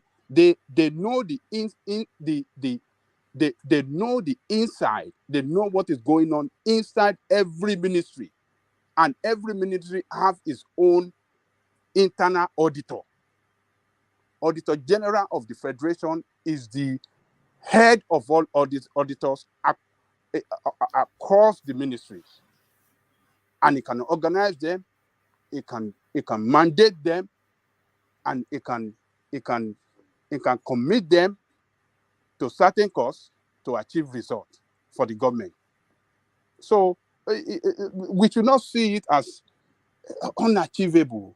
I'm not saying that they will get everything, but at least they will save us a lot from corrupt practices. They will save or they will prevent a lot of corrupt practices, because Auditor General during the Buhari audited the account. He revealed a lot of corrupt practices.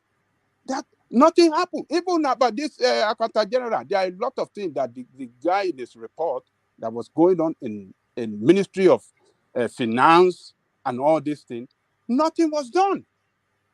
Buhari did not do anything.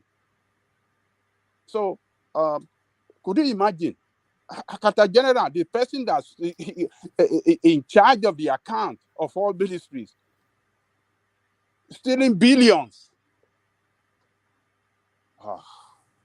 So one man, well, that's my own submission on that. I believe that we just need the president that is really committed to fighting corruption, and he can do it right using the civil servants themselves. They can do the job SLSA well, and they will deliver for Nigerian states, with working in alliance with Attorney General, working in alliance with the EFCC and other government agencies, and that has to do with fighting corruption in that country. They will achieve results because they can get access to every document easily. If you're hiding document, they know the document to go for. They know it. They know every document to go for. So that's my take, woman. All right, brilliant. So brilliant. So thank you, Ajanle Koko. So let's go on from your Ajanle Koko. Let's go to Ikene, who's also with us. So Ikene, you wanted to speak on the Oshibanjo space. So Ikene, to you. Woman, thank you very much. Thank you, everyone.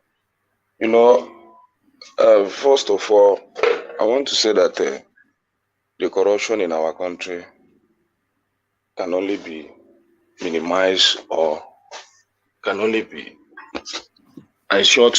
To fight it. First of all, our leaders must learn to act according to the rule of law. That's the first thing. I think there is no law governing us in this country. Everybody just behaving anyhow, especially the ruling class. So those things they have to. I want to see TINUBU governing within the rule of law. So if we can do that, I think he will be a better president. Then on the Osibanjo side, I don't know. Ajanle Koko has put some clarification, and Mr. Ribado has put some clarification. But I want to speak like Osibanjo that I know and what he did as a vice in the country. So I believe Osibanjo was not given a space to really act. I believe if Buhari has given Osibanjo some space, I think he would have helped his government very well. This Buhari government would have been a better government. But he overlooked the man so well. Even though we know his capacity. I know his capacity. I know what Osibanjo can do. Because he has already do that before they were able to sideline him, make him to look unpopular in the eye of the public. Maybe they knew that he was coming for the presidency, so they don't want him to showcase that that God-given talent that he has. So they need to sideline him It's all about power. It's all about struggle. So I believe they would have allowed him, or Osibanjo would have had a better chance to be the president of this country. Because he has already did something within a short period of time that many people in the country really appreciated, which I will always say it in this platform. He said he did it. People feel it. Because when I talk about government, it's all about how people feel. I don't care how the people, the analysis, the IGR or whatever we want to put in place. The government is all about how the people feel. And the Osibanjo was able to do that once in a Buhari government. Buhari was not able to do it all his 8 years, but Osibanjo was able to do it once when Buhari was not there, and people felt the impact. But what happened? Because of the corrupt system, maybe they don't want the man to come up, they don't want his political career to rise. They put him down. And everyone in this country knows that, including me. There is no way you will not tell me that Osibanjo was not sidelined. Osibanjo was trampled upon. And I know it personally. So there is nothing to criticize the man about. Whether he chooses to keep quiet, whether he chooses to speak up.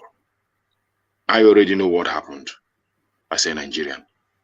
I already know that they don't want the man to showcase his talent. I already know that a lot of cabals want to kill his political career. So he is not in any position to criticize Emefiele. The person that is in the position to criticize Emefiele is Buhari. He appointed him. He signed every policy that Emefiele brought to him. So I don't even see how Osibanjo came into that space. Buhari was so dumped. Buhari was not, I don't know how to qualify him. That is his government. If he wants his government to strive, he would have allowed the good people in his government to do what is good. So people like Osibanjo. Osibanjo is a very good, loyal vice president to him. Why not give him the opportunity? I believe Osibanjo will not be like Atiku. Osibanjo was one of the most loyal vice presidents I've ever witnessed in this country. What remains is just, you don't have the brain. You already have a vice. I think that is the reason why they have vice president. When you cannot perform, you can borrow from your vice an idea. You don't have an idea. You couldn't even borrow from your vice. You still sideline him. And now people are coming on. I don't even know how Osibanjo came into this picture of Emefiele corruption. Emefiele corruption is between him and the Buhari. They corrupted themselves. They killed the economy. They killed the Naira. They killed everything about this country, about our economy. So why will somebody leave? Why will somebody leave Buhari and be calling Emefiele and be calling Osibanjo? And people are saying that he's supposed to speak up, just like we're talking about the corruption now. He would have resigned. Resigned for what? Why would he resign? He has already shown himself, which we recognized him. Nobody in this Buhari regime will not say that he didn't recognize Osibanjo in part when he took over government. Just a little effort for the country to move forward. They came against him, just like hungry lions. They just want to eat him up. All the cabals, they wake up from their lion dens. They want to consume the man.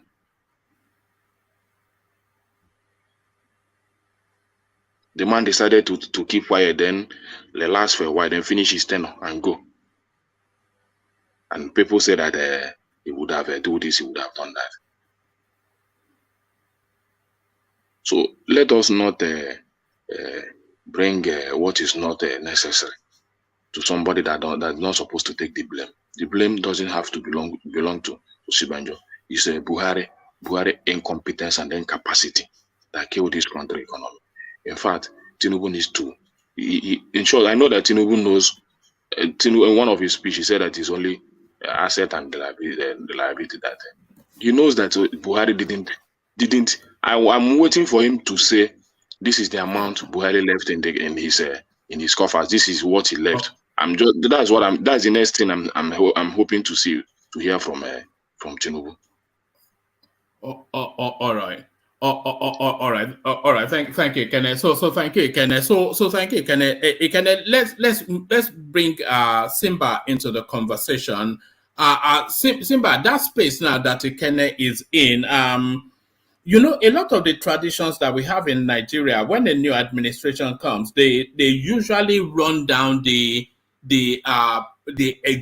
exiting administration in order then to manage the expectation of the space. So Ekene was just saying then that his expectation was that Tinubu to be saying then how much was left in the coffers. But do you imagine that we're going to deviate from that tradition of always running down the previous administration because, of course, our same party, same set of people? So what are you making of Ikene's expectations? So from that, then go on then to the headline, ethnic cleansing, Onanaeze in Igbo condemns Emefiele'S suspension. So all of that, Simba. Yeah, good man. Good morning. Good morning, everybody. Good morning, our viewers all over the world.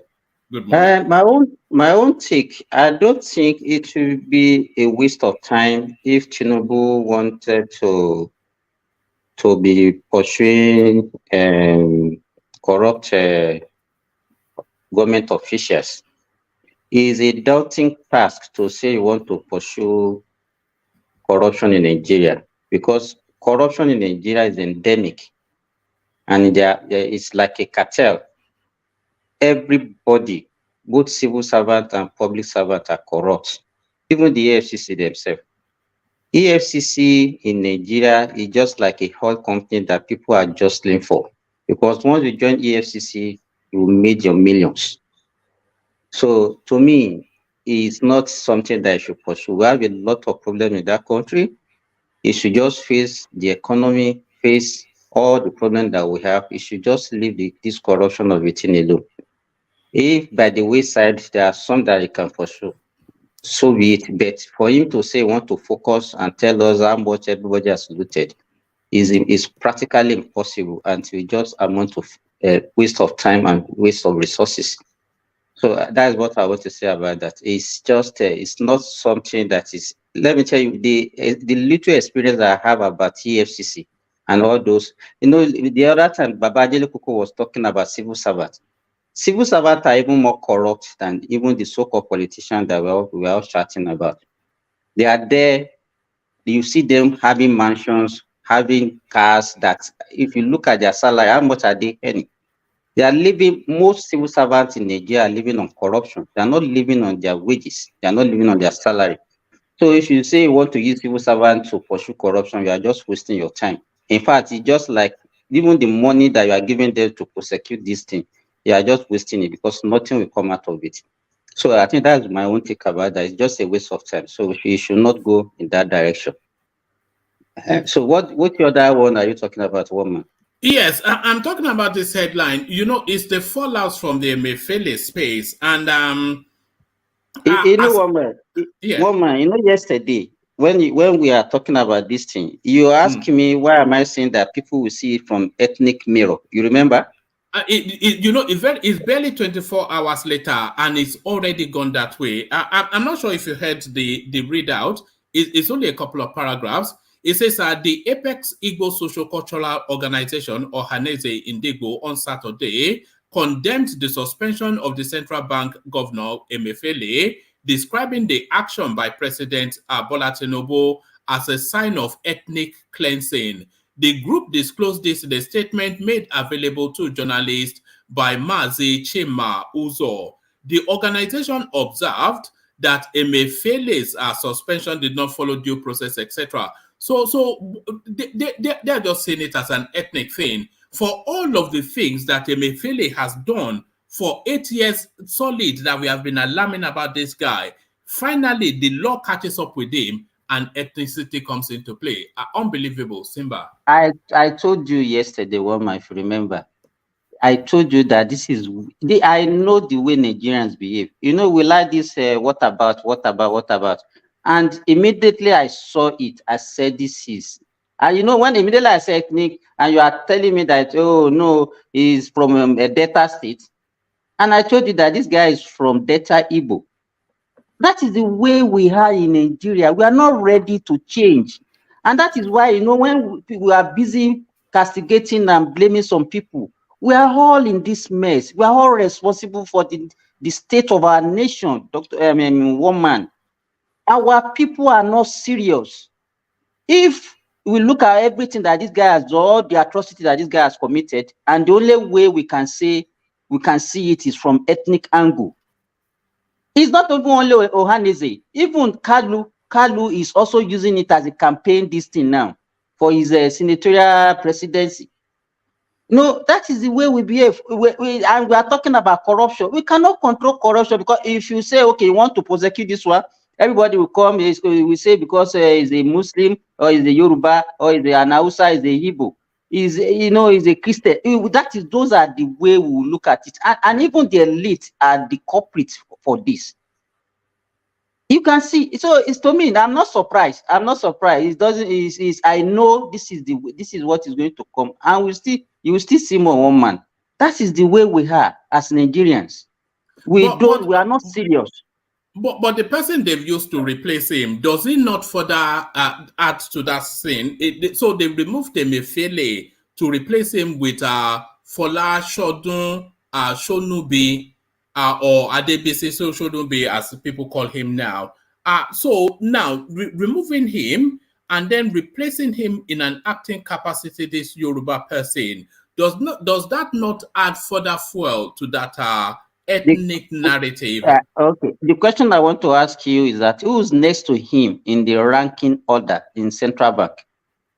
I don't know, but certainly when they are claiming you removed an Igbo man for ethnicity, and then you replace him with if this guy is the next, it has not been confirmed. It's just an acting governor, and if he's the one, to me, I think he's the one in the ranking, in the pecking order in Central Bank, and that is why is acting in that capacity. This is not the first time that somebody will act in that capacity, and it will not eventually become the Central Bank governor. I think there was a woman that acted in that capacity before, but eventually did not become the Central Bank governor. And we always postulate, prostarchinate. We don't even know. So you can see even the way you are also looking at this one now. He's just acting, and by virtue of his position in that Central Bank, that was why he was acting in that capacity. So yeah, it's not a substance. And then what is wrong, even if he's now confirmed, if he has all the qualification and is qualified? When Jonathan removed Sanusi that time, he put a South person like his own, and heaven does not fall.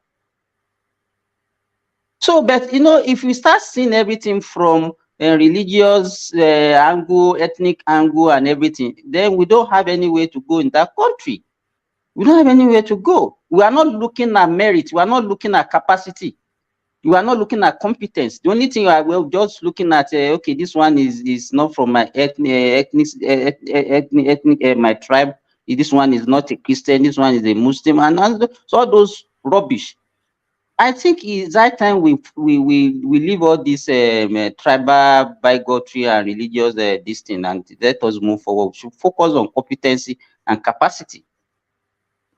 Okay, talking about competency and capacity, my conversation with Dola, then I was saying that this guy is a civil engineer, which is an impressive profession, of course, but not especially what you're looking for in banking. So where are the economists? Where are the bankers even? Never mind leapfrogging those two to put a civil engineer in front of and in charge of the nation's foremost bank.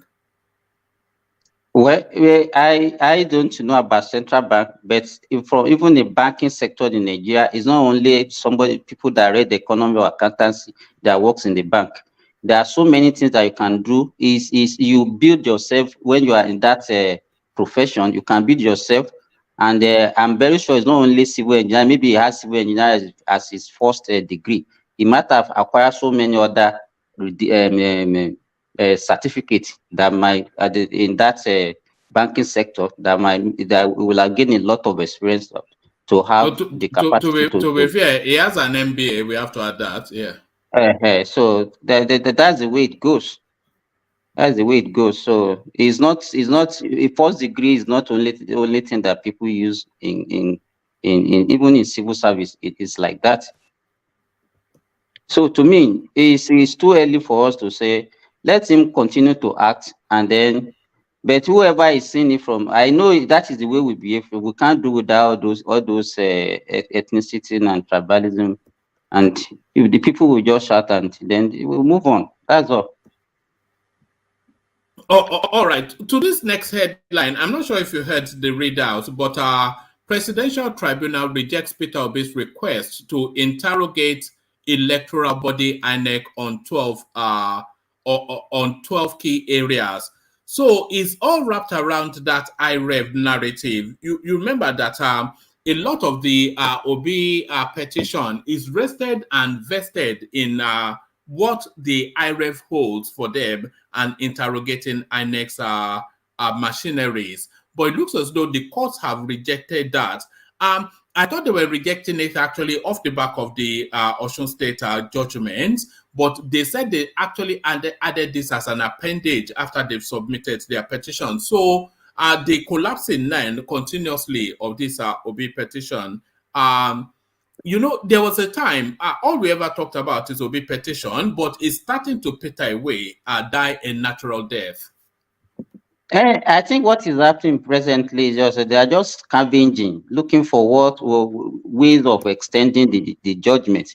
The most of the major petitions that they have been struck out, whether by previous court judgments and so what they are just looking for now. You know that even yesterday or 2 days ago, they went and brought one software engineer that they said he brought one big television to the courtroom. He was trying to show them some things.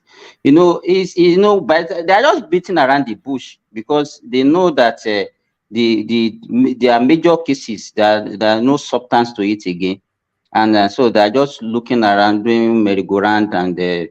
So, you know, by the time all this thing is happening, you know that the case has ended. So they're just using it to buy time to continue to motivate their followers and just to continue and wasting our resources and wasting our time.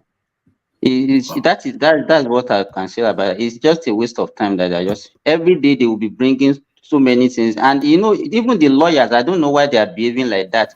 Something that you have already do a pre-hearing, you have your cases, then you will now want to be bringing in new things into your petition, which you know that is not allowed under the law of election tribunal. So I don't know why they are doing that, but I know that they are just using it to buy time and then to also instigate the masses, because by the time they hear that, the masses hear that, hey, they are rejecting this and this and this, the gullible masses also will be shouting that the court is trying to undermine, or INEC is trying to undermine their cases, not knowing that they don't even have a good case right from the beginning. So they are doing this one to get public sympathy. All right, I've been able to dig out an answer to your previous question that how is Adebisi Shonobi positioned within the CBN structure. So this is the CBN structure. At the top, you had Emefiele, now suspended. Then the deputies, Aisha Ahmed, who I think came in about 12 months ago, thereabouts. She's the Deputy Governor of Financial System Stability Directorate. And then you have Edward Adamu, Deputy Governor, Corporate Services Directorate. So that would be some sort of administrative sort of position. And then you have Adebisi Shonubi, Deputy Governor, Operations Directorate, which is to say is somewhat of an IT sort of position that might be the lay reading. And then you have Kingsley Obiora, Deputy Governor, Economic Policy Directorate. So now, out of the 4 deputy governors, it seems to me Kingsley Obiora should have been the natural choice because, of course, his CV aligns with economic planning. Well, that is the way you see it, because you just give operation your own interpretation that is only IT. You know, if somebody is in charge of operation of an establishment like a central bank, and you are just limiting it to IT, I think we don't need to be. You can see now that the deputy, so all the 4 of them are qualified to act in that capacity. Actually, sorry, Simba. Okay, yes, you're a banker, so you should know the meaning of all those things. Patrick, come in. You get it? No, we didn't hear you. I said the person who is in charge of the operation, like a bank, is like COO. You understand? It's like Chief Operating Officer of the bank. So it's more or less next to the Chief Executive Officer of the bank. Okay. But my concern with CBN appointment is that anytime they're appointing a governor, they always bring somebody from outside. It means that somebody who has built a career in central bank and has learned the operation of the bank, has learned the economy, has learned everything, cannot aspire to the topmost position and say one day I can be the governor and I can change things. You now go and bring someone from outside. And you know the funny thing now, I don't know of this Shonubi guy. I know of a deputy governor in central bank now who was just a young girl that was an executive director consumer banking, either in Diamond Bank or SMB, but was married or was the daughter of one governor from Niger or something. Now the girl is a deputy governor. Whether Aisha something, I can't remember her name now. I remember Aisha Ahmed. Maybe she's the one. She's probably the only girl then. I don't know. Yes, she is. Yeah, that girl, she's ready.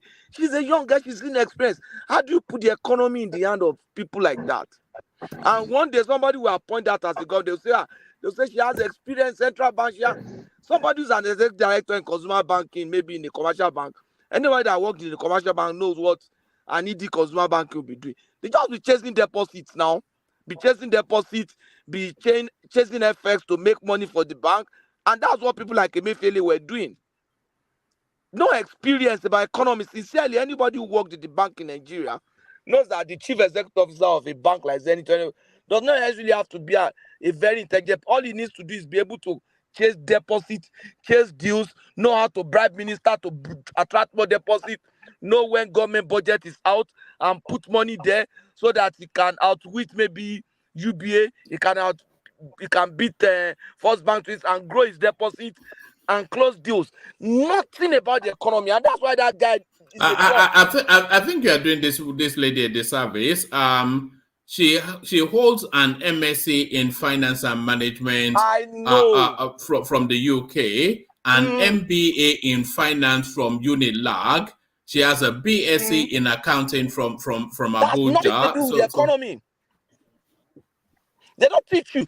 They don't teach you real macroeconomics, and they don't those things. Some of us have gone through that. They don't give you the capacity that's required to be able to run a place like that. I'm telling you. Are you sure you are not fighting old battles when you were skipped for promotion or something? No. I'm telling you, people who work the bank, they will tell you that somebody who was in the bank, in a commercial bank in Nigeria, became the branch manager, became divisional head, became ED, was probably they are probably able to do is to grow deposits and book loans and make profit for the branch and the bank. Nothing. And to buy FX and to sell margins. That's the only thing. That's why somebody like Soludo has become a star. All the banks, governors of central bank, he's a great banker. There's no great banker there. I challenge anybody who had worked in the bank industry in Nigeria to stand up to me and tell me what I'm saying is a lie. This is an international platform here. I bet nobody will be able to say that. Not even the MD of Zenith, MD of UBA, any bank in Nigeria can tell me that now. And that's the problem we have in that country. Whereas a young boy who had joined Central Bank as a young boy, had learned the system, had learned the economy, I watched Nigeria, I've done everything, I've grown, cannot say I want to be the governor to change things. It's not happening. But it's oftentimes a political appointment, though, isn't it? That's not the way it should be. I'll give you a good example. In Canada, for example, I was discussing with one of my friends who happened to be a treasurer here yesterday. He told me that the central bank governors here, that's the Bank of Canada, they are probably people who have grown in the system. When they get to that point, they will now go out to the academic and do their one. All of them that I know they are qualified now, they go to the academic, get academic experience, or go to a big corporations like maybe General Electric, all those kind of, get that corporation experience. After some time, they now come back to Central Bank, a Bank of Canada. Eventually, they can be qualified to become the governor, to have a real taste of economy, but they have a good, deep knowledge of the bank. But in our own case, we just look for somebody is a quota, he's from this place. Let him be the one that will fill that position, and he will fill the position. But Soludo came in through that system, Soludo, and you admire him greatly. I admire him because though he's from outside, he did not come from our commercial banks. That's what I'm trying to point out there. And that's about that girl. Those people in commercial bank in Nigeria cannot manage our central bank. Because nothing in the commercial bank because you see them as marketing and sales, yeah? It's just deposits. Forget it. It's just deposit. Grow deposit too. You see a young girl that just left there's one girl that Shetima mentioned, Ada, in Zenith. That girl grew everybody. That Shetima said the only person that had the most rapid promotion that is faster than him was that girl. What will the girl do? He's closing deals with minister, House of Rep, House of Assembly, Senator. He's bringing deals. And maybe the MD is happy. They just give him promotion. That girl will say, became an ED or something. I think she's retired now. That kind of girl, they will say she can become the deputy governor. She's the Senate bank. Nothing. Shebi Sanusi exposed them to now. Nothing. They have nothing. They've learned nothing about economy, on how to manage the economy and how to manage. I'm telling you, this thing is recorded, and I'm happy. Let anybody who's hearing me now, people are hearing me, and people that will hear me later, let them tell me that what I'm saying is a lie. I can bet $1 million, $2 million. I don't have it, but I can go and borrow it. Let them prove it's a lie. It's very sad, one man. I'm telling you. But are you then advocating for the confirmation of this guy? Is that what you're advocating for? The confirmation of this guy? I'm not, because I don't know him. But if it's someone who has been maybe started his career as an executive trainee in Central Bank, and I've learned all the operation of the banks to the point that I became chief operating officer of that bank, which is deputy governor operations. If he's not appointed from outside, though, just like the other one, because even deputy governors at times are appointed from outside. It was. We read the CV. He was. That's all. You see, I don't even know. I didn't hear you when we read. Someone like them was CEO in Wema Bank, just came in there. Or all of them, they were just appointing people. When Odeyemi left, they say, oh, Ogun State man left. Obasanjo said, we have to replace another Ogun State man. They brought Tunde Lemon then. They brought it like that. So it is sad. I expect TINUBU. Anyway, TINUBU is not going to. You will see. TINUBU is going to bring an economist to that. Let me not speak for him because he's a human being too. So, but I expect him to bring an economist into that position who has international influence to be able to lobby for Nigeria, to be able to speak and drive certain, push some button based on his own. Do you have a name? Do you have a name in mind? It sounds as though you are advocating for a part. Do you have a name in mind? It sounds as though you do. I don't have a name in mind, but as you have just asked me now, the only name that came to my mind was that man who was deputy governor that contested for presidency. What's his name? That was deputy governor to Sanusi. Mogalu. Yeah, that's the only name. But there will be people who are 10 times better than him. Nigeria have a lot of people. If we don't, then we can get a foreigner. After all, we have had people, Nigerians who became chief justice in Sierra Leone, who became chief justice in but Akeola Aguda was a chief judge in one of these South African countries. We've had Nigerians who became chief of army staff in Gambia. Colonel Dada became chief of army staff in Gambia. He's a Nigerian soldier. So if we feel that we don't have enough qualified, we should get some higher Benki, this former Reserve Bank governor. You know the equivalent of the governor of the central bank, the equivalent of it in the United Kingdom, in the UK or England, is an American. Yeah, there's nothing wrong with that. I didn't know. Berkeley, I think he was the Bank of Reserve chairman during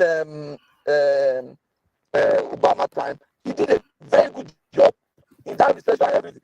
So we should go and hire him and pay him. Then we use his influence to push things for us and do some things. It's just like you have employed him now. You're breaking up. Oh, I think we lost you. Back to you, Simba. I think we lost Patrick. Okay, one man. All right, so that was Simba. That was Patrick getting excited about banking and whatnot, but he dropped off. Round up that space and then speak to us a little bit about Oshibanjo, who has now come to run commentaries on why Emefiele was gotten rid of. But the back and forth in that space, Simba, that he had 8 years oversight over Emefiele and he couldn't take action. Yes, in fact, when they were talking, the position of Vice President of Nigeria is that he will be the chairman of the economic team. So if people are now exonerating Osinbajo from the misdeed of Emefiele, I don't think it is correct, because he is supposed to be overseeing what Emefiele is doing, and nobody can say that we can actually remove the role of central bank from the economy of a country. If your central bank is not turning out policies that will actually strengthen your economy, then so what are you doing as the chairman of the economic team of a country? So to me, it's just the same way we behave, whenever it suits us, we try as much as possible to exonerate somebody from their misdeed.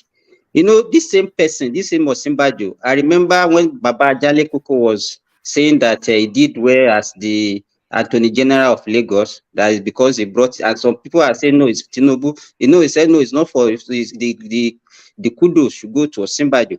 And this same Osinbajo now as a vice president, chairman of the economic team, you are now trying to exonerate him from the economic disaster that the administration put us into. He served as the chairman of the economic team, is the vice president of the country, and now so we want to say that whatever grievance we have against the government, it should be exonerated. And I don't understand why people are saying they didn't give him opportunity to perform whatever. But if he's a man of integrity and he sees that this administration they are not giving him opportunity to put in one or two things that he's supposed to put as the vice president, then he should have resigned.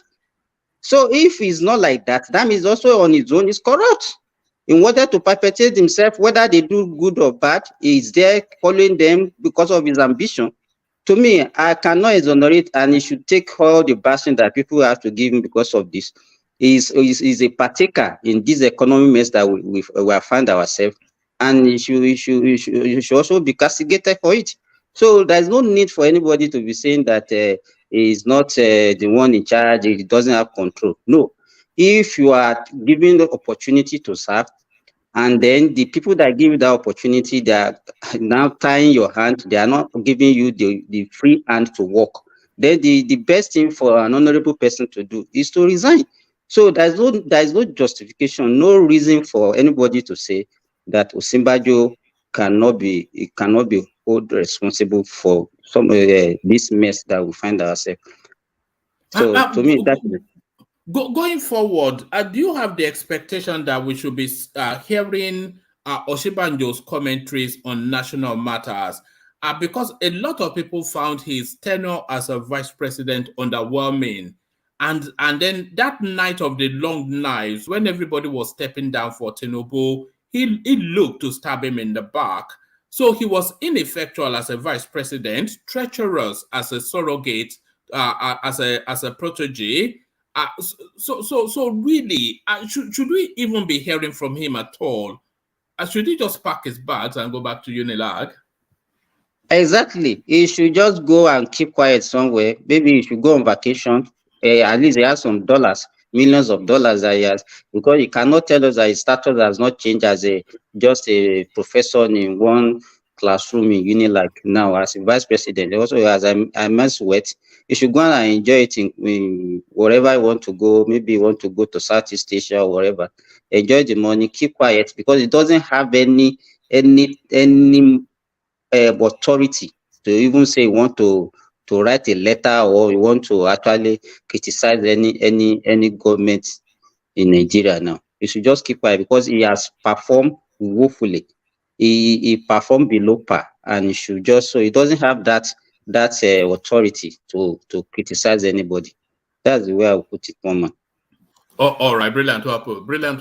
So Simba, we don't have Thomas joining us, and I'm completely beat. Can I ask Simba a question? Yeah, go on. So how do you what was your expectation? I mean, what is your expectation of what Osinbajo should have done different? What do you think you should have done different? How would he have? What would he have done? I've mentioned it. I've mentioned it. I said if he's there as it. Okay, Babajele Koko. I said if he's as a chairman of the economy team, he's directly in charge of what Emefiele is doing in the central bank. And if you are not saying that, okay, because of the president doesn't give him free hand, he doesn't have control over the central bank, and doesn't even have control over his economy, the team that is actually being the chairman for, then I think the best thing he will have done is for him to have resigned his appointment, and he should let all Nigerians know that, okay, I'm not giving free hand. These are the things that is going on in this government, and these are the reasons why I resigned. I cannot be a part of this government that is wrecking our economy. I cannot be this. So people will know him as a man of integrity. But for him to keep quiet, and they perpetrated all this loot and the wickedness against Nigeria, then he should also be ready to take the blame. So I don't see any reason why we should exonerate him from this mess that we find ourselves in Nigeria. The chairman of economic team, I mean, every action taken by his team is subject to approval of the president, and his economic team has nothing to do with central bank.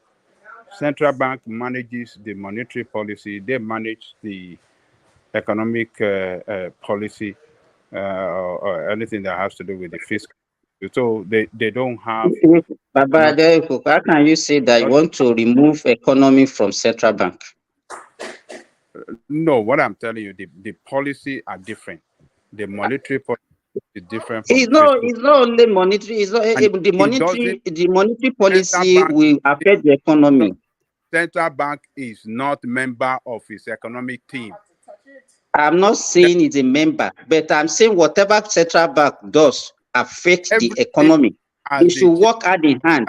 He is subject to president approval. He cannot do anything. That's why they call him vice. Even the first president can take all the job from him if he have a very bad president. As a honorable man, and if he's an honorable man and is a man of integrity, and you are a vice president of your country, and you see that your government, you see the way they are going, you kept quiet, you didn't raise any alarm. It is the government of the president. Okay. It is not his government. It's the government of the president. Simba. Simba, Adadekoko is right. The position of the Economic Council is purely advisory. It is even written there. It is entirely purely advisory. So, in that sense, Adadekoko is correct. But what do you feel that if I'm the one, I mean, I'm the vice president, and I see the way our team and then our government is going. The best thing, I think we should learn to be honorable in that country. No, hold on. Maybe you did not listen. You were not with us in the beginning. You are saying exactly what I said. If things were going awry and he cannot talk about it, then there was no reason for him to have remained. You are saying exactly what, but I just wanted to put clarification that as regards the Economic Council, it is purely advisory. So if he gave the advice and the president did not do it, there's nothing he could have done about that. But as per why did he stay on for that long? Well, that's his decision and his choice. That was what I said. Bishop, we can even easily conclude that he is also a beneficiary of the looting, and that was why he remained there. So he should be blamed. We can blame him. He's part of the government as the vice president number 2. And we are saying the government does not perform well and then want to exonerate the vice president of the country. No, to me, he should be blamed. I did not exonerate. Okay, like I said, maybe you were not here. No, I know your own point. I'm just talking to Baba Njale Kuku, who is trying to exonerate Simba Jo. No, I'm not exonerating him. But what I'm saying is that, look, when you are putting all the putting all the blame on him or trying to blame him for not speaking, I said he cannot speak because he's a Sunday extra tire. The position of vice president or vice governor or deputy governor, they are extra tire. They cannot act beyond the authority of their principal. They cannot. Otherwise, one faragbota. Hey, he should be ready to face that if he's a man of integrity. So he should talk out. If they want to remove, let them remove, and the whole Nigeria will know why they removed him. So why did he remain? The Constitution does not. The Constitution just put him in a position of boy, and just like an advisor, the closest advisor. When you're looking for the closest advisor to the president, he's the one. If He's not. They call him vice. He takes over. When anything happened to the government, the president is the next to take over. So he's not an ordinary advisor. He's number two of the country. You can't say it's just an ordinary advisor. And you are right, but you see, his advice could only be accepted by the president if the president likes. If he doesn't like his advice, he will not even take to it. If we just allow him to advise, to talk, and that. I don't know why you are trying to defend this man, Baba Ajele Koko. I don't know. I'm just letting you to. When I made mention of you in Lagos when he performed as the Attorney General. You gave kudos to him. He didn't say that his master should be given the kudos. Now you are saying that we should not castigate him because that time you are saying that it's not TINUBU. So why are you speaking from both sides of your mouth now? No, hold on. Let me tell you the difference between his position as vice president to Buhari and the commissioner of justice to TINUBU. TINUBU gave him that authority to transform. TINUBU did not hold his hand. TINUBU surrendered that ministry to him. Go and transform it the way you like. and I'll give you all the support to succeed. And he did the job.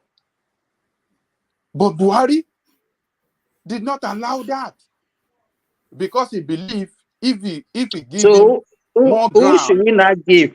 Tabale, who should we not give the credit to? Is it TINUBU or Osinbajo? No. You give the credit to both of them. Hey, but I remember on this same platform, you said it's Osinbajo, not TINUBU. No. Wait, no. What I'm saying, because all of you then, or people back then, were saying that, oh, TINUBU did this. I said, no. Wait. Yes, TINUBU was the boss. But this is the guy that engineered all these successes that were recorded in that ministry. Don't let us.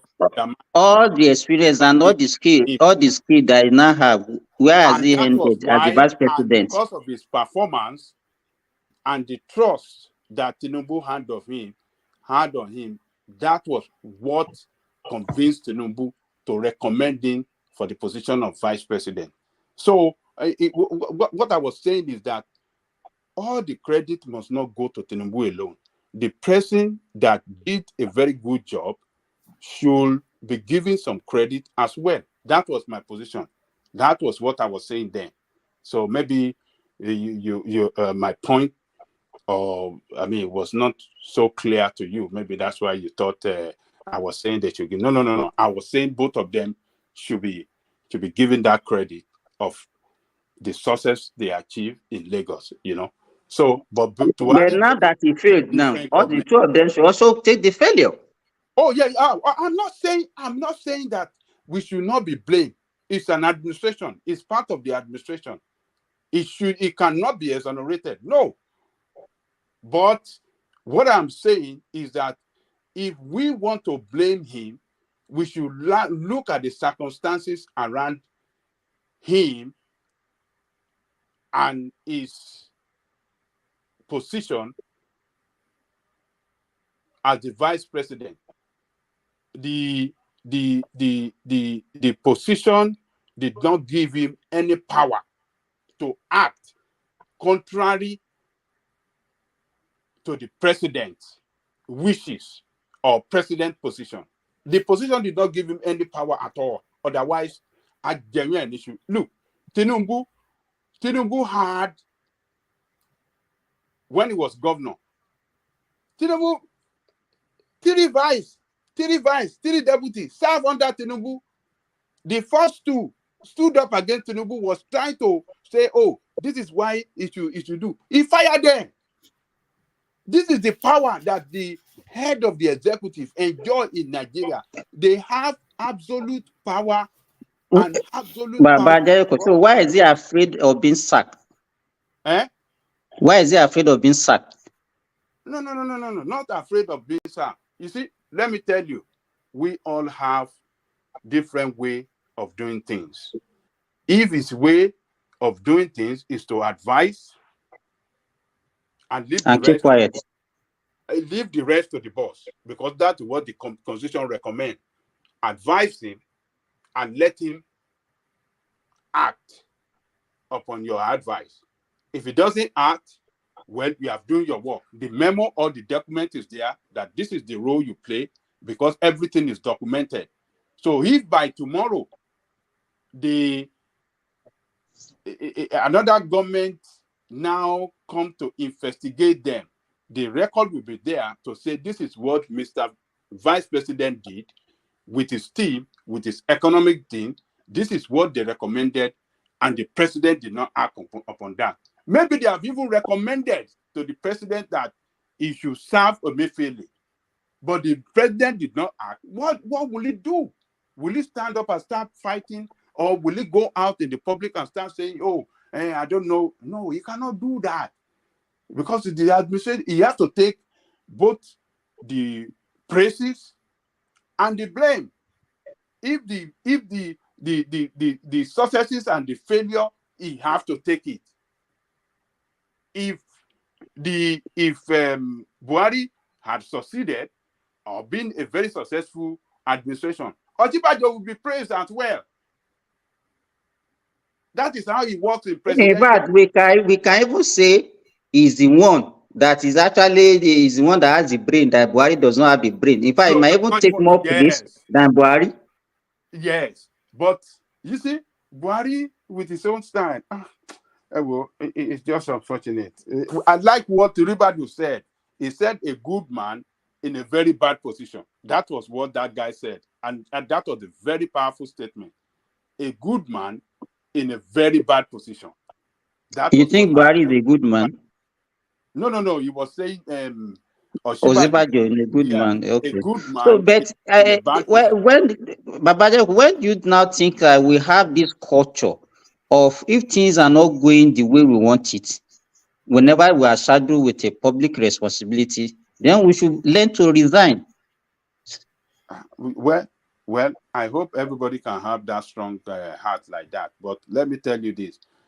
Look, by occupying that position, he's not occupying it for himself alone. He occupied that position for a particular region.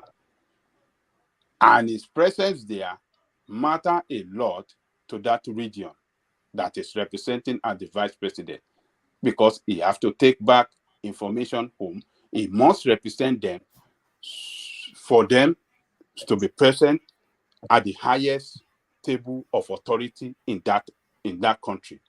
So if he should allow his anger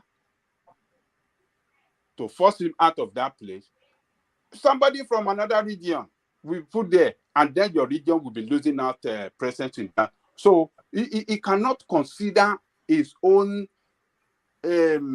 interest alone, but rather the interest of his region. That is it.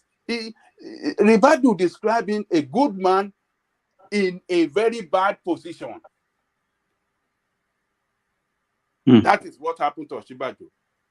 So let us just leave it like that. But I believe he has learned his lesson. A lot of, that country is just, look, those executives, they have, look, Agbaratoni, the president, the governor, even those governors, those ones are criminal burúkú monye.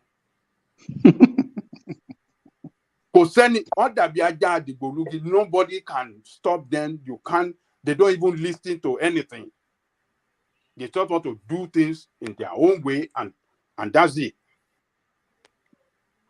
So, but, well, we hope everything we hope that TINUBU will continue to probe them and expose them and do some correction that are necessary to put us on the right track. That is. But Baba Jale Koko, sorry, this topic that is on the platform now, have you spoken about it? Which one? This the ethnic this thing that they are giving to the sack of Emefiele. What did you say to that? That is that one is nonsensical now.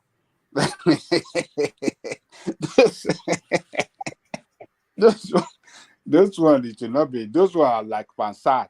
They are like Bishop Friend. They should not be listened to.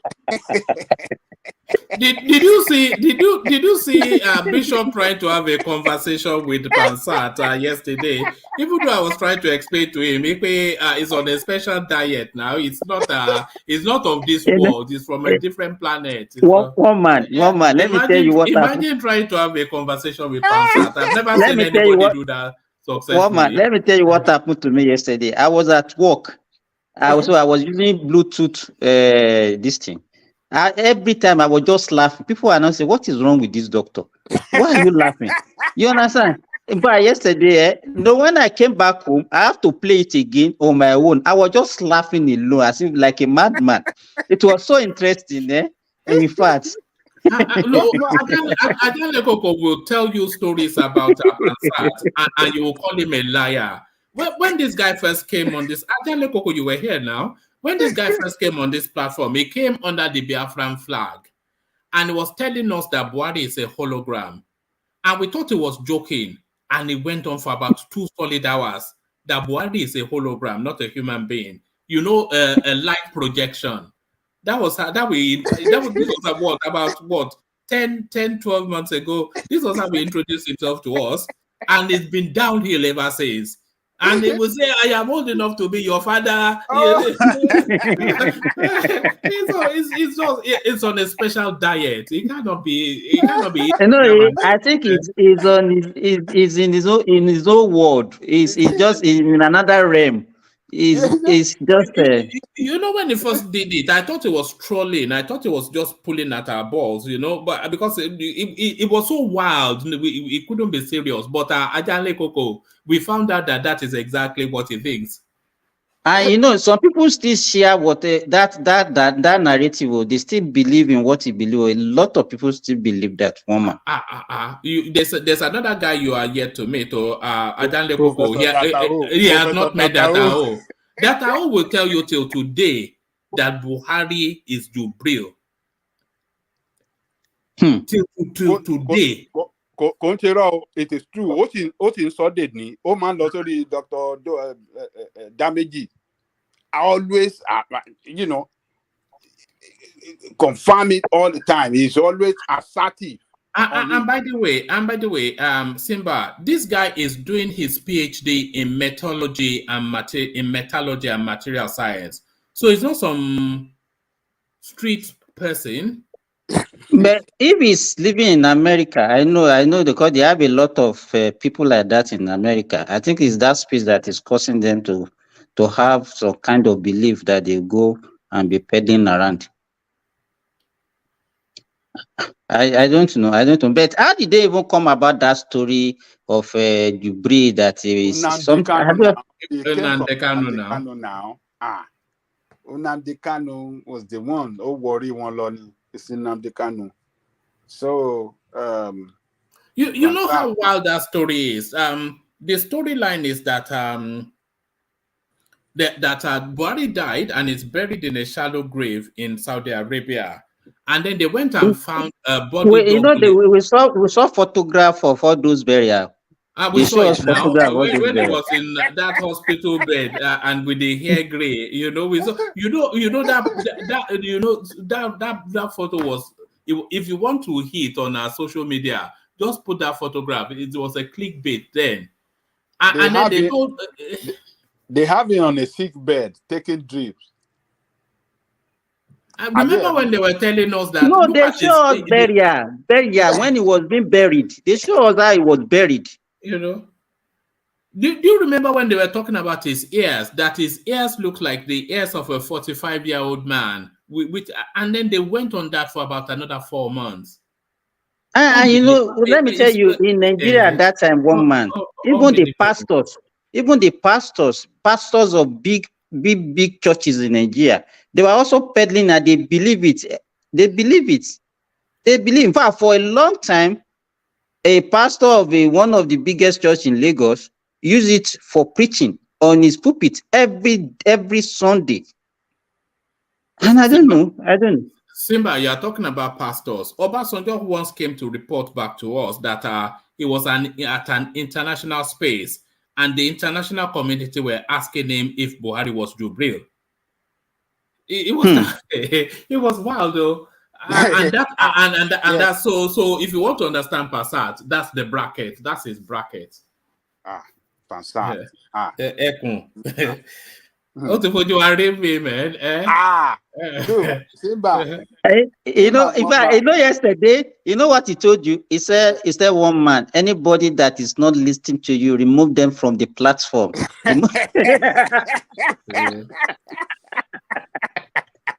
That was when Thomas said you cannot remove. Thomas was angry. You know, I was just in fact, if it wasn't so late yesterday, I would have just allowed it for Bishop to go at him a little bit. That would have been, you know, your computers would have melted because you know Bishop he has a giddy Pansate,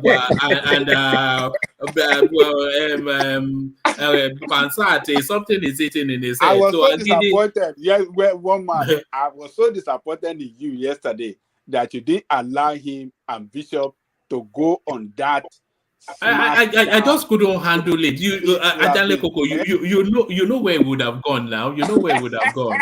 I just couldn't. I didn't have the strength for it.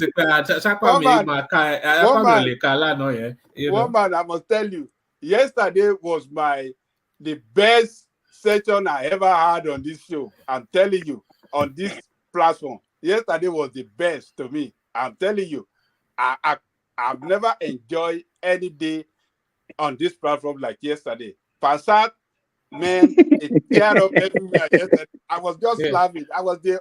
All of them are gone to bed. I was alone, laughing, rolling on the floor. He said, I'm ready to take you on one-on-one. We do it now. We battle it out. We fight it out, and we duke it out. He said he has passed this idea of tribalism. He did not say that he was an and then he went us to yes, it's an anthropologist, not an ethnicist. Said I'm an anthropologist. But then they told us the Igbos created Nigeria and all of this. No, it's Biafra that created Nigeria. So he said Biafra gave us independence. And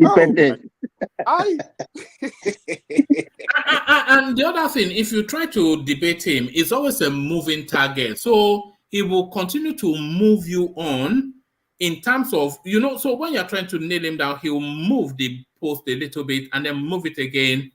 And then there you are. You're just, it's like chasing shadows. It's unbelievable. So that's why I didn't want to allow it yesterday. We were 7 hours in, and I said that after 7 hours, do I want to take compensata? I said, well, man, after I went and searched for the video again, I rewind it, and I was just laughing on my bed alone. And in fact, yesterday it was a very good day. Believe me, I laughed and I was shedding tears. Believe me. Adale Koko will tell you there was a time he came on here and he wound the space up so much that I cleared the screen of all of the panelists, just me and him on the screen, and we had a good about 30-40 minutes shouting at each other. I put everybody else in the background and say, okay, let's have it. And we were shouting at it. Was just, the guy is on a special diet. When he came, I started attacking Mike and said people like Mark. And there's one guy on this platform. His name was Bishop. Simba. The most outrageous part of that yesterday's conversation. Are you hearing me? Okay.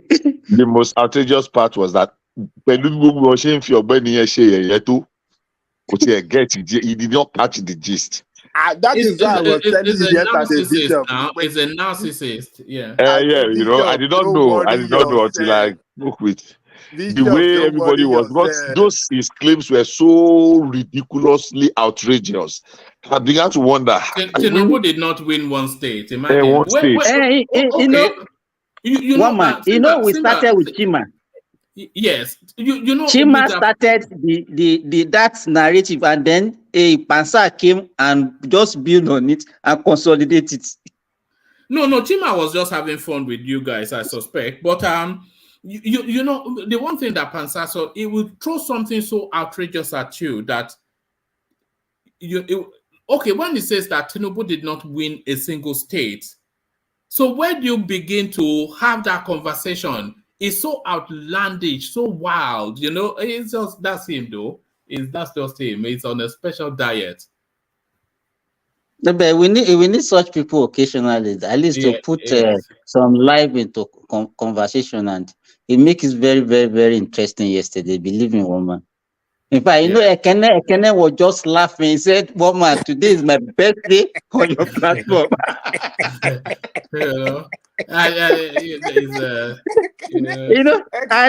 Prince Daddy also could not actually suppress it. So he just came up and said, "Who's this guy?" And all them are so that Daniel, what kind of weed is this guy smoking, man? Even the Wale that is mild mannered normally, it will. You know. Oh God, man. Maybe if you have his contacts, maybe you should be inviting him occasionally to come. Yeah, but it will very quickly frustrate you, though. That's just what it does. You know, it will very quickly frustrate you. Mark a bishop Latanoye. So bishop it will deal with you. I think he came because of but bishop. meanwhile, have you guys forgotten that he has a date now? He said we should have a date. Now he said Thomas should set up a date for me and him alone so that we can now take it. So I now asked him, what is the topic? What are we going to discuss?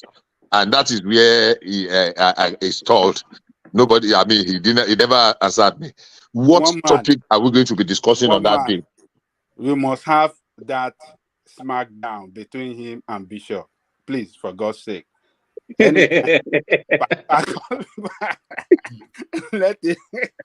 him have that debate with Bishop. It's going to be very, very interesting. You will have to moderate that because I don't think I will have the temperament. I'm looking forward to that.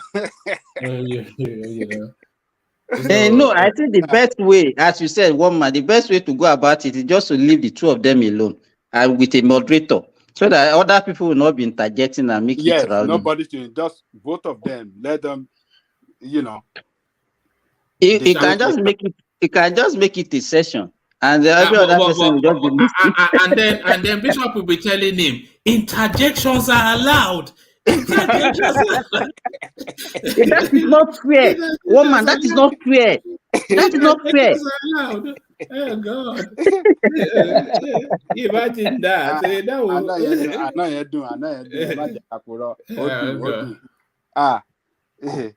Well.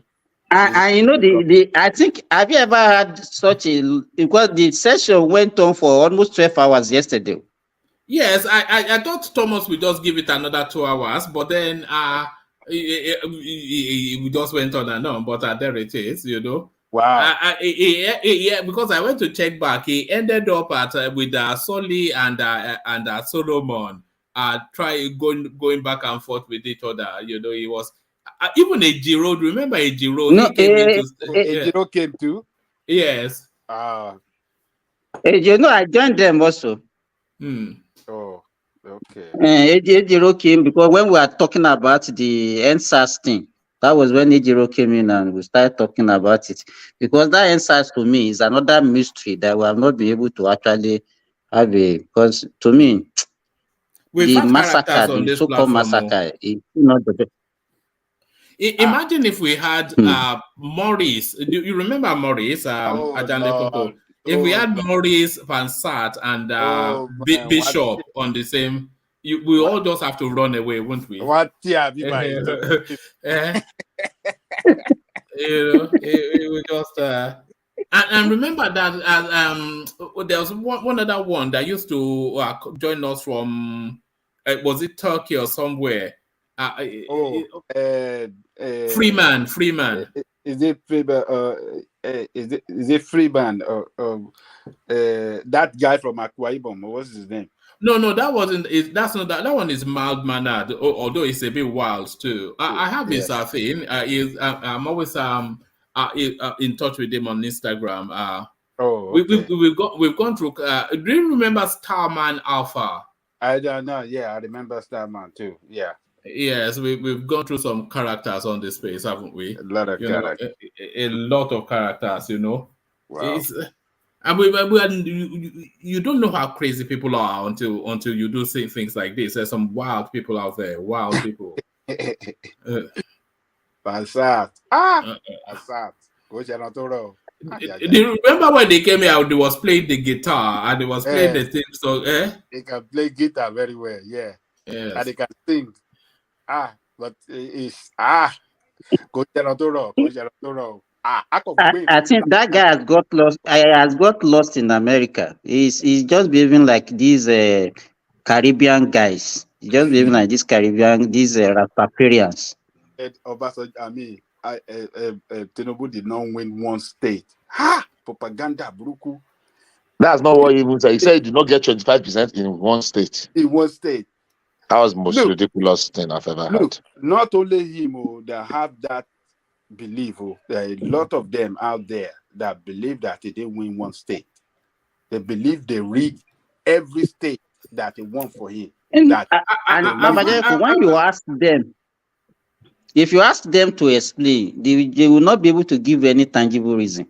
Even I'm very sorry, even rational mind also has that kind of belief. Even rational mind. No, rational mind just has a resentment for Tinubu. I think that's just what it is. But I've heard them say in their space, and I've heard them to say it quite a few times, that Peter Obi won 95% of the votes.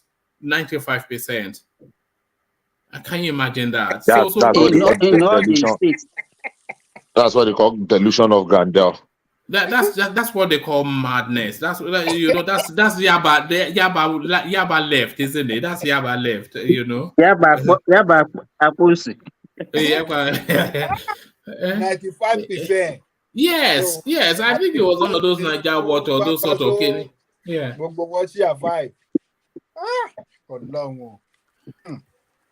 I want that judgment. I want that Mufeki judgment. Because I want it to come quickly so that we can end once and for all. It will still carry on. By the way, I'm saying that Peter Obi will be the Awolowo narrative of this generation of our Southeasterners. The way they were talking about, yeah. But did you see the court proceedings today? I'm really afraid because a lot of people are going to have a meltdown, a serious meltdown. And what I mean is this: if you see the proceedings of today, and you see what they are reporting in the papers, you begin to wonder: is it the same thing that transpired that these people are reporting? Because they are celebrating every day, even when they are being disgraced in the court. When lawsuit justices are telling them that they are incompetent in their filing, they are mixing things up. But they are celebrating. I don't know who is interpreting the thing for them. They have a few persons that keep giving a minute-by-minute update. But it's all premised on falsehood. And they are buying it, they are lapping it up. So if eventually the judgment comes, the way they have built up their hopes at the crescendo, when the judgment up and shatters their hope, they will suffer meltdown. Some of them will go into depression. So if they are listening to me now, let them begin to live in reality. Bishop, what they are trying to do is they are just using it they want to use to instigate the masses against the government. Believe me, that's what they are just doing. Well, because they are doing this, giving them false hope, and then by the time the court judgment come and result in favor of them, then you will see people on the street demonstrating that no, that is the government that actually influenced the court judgment, and that's what they are trying to do. They have social media that are promoting that already. Yes, you can see what Pastor said. They say after the judgment, then they will know the next line of action that they are going to take. So it has all ended, believe me. No, like I said, it's going to be the Awolowo narrative of this generation of but there are so many pockets of people exploiting those people. So there's the social media exploitation. So all of these people, they've okay, let's use that Edo Watch platform as an example. So that guy, he will continue to come up with this outlandish sort of storylines, and he'll present it to them to continue to keep the flames burning and continue to, pick their pockets.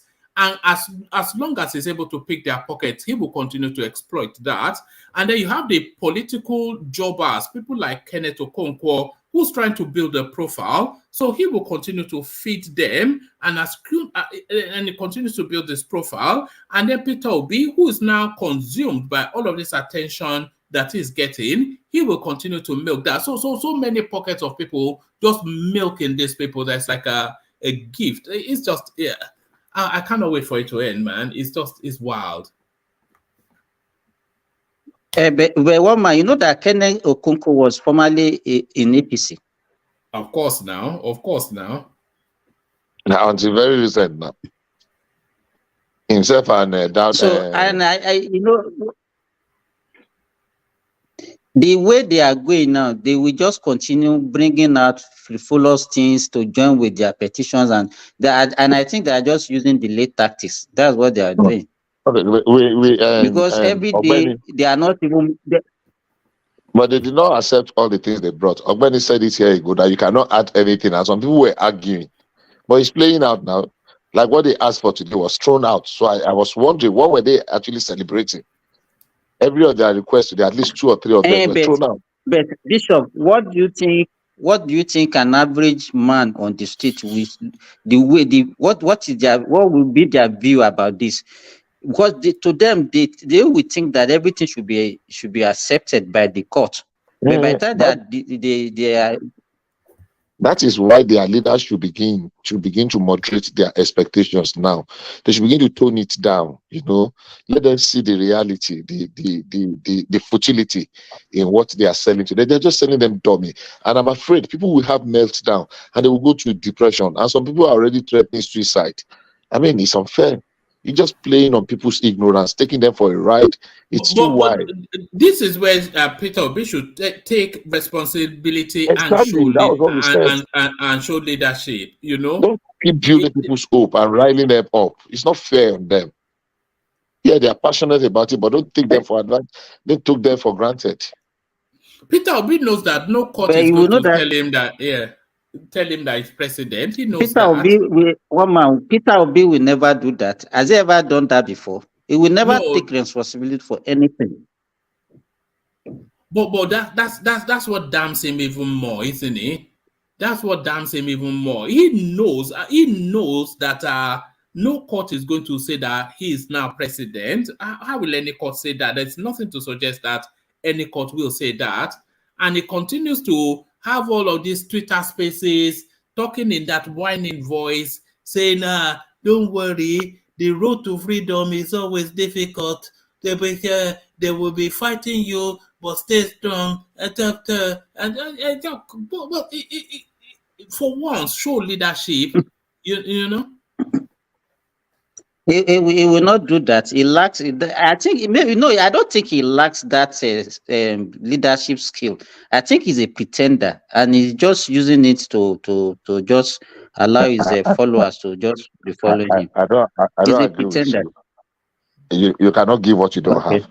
I've listened to Peter Obi severally. There was a time a couple of months ago, and I did something personally. I took a decision, so I looked for a number of his videos all through the night, and I think I listened to 5 or 6 of them, and I was disgusted. I'm sorry, but that is the truth, because I saw a fellow that is completely devoid of any sound idea or logic. I mean, I listened, and I was very open-minded on that day. I just wanted to give him a fair trial. That was long before now. I mean, that was just at the beginning of this last election, a little over a year ago, before they did the primary and the rest. Before he might say, how can I listened to Fashola just one that same day? I listened to Peter Obi like 5 or 6 times. I couldn't take anything other than just rambling. So you cannot give what you don't have. You are saying if you show leadership, you only show leadership if you have leadership. He doesn't have leadership. I mean, it was an accidental governor in Anambra State, and that's when Ekene and a few of our friends here come and begin to praise Peter Obi. I was telling Ekene, I believe it was Ekene, that I lived in Anambra and I know Anambra till tomorrow. The 3 major cities in Anambra, I know their places very well, from Oka to Newi to Onitsha. I know those cities, and I know some of their hinterland, almost all the local government, because I was very vast, and there is nothing in Anambra to show that somebody that was resourceful governed that place, even till now. But he was saying that what he did was shouting about school, when we know that those are products of miracle centers. So we'll be shouting that what he did in education, what he did in infrastructure is the best thing. Kennedy said this yesterday. So Ludo told us he did nothing in infrastructure. It's nothing. Absolutely nothing. Even Obiano. Obiano. I think I said a video to you now that a video that you were talking about him, the Labour Party chairman then and everybody. They were talking about even Obiano, what Obiano immediately after he resumed office, what he told the public about OBI'S performance during his tenure. But I don't know why they were now. Why did he now get the sympathy of the people from that side? Why did he get the sympathy? Or maybe they are used to poor governance, and if somebody just comes and do a little things, then everybody will be excited. I think that maybe that is what is responsible. It's unbelievable. And when you tell them objectively that this guy is not up to it, it very quickly turns into an ethnic thing. And that's what really disappoints me, because you cannot have an objective, fact-led conversation. There was a time I was explaining that Peter Obi, out of the leading candidates, is the most corruptly indictable of all of them. And I was saying that, look, this guy, you know, the official bank for Anambra State was a Fidelity Bank when he was governor, a bank that he was chairman of. And then these are beauty, whatever that he brought in, which he and his wife are directors of. And the person that got the biggest contracts building the government facilities, the government complexes, is his business partner at Next International. All of these things, these are documented things now. But they say, even one man. Well, the money that he claimed to have saved, he just used that money stylishly to actually bail out that bank during the consolidation of Sanusi now. Because you cannot tell us that you have solved all the problem of Anambra, that you don't know what to use the money for. Then the next thing for you is to go and save money in the bank. No, he deceived them, and they all fall free of that deception. And a lot of, the figures of the monies that he said he left, all of this in dispute as well. You were talking about Willie Obiano. He was describing it as steaming and laden in some, when he was on some campaign something. What Peter Obi did then was that he deferred payment of contracts due for the money to come out with the next administration. So the balance book showed the monies in the account when he was leaving, but they were deferred. Did you remember Ajale Koko? We played that clip. There were deferred payments to come into effect, to mature, just as soon as Willie Obiano took over. So he would say, I left you £100, but then of course he had signed post-dated checks for about £60. So by the time then you come in, you see that they are coming in to cash £60, and you see you have £40. So Sakama J, Babi Magbabe, slack of hands. You know the guy is a character. I think he's very good at that. He always look for opportunity to launch on. Even look at the old subsidy of 18, and he became a medical doctor, a dentist that's now using anesthesia and all those things. I think that is his area of specialization. He always look for opportunity to launch himself and campaign. And well, to me, I think we are very lucky not to have him, because it will be a disaster, and he will not be able to take some of the bold decisions that we are expecting for our president to be able to take, because the contributed people to him is just like a constellation of corrupt people that surrounded him. And by the time he become a president, the cabal will just be dictating to him. To me, we are very lucky. You know what I'm curious to say now, because we are now at the final stanza of all of this. So what I'm curious to see is how Peter Obi is going to land all of this. How is he going to land it? Because by now you'd have expected by now that he should be finding neutral language to manage the expectations of these people for when the court process is complete. And then he can then carry them through to, we fought a good fight, let's re-energize for next round. So that's where he should be now. But his language is still very much campaigning and very much aggressive. So we're coming towards the end of the legal process. How is he going to land it? It is not going to change anything. Let me tell you. That is it going to throw these people on today, is it going to throw them on the exactly street? that's what is going to happen. Today's is 11th of June. Mark it, one man. After the judgment, the narrative that will be painting that they deny him his mandate, the judiciary is not, they are not being fair to him, and those are the things that you see will come out from Obi. Just mark it. Today's 11th. He will not accept. He will not accept, and he doesn't accept something. And even when he was in Anambra, he did the same thing. He will never accept defeat. That is the kind of man Peter Obi is. So they just have to, the day they want to give that judgment, they should just militarize everywhere, so that his angry mob will not put that country into a mess. He will not. He will not. Mark it. Today's 11th, woman. It's unbelievable. I agree with you. I agree with you, Simba. But it's a shame because people that even know better than Peter Obi, they keep edging him on, and it can only spell doom and disaster if they continue in the same trajectory. You know, trying to raise people's hope, and they know the end even from now, but they keep raising that, and Peter Obi is doing the same thing. So I hope it ends well. I pray. Yeah, but a lot of people that were with that process, they're somewhat starting to reverse. We're not seeing Akin Oshitokun as prominently as we used to. Patu Tommy, he's in the middle of the sea now, trying to sway back to where he came from. So what we're seeing now is that his narrative is boiling back to his core base where he started, which is an ethnic narrative. So the people standing by him now are his legal team, which are essentially people of his talk and people like Kenneth Okonkwo. So it's boiling back down to where it always was. All right. That seems to be a good spot to round it off. Okay. Have the final word, Bishop, and then we'll round it off. No. I mean, I just wanted to concur with what you say because we've mentioned the name of the people. It's only about him and the legal people and the online vuvulevu. What do they call that? How do they pronounce that word? Vuvulevu, this South Africa. Vuvuzela. And the Vuvuzela, yes, I said vuvulevu.